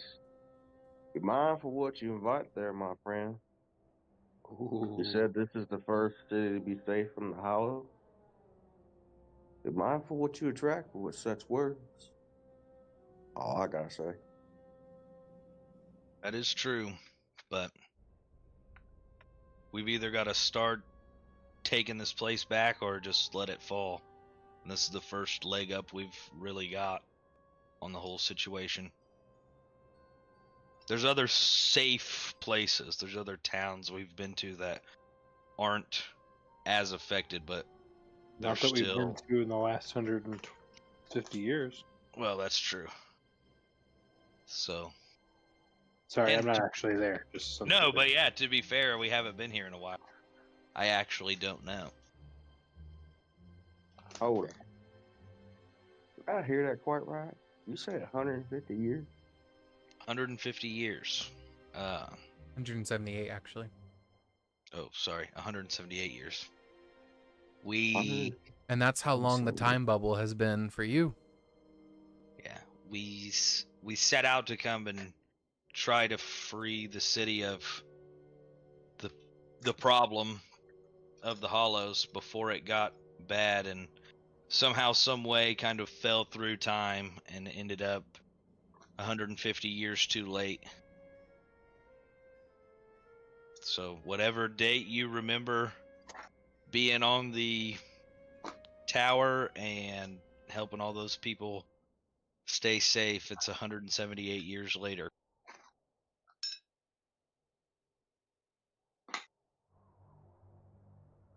Fascinating. we were both also kind of old whenever that happened. Yeah. By human standards. Yeah.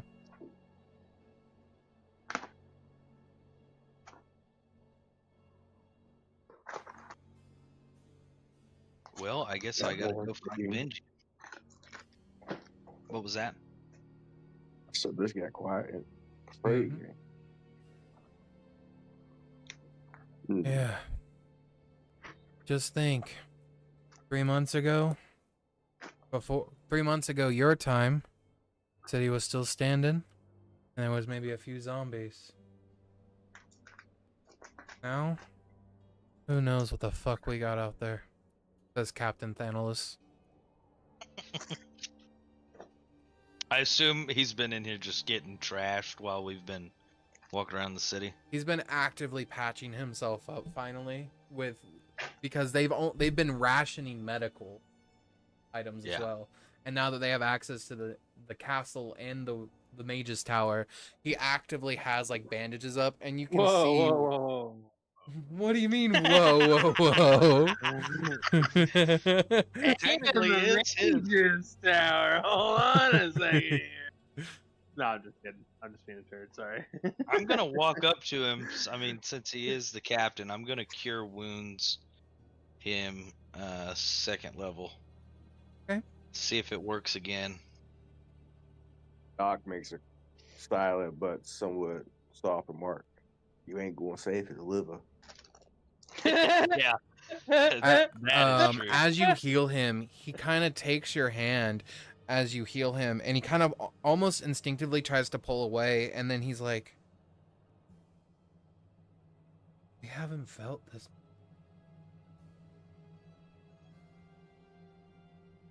Yeah. And I don't know really why it's working for me all of a sudden.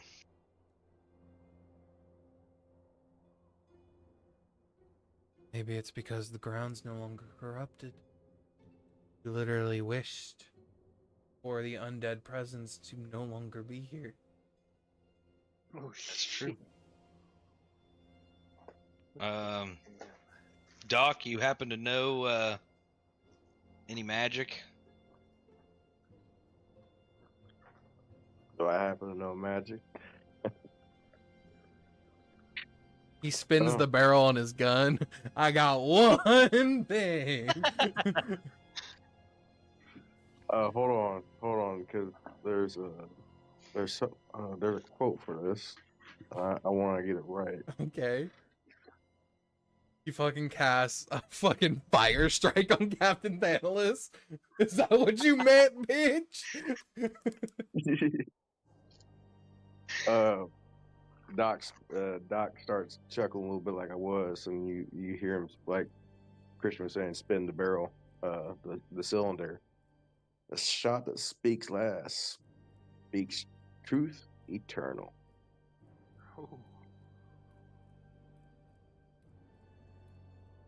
Yeah, I may know everything or two about something you call magic. Well, if you can heal me, give it a try, because it's been a long time since we've been able to use healing magic in any kind of way.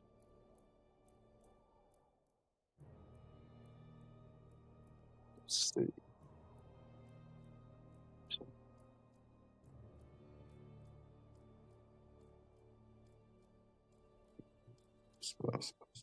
There we go.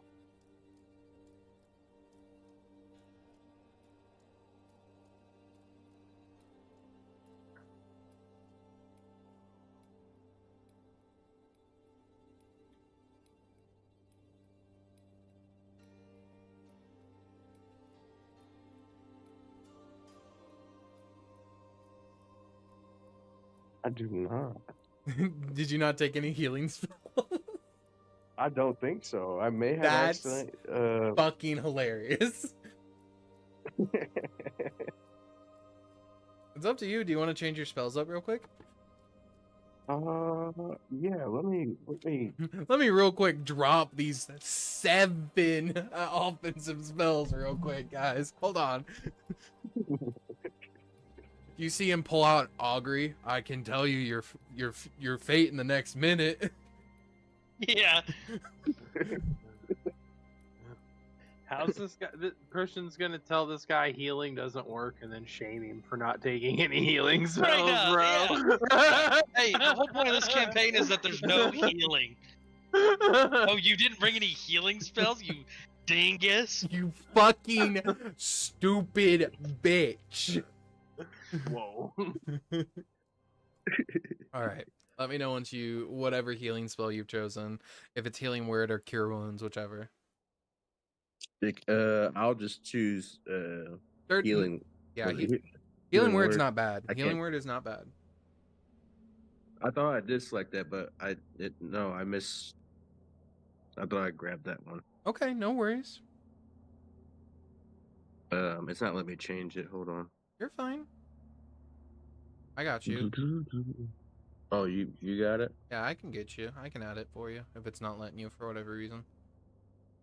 Yeah. I'm Wouldn't just let you find your item earlier, would it, Q? Say again? It said it wouldn't let you find that item earlier either, would it? there you go. Yeah, no, it wouldn't. So I've added Which it. I was looking gloom, and it's gloam. Oh, my bad. That's how pronounced it. So it's gloam Yeah. heart, gloam heart. Yeah. But yeah, so if you refresh your character sheet, you'll see healing word there. Oh. Dude, there. Yep. Healing word. Creature your choice that you see within range. Hit points equal 2d4 plus your spellcasting ability modifier. It should have like a 2d4 plus whatever right Yeah, next it's to the 2d4 plus spell, and 4. if you click it, it'll roll it for you. Yep. Alright. Should be in a square. There it goes. 9. What's your word of healing?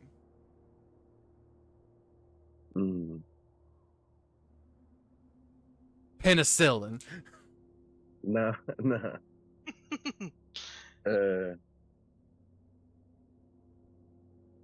Rub some dirt on it. No, I'm trying to think. Hold on, you messing with me a little bit. made a last round you carry have your name on it. Ooh. It's badass. Does anyone know the history behind the knave cards in the bullet, by the way? Above board? Nope. Mm-mm. Oh shit. Okay. Back in the old Western days, they used to carve names and bullets for bounties. So that's the bullet they'd use on the. But also, soldiers in war are taught to write their name on their last bullet for suicide. Holy shit. Because if you carry the bullet with your name on it, no one else can take it from you, which means you have control of your death. Huh. And if someone hands you a bullet with your name on it and you already have your own, you have to kill the person that wrote your name. Holy shit. As A little above you board history. Holy shit. cast this healing spell, Captain Thonolus,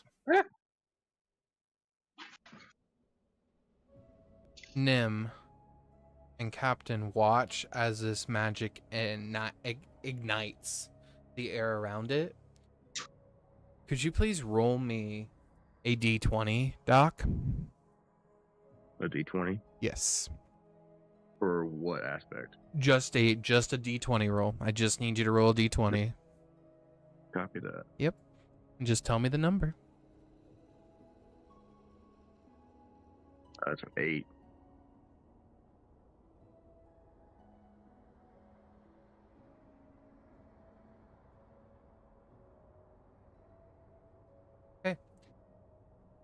With an 8.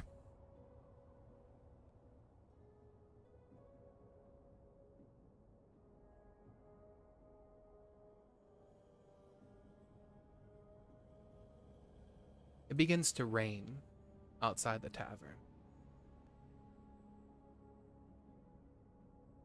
And as it rains, everyone in the city that is either cursed or has one condition or is missing any HP is healed.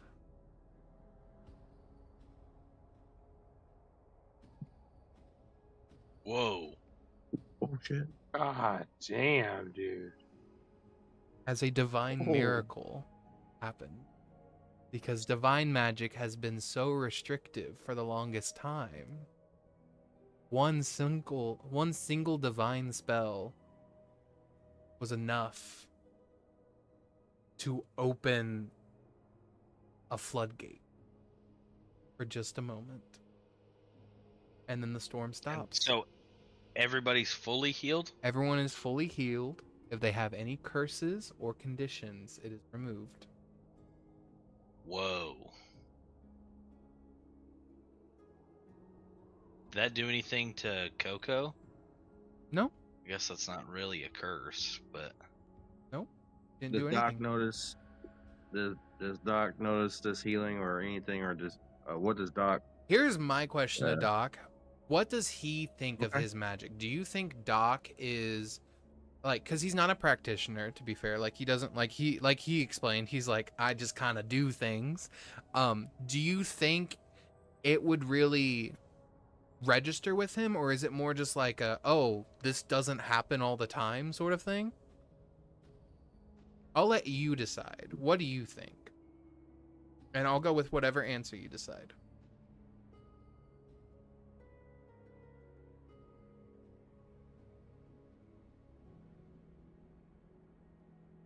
Because yes, it does feel powerful, but the issue is maybe it's always been this powerful.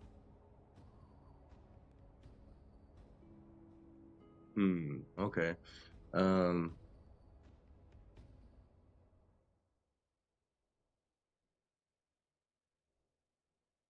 Doc feels as if it's like a final will. Gotcha. It's that drive of justice. It's that final will. It's natural, but it's also like a call of duty. You see, I guess that's the best way. Yeah, as this spell is casted, as Healing Word is casted, and then the rain comes, you see people walk into the tavern, tears from the rain streaming down their face, and you see like it's a sister from a church, so a nun. She says,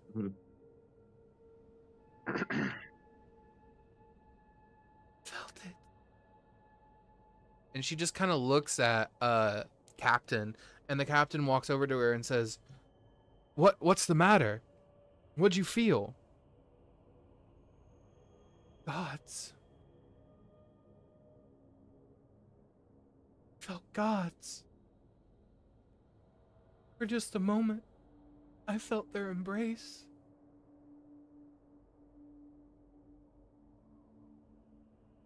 Felt their hands. Their will.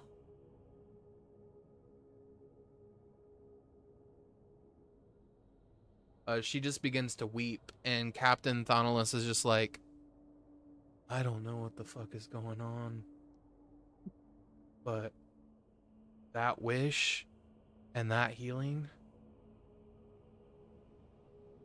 probably 1 in a million.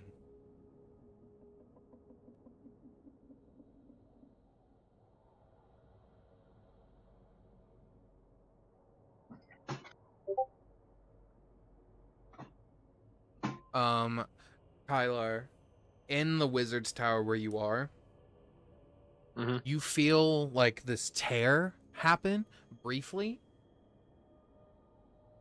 You just feel it. You're not sure where it is, but you just feel this tear, and then the rain starts, and you feel overwhelming divine energy coming from the rain, and then the tear seals again.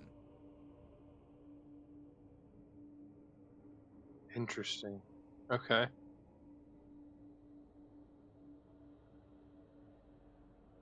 Nim's gonna hop up. He's gonna thank Captain Thalius. On his way out, I'm gonna say, Doc, you're free to stay here as long as you need, and any room in the castle, you're free to claim for the night. Everything is on the house. Whatever you need, whatever you want, wherever you want to stay. I've got to go check on my mother. The queen. So, okay. I'm heading in for the night. As you kind of head in pat for him the on the night, arm and roll out. Doc, is there anything you want to do, or do you just want to finally get some actual rest?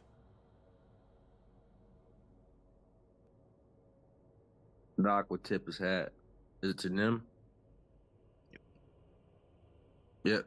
Tip his hat in a kind gesture with understanding the appreciation one partner to another. And in that moment, real quick, he said, do you have stables around here? Horses of any kind? Yeah, you I guys don't have know horses. that there's any left, but Yeah, you No, had horses, I should say. well, yeah, we had those horses. There's probably a few running around town. I can't speak for what was left with the camp as of now, but yes, there's stables, and any horse you would like, you've got claim to. So Seems like we'll find a wild one. Alrighty then. And I guess Doc would again tip his hat a little bit further, and then look at the captain and just kind of nod, and I guess go out the castle and try to find wrangle up a horse. Okay, you traverse the city, this massive city. I will show you how big it is here. Oh boy. Oh boy. Hey, oh, whoops, wrong city, but that's Oh. fine. whoa! What city was that? Don't worry about it. Here you go. This is the city. This is Drakenheim. Holy Toledo. And where are we in this? Temple Ward. Right here. And the Castle Ward is all the way up here. So basically from... If you want to know how big the time bubble was, the time bubble was basically... I'm just gonna draw the parts that was affected by the city. Basically right here. This was the time bubble. Okay. Where Solid. that black line was. Cool. But yeah, you're free to roam the city.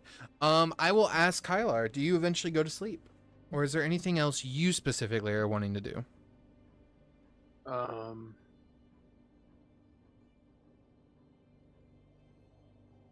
We were on the top floor of the wizard tower, right? No, that was not the top floor. Would you Shit. like to go to the top floor? Yeah.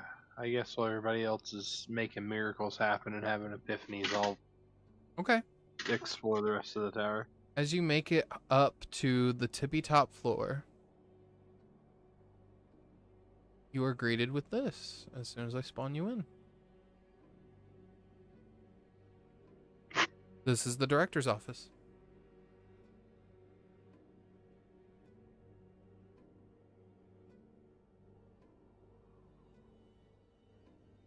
Cool. Holy shit. Those are some big circles.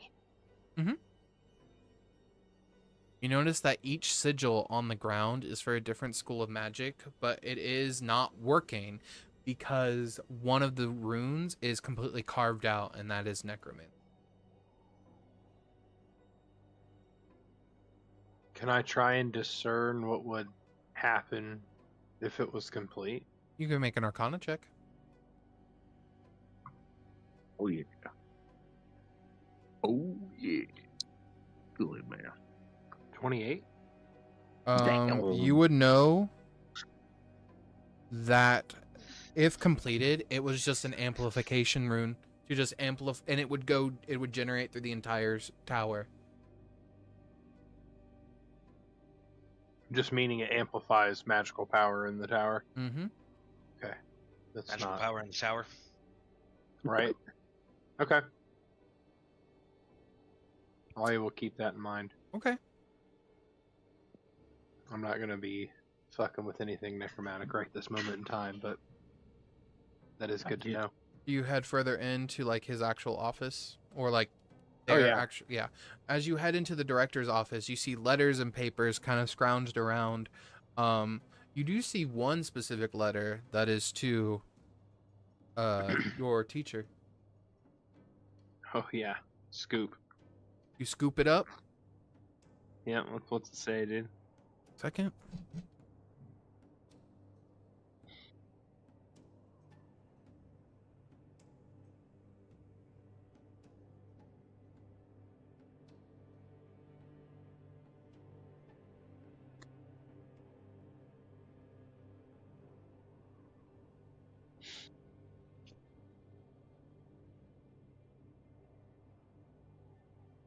As the letter is read, you see to the chair of the Abjuration Circle, Professor Reckonar. I write you not merely as a colleague, but as the last voice of reason within these hallowed halls. Your findings on the Titan wards and their resonance with the ancient sigils buried beneath the bone spiral are frankly terrifying. I warned you when you first brought these glyphs up from the deep vault. You insisted they were merely echoes of a protective design. But I have since reviewed the resonance maps myself, and what you have unlocked is not protection. It was a containment.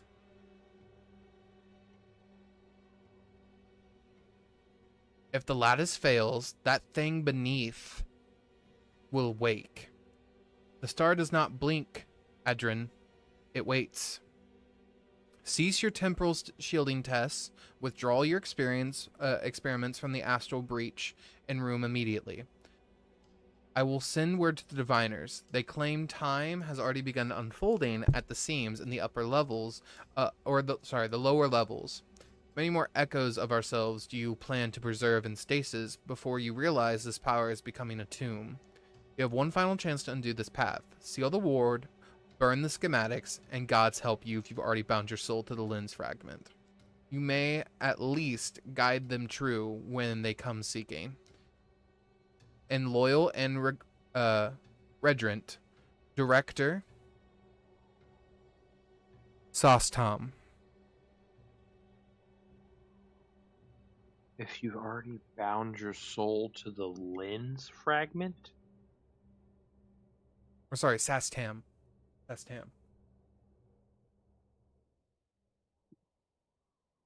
He said, God help her if she's already bound her soul to the lens fragment? Correct. Is that like a name of relevance, or is that like literally an offshoot of that could mean anything? Does that make sense? Sorry. Oh no, you're good. You kind of like reading it, he seems to be referencing it as like an object of importance, but you have no information behind it. Okay. You also don't know where the bone spirals are either. Yeah, I didn't figure. All right. Well, I will keep that letter just in case. And just kind of give a general sweep of the upper floor here, make sure I didn't miss anything, and then I You will find in retire. like a closet that's sort of like off to the side, filled with wizard robes actually. These beautiful red and gold filigree wizard robes.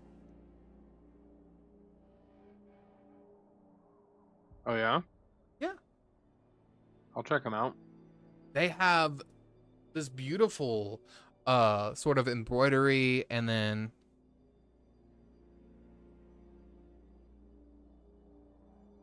they all have like a similar looking symbol to it.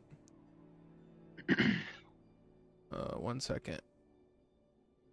Go. There's that. They all have this symbol like embroidered onto it. It's like a star that's like in a spiral with like 3 red dots embroidered in gold. Kind of like that. Oh, motherfucking son of a bitch. Fascinating. Absolutely fascinating. I don't know what you mean. Yeah, I'll take one. Okay.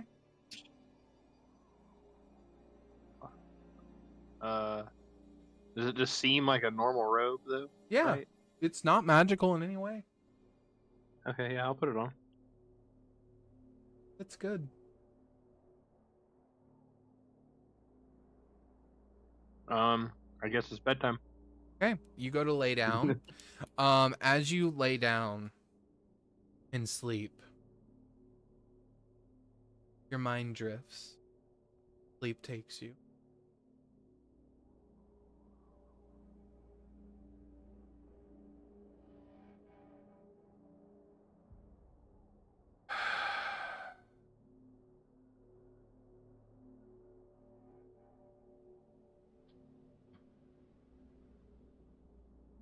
As sleep takes you, you begin to hear the sound of someone breathing heavily. You're in this large, open space.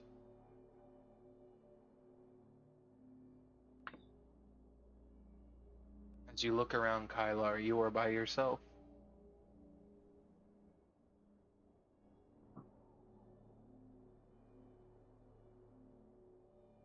You see massive chains connected to the wall. These chains are the size of the tower you're in. They just dangle from the wall.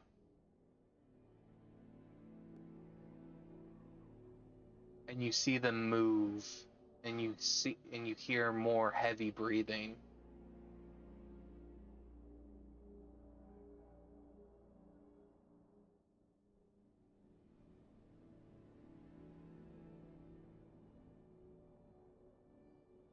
It's kind of like the way the space is laid out. It's kind of like this sort of like rocky interior, and you're on sort of this plinth that kind of goes out halfway into the room, and just beyond it is this voidless space, and it's just darkness beneath. I guess I will have to walk out to the edge and see what's going on, unfortunately. As you walk out to the edge, you hear, So you finally know. I do, I think. You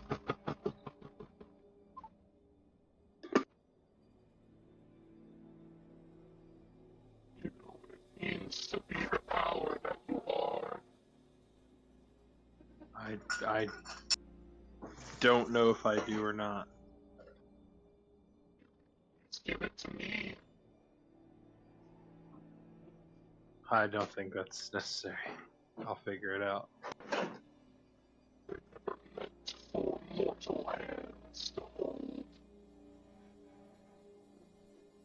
If they were meant for your hands, they'd be there. The chains get pulled, and like the where like a chain's like whiplash and do like the snapping. Oh, yeah. That happens quickly, and you just see fire beneath the pit, and you hear it say, Speak as if you have power here. All you have is a nightlight,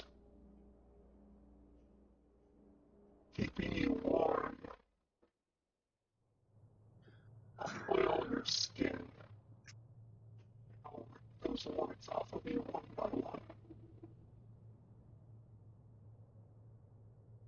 A warm flame is the only thing humanity needed to flourish. I think I'll be fine.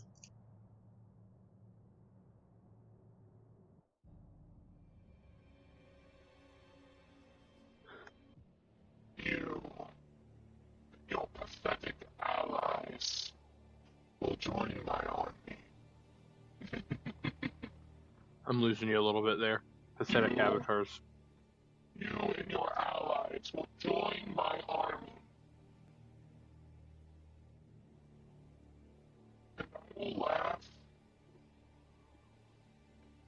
and be delighted as I am named Prince again. We're losing you. I think that mod's giving up on you for some reason. It was fine for the whole first half. I will be Prince again. Prince. You're the prince. I'll try a different one. I will be Prince again. Prince of what? Beyond death. Madness, chaos, war. You all will mean nothing to me. For I am Orcus.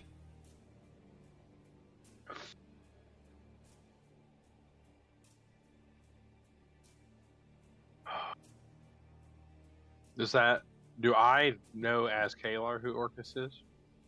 You were told by the Titans. Yeah. But so, I mean, but before then, though, the name Oh. meant nothing to me, right? correct. Before then, the name meant absolutely nothing to you. You have been informed of his importance. Right. I will just kind of continue to stand there defiantly. The shield between the rest of my party and Orcus. In my mind, you know. My henchmen are legion, and 4 are already starting.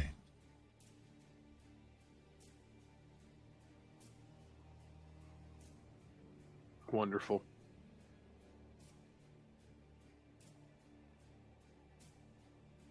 I'm sure that'll be my problem.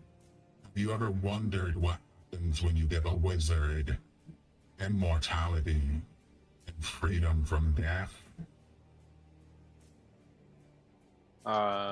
No. I can't say that I have. I'll be interested to see what they do to you. My 4 Who? horsemen. Oh. I'm sure we'll find out. My Unfortunately. harbingers.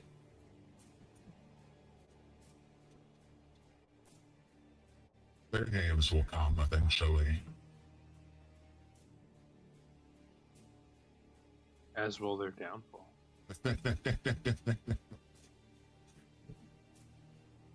We shall see. But you're separated from everything.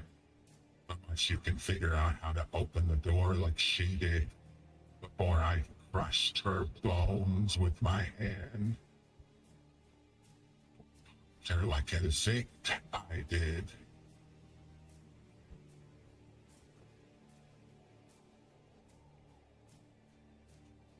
And I'll do the same to you. So, when he says that, obviously I don't expect to actually hurt him because we're in a dreamscape or whatever, but Kaelar will kind of... Oh man, this is stupid as hell. I might actually kill myself. We're gonna teleport out just over the abyss and just try and tap into that nasty power I had whenever I lightning bolted last time and blast it straight down into his pit You while teleport he's off. talking shit. You feel the wind begin to rush against your ears as you do feel yourself beginning to fall. You Oh, feel yeah. that power generating within you. As you attempt to release a spell, something else happens instead. You feel your wards active. Oh shit. And instead of a spell shooting out of you, you see these massive abjuration-like wards, glyphs burn into the air, and you can almost hear something being pressed down. And you hear him say, Modicum of power is all you can summon. You only win this one because I am chained. One hand free. and as you feel this immense power, this is the most power you've ever felt in this one moment. You see a hand shoot up in a fist, punching the abjuration ward, and it cracks it with one punch. And it's like a sucker punch to your gut, and you get thrusted into the ceiling and like sort of like impacted into the ceiling with this punch. And you hear him say, When we get a little bit older, maybe you'll then make me sweat. Damn. Yeah, I mean, I did just fuck with, like, that guy. I mean, he's I can't even begin to explain the level that he is on. Like, but as you get shunted up toward the ceiling, you do notice there is another plinth, and there's something on it. I'll burn my last teleport to try and close the distance to the plinth. As you do, you sort of land on it. You see a book. Oh my god. It's a book. It's a book. It's a book. No. Okay. Is it open, closed, on a daze? It is closed. The cover of it is a petrified face that has been stitched over the cover as if the face was carved off of someone's skin and made into the cover of the book. Hmm. Interesting. What happens if I try and cast Identify? Read the book. Very eye-opening. And that's Other Orcus, four right? have. Correct. Oh my god, Christian. How are you gonna give me an evil book while I'm playing a wizard? You're just not right. Temptation, temptation. I'm assuming there's no words since it's got the spooky stitched face on the outside, huh? No title, I guess I should say. That is correct. There's nothing on the outside but the stitched face. That's a cold chill right there down my spine. You ready, Q? Here we go again. I'll grab the book. Well, their four quite enjoyed their book when they had it. They enjoyed the spells and power that it blessed them, and I can give you so much more if you just relinquish that power to me.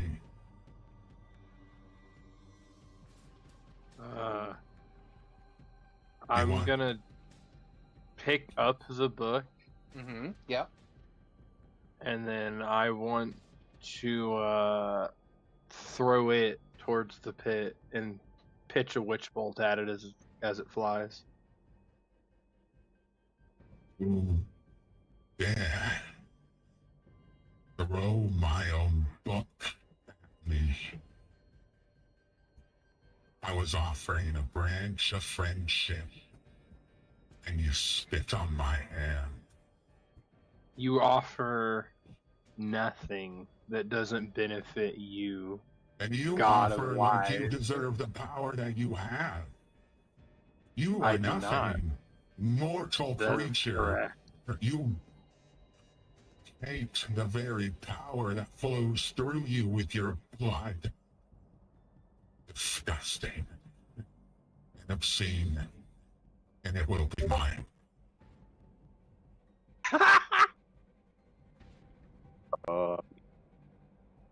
Goodness.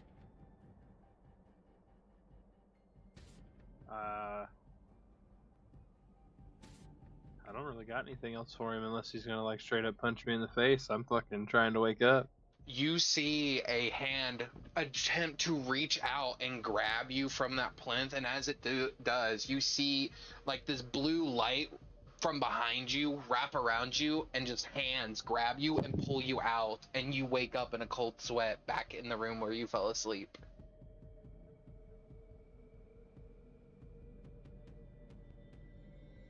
You can't just tell the homie right up front you're gonna take the other cool magical shit he got from his dying friend if he reads the evil book. I mean, I might be a wizard, but I'm not a retard. We go. God, I got the face again, dude. I didn't even have to wield the book, and I got the face again. That was exciting. As you go, let me go here real quick. This one. Quentin's having a whole fucking moment over there, man. There you go. I thought for sure we were getting back in book season again, and I just was gonna have to ride this one out. Nim, as you make it back to your the queen, your mother, you see her look at you and say, I did lay down for a while. Why don't you go rest, Nim? Your eyes are heavy. You must have been through a lot. I don't know if I'll be able to rest. I'm probably just going to wander the halls for the night. Well, do try to at least sleep. I will. I just wanted to make sure you were still doing all right. I mean, as all right as you can be, I guess. Absolutely. Thank you, Nim. Now roll out and just kind of wander around the castle. As you wander by yourself, Nim, your eyesight, your head begins to hurt, and you're almost like seeing two different things. You're seeing a hallway and a forest, and you're walking through both at the same time, and you're like tripping and falling as like your perception is going in and out. At one point you think a tree branch is about to hit you, but in reality you just knock into a vase. And then you hear,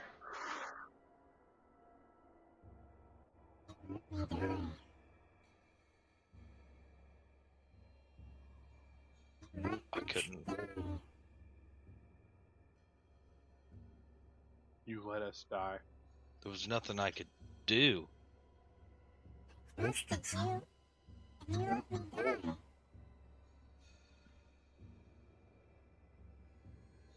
Are you nearby?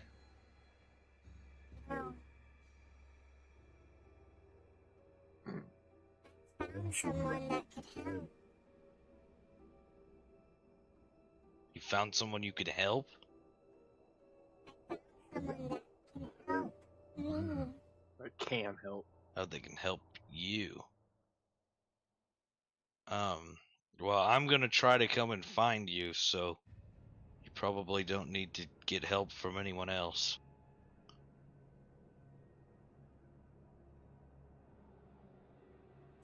Be the first. I didn't catch that. Be the first. They're making you the first? The first what?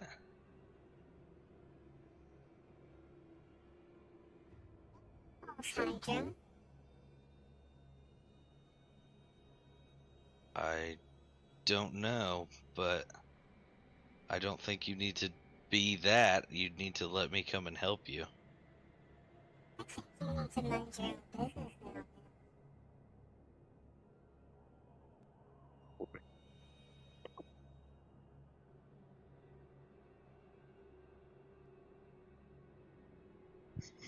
Please, enjoy our sweet song.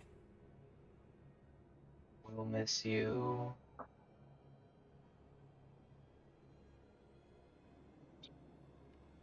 So unfortunately for everyone else, the snake just became the most important person for me to keep alive. What? Well, if he dies, it adds more to the false Hydra. Well, I think that's the idea, though, is that because it is a never-ending kind of thing, it's destined only to do that. Like, it might lure people in to kill it now, so that it... AQ. Because of Reese's wish, they all become one. Everything that... Beast companion. Every beast companion that's a soulbound companion, or every beast companion? Every beast companion sparks one. I'm never playing Ranger, ever. They can't die, so they have to become something else. I almost used the wish to undo that. I know you did. I know you did. It was a hard choice. I know. But as we get out of this and as Nim walks through the halls hearing songs in his head until it fades. Oh, Doc! As you go to sleep, because you're human, you have to sleep.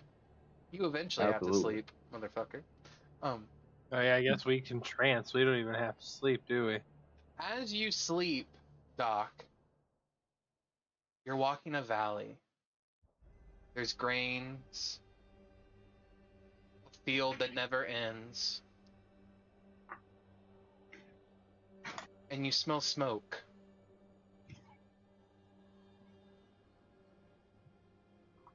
You turn, and you see a creature made of shadow and brimstone.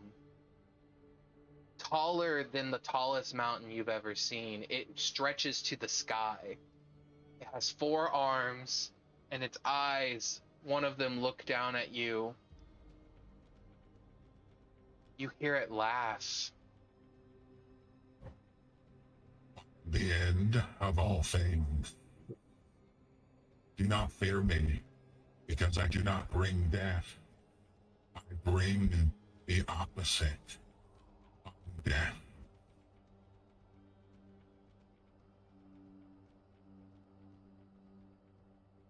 I think Doc would just kind of be, I wouldn't say struck by fear, but he feels the fear, but he's not afraid of what he's being told. He's got a stern look, but he knows this is dangerous.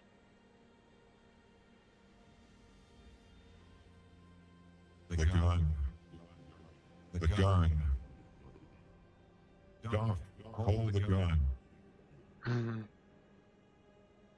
Gun.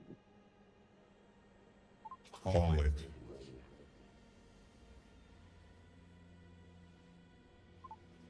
Your pistol. I'm As you kind I'll of rip fumble to sort of like get the gun out, you can see the gun is glowing this golden hue itself, brilliantly, like almost as if like it's shining like a beacon of the sun. And you hear it say,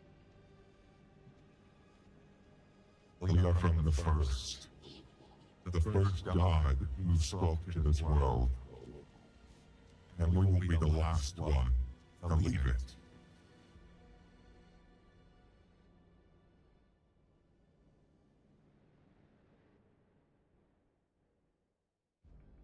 you see that creature just stare at you, unmoving, as it looks at you, and you hold your gun at it. Like this. And then you wake up. And that's where we're going to end for tonight. Oh shit. Damn. No, man, this is good. I like this. Thank you all for watching. We'll see you next time.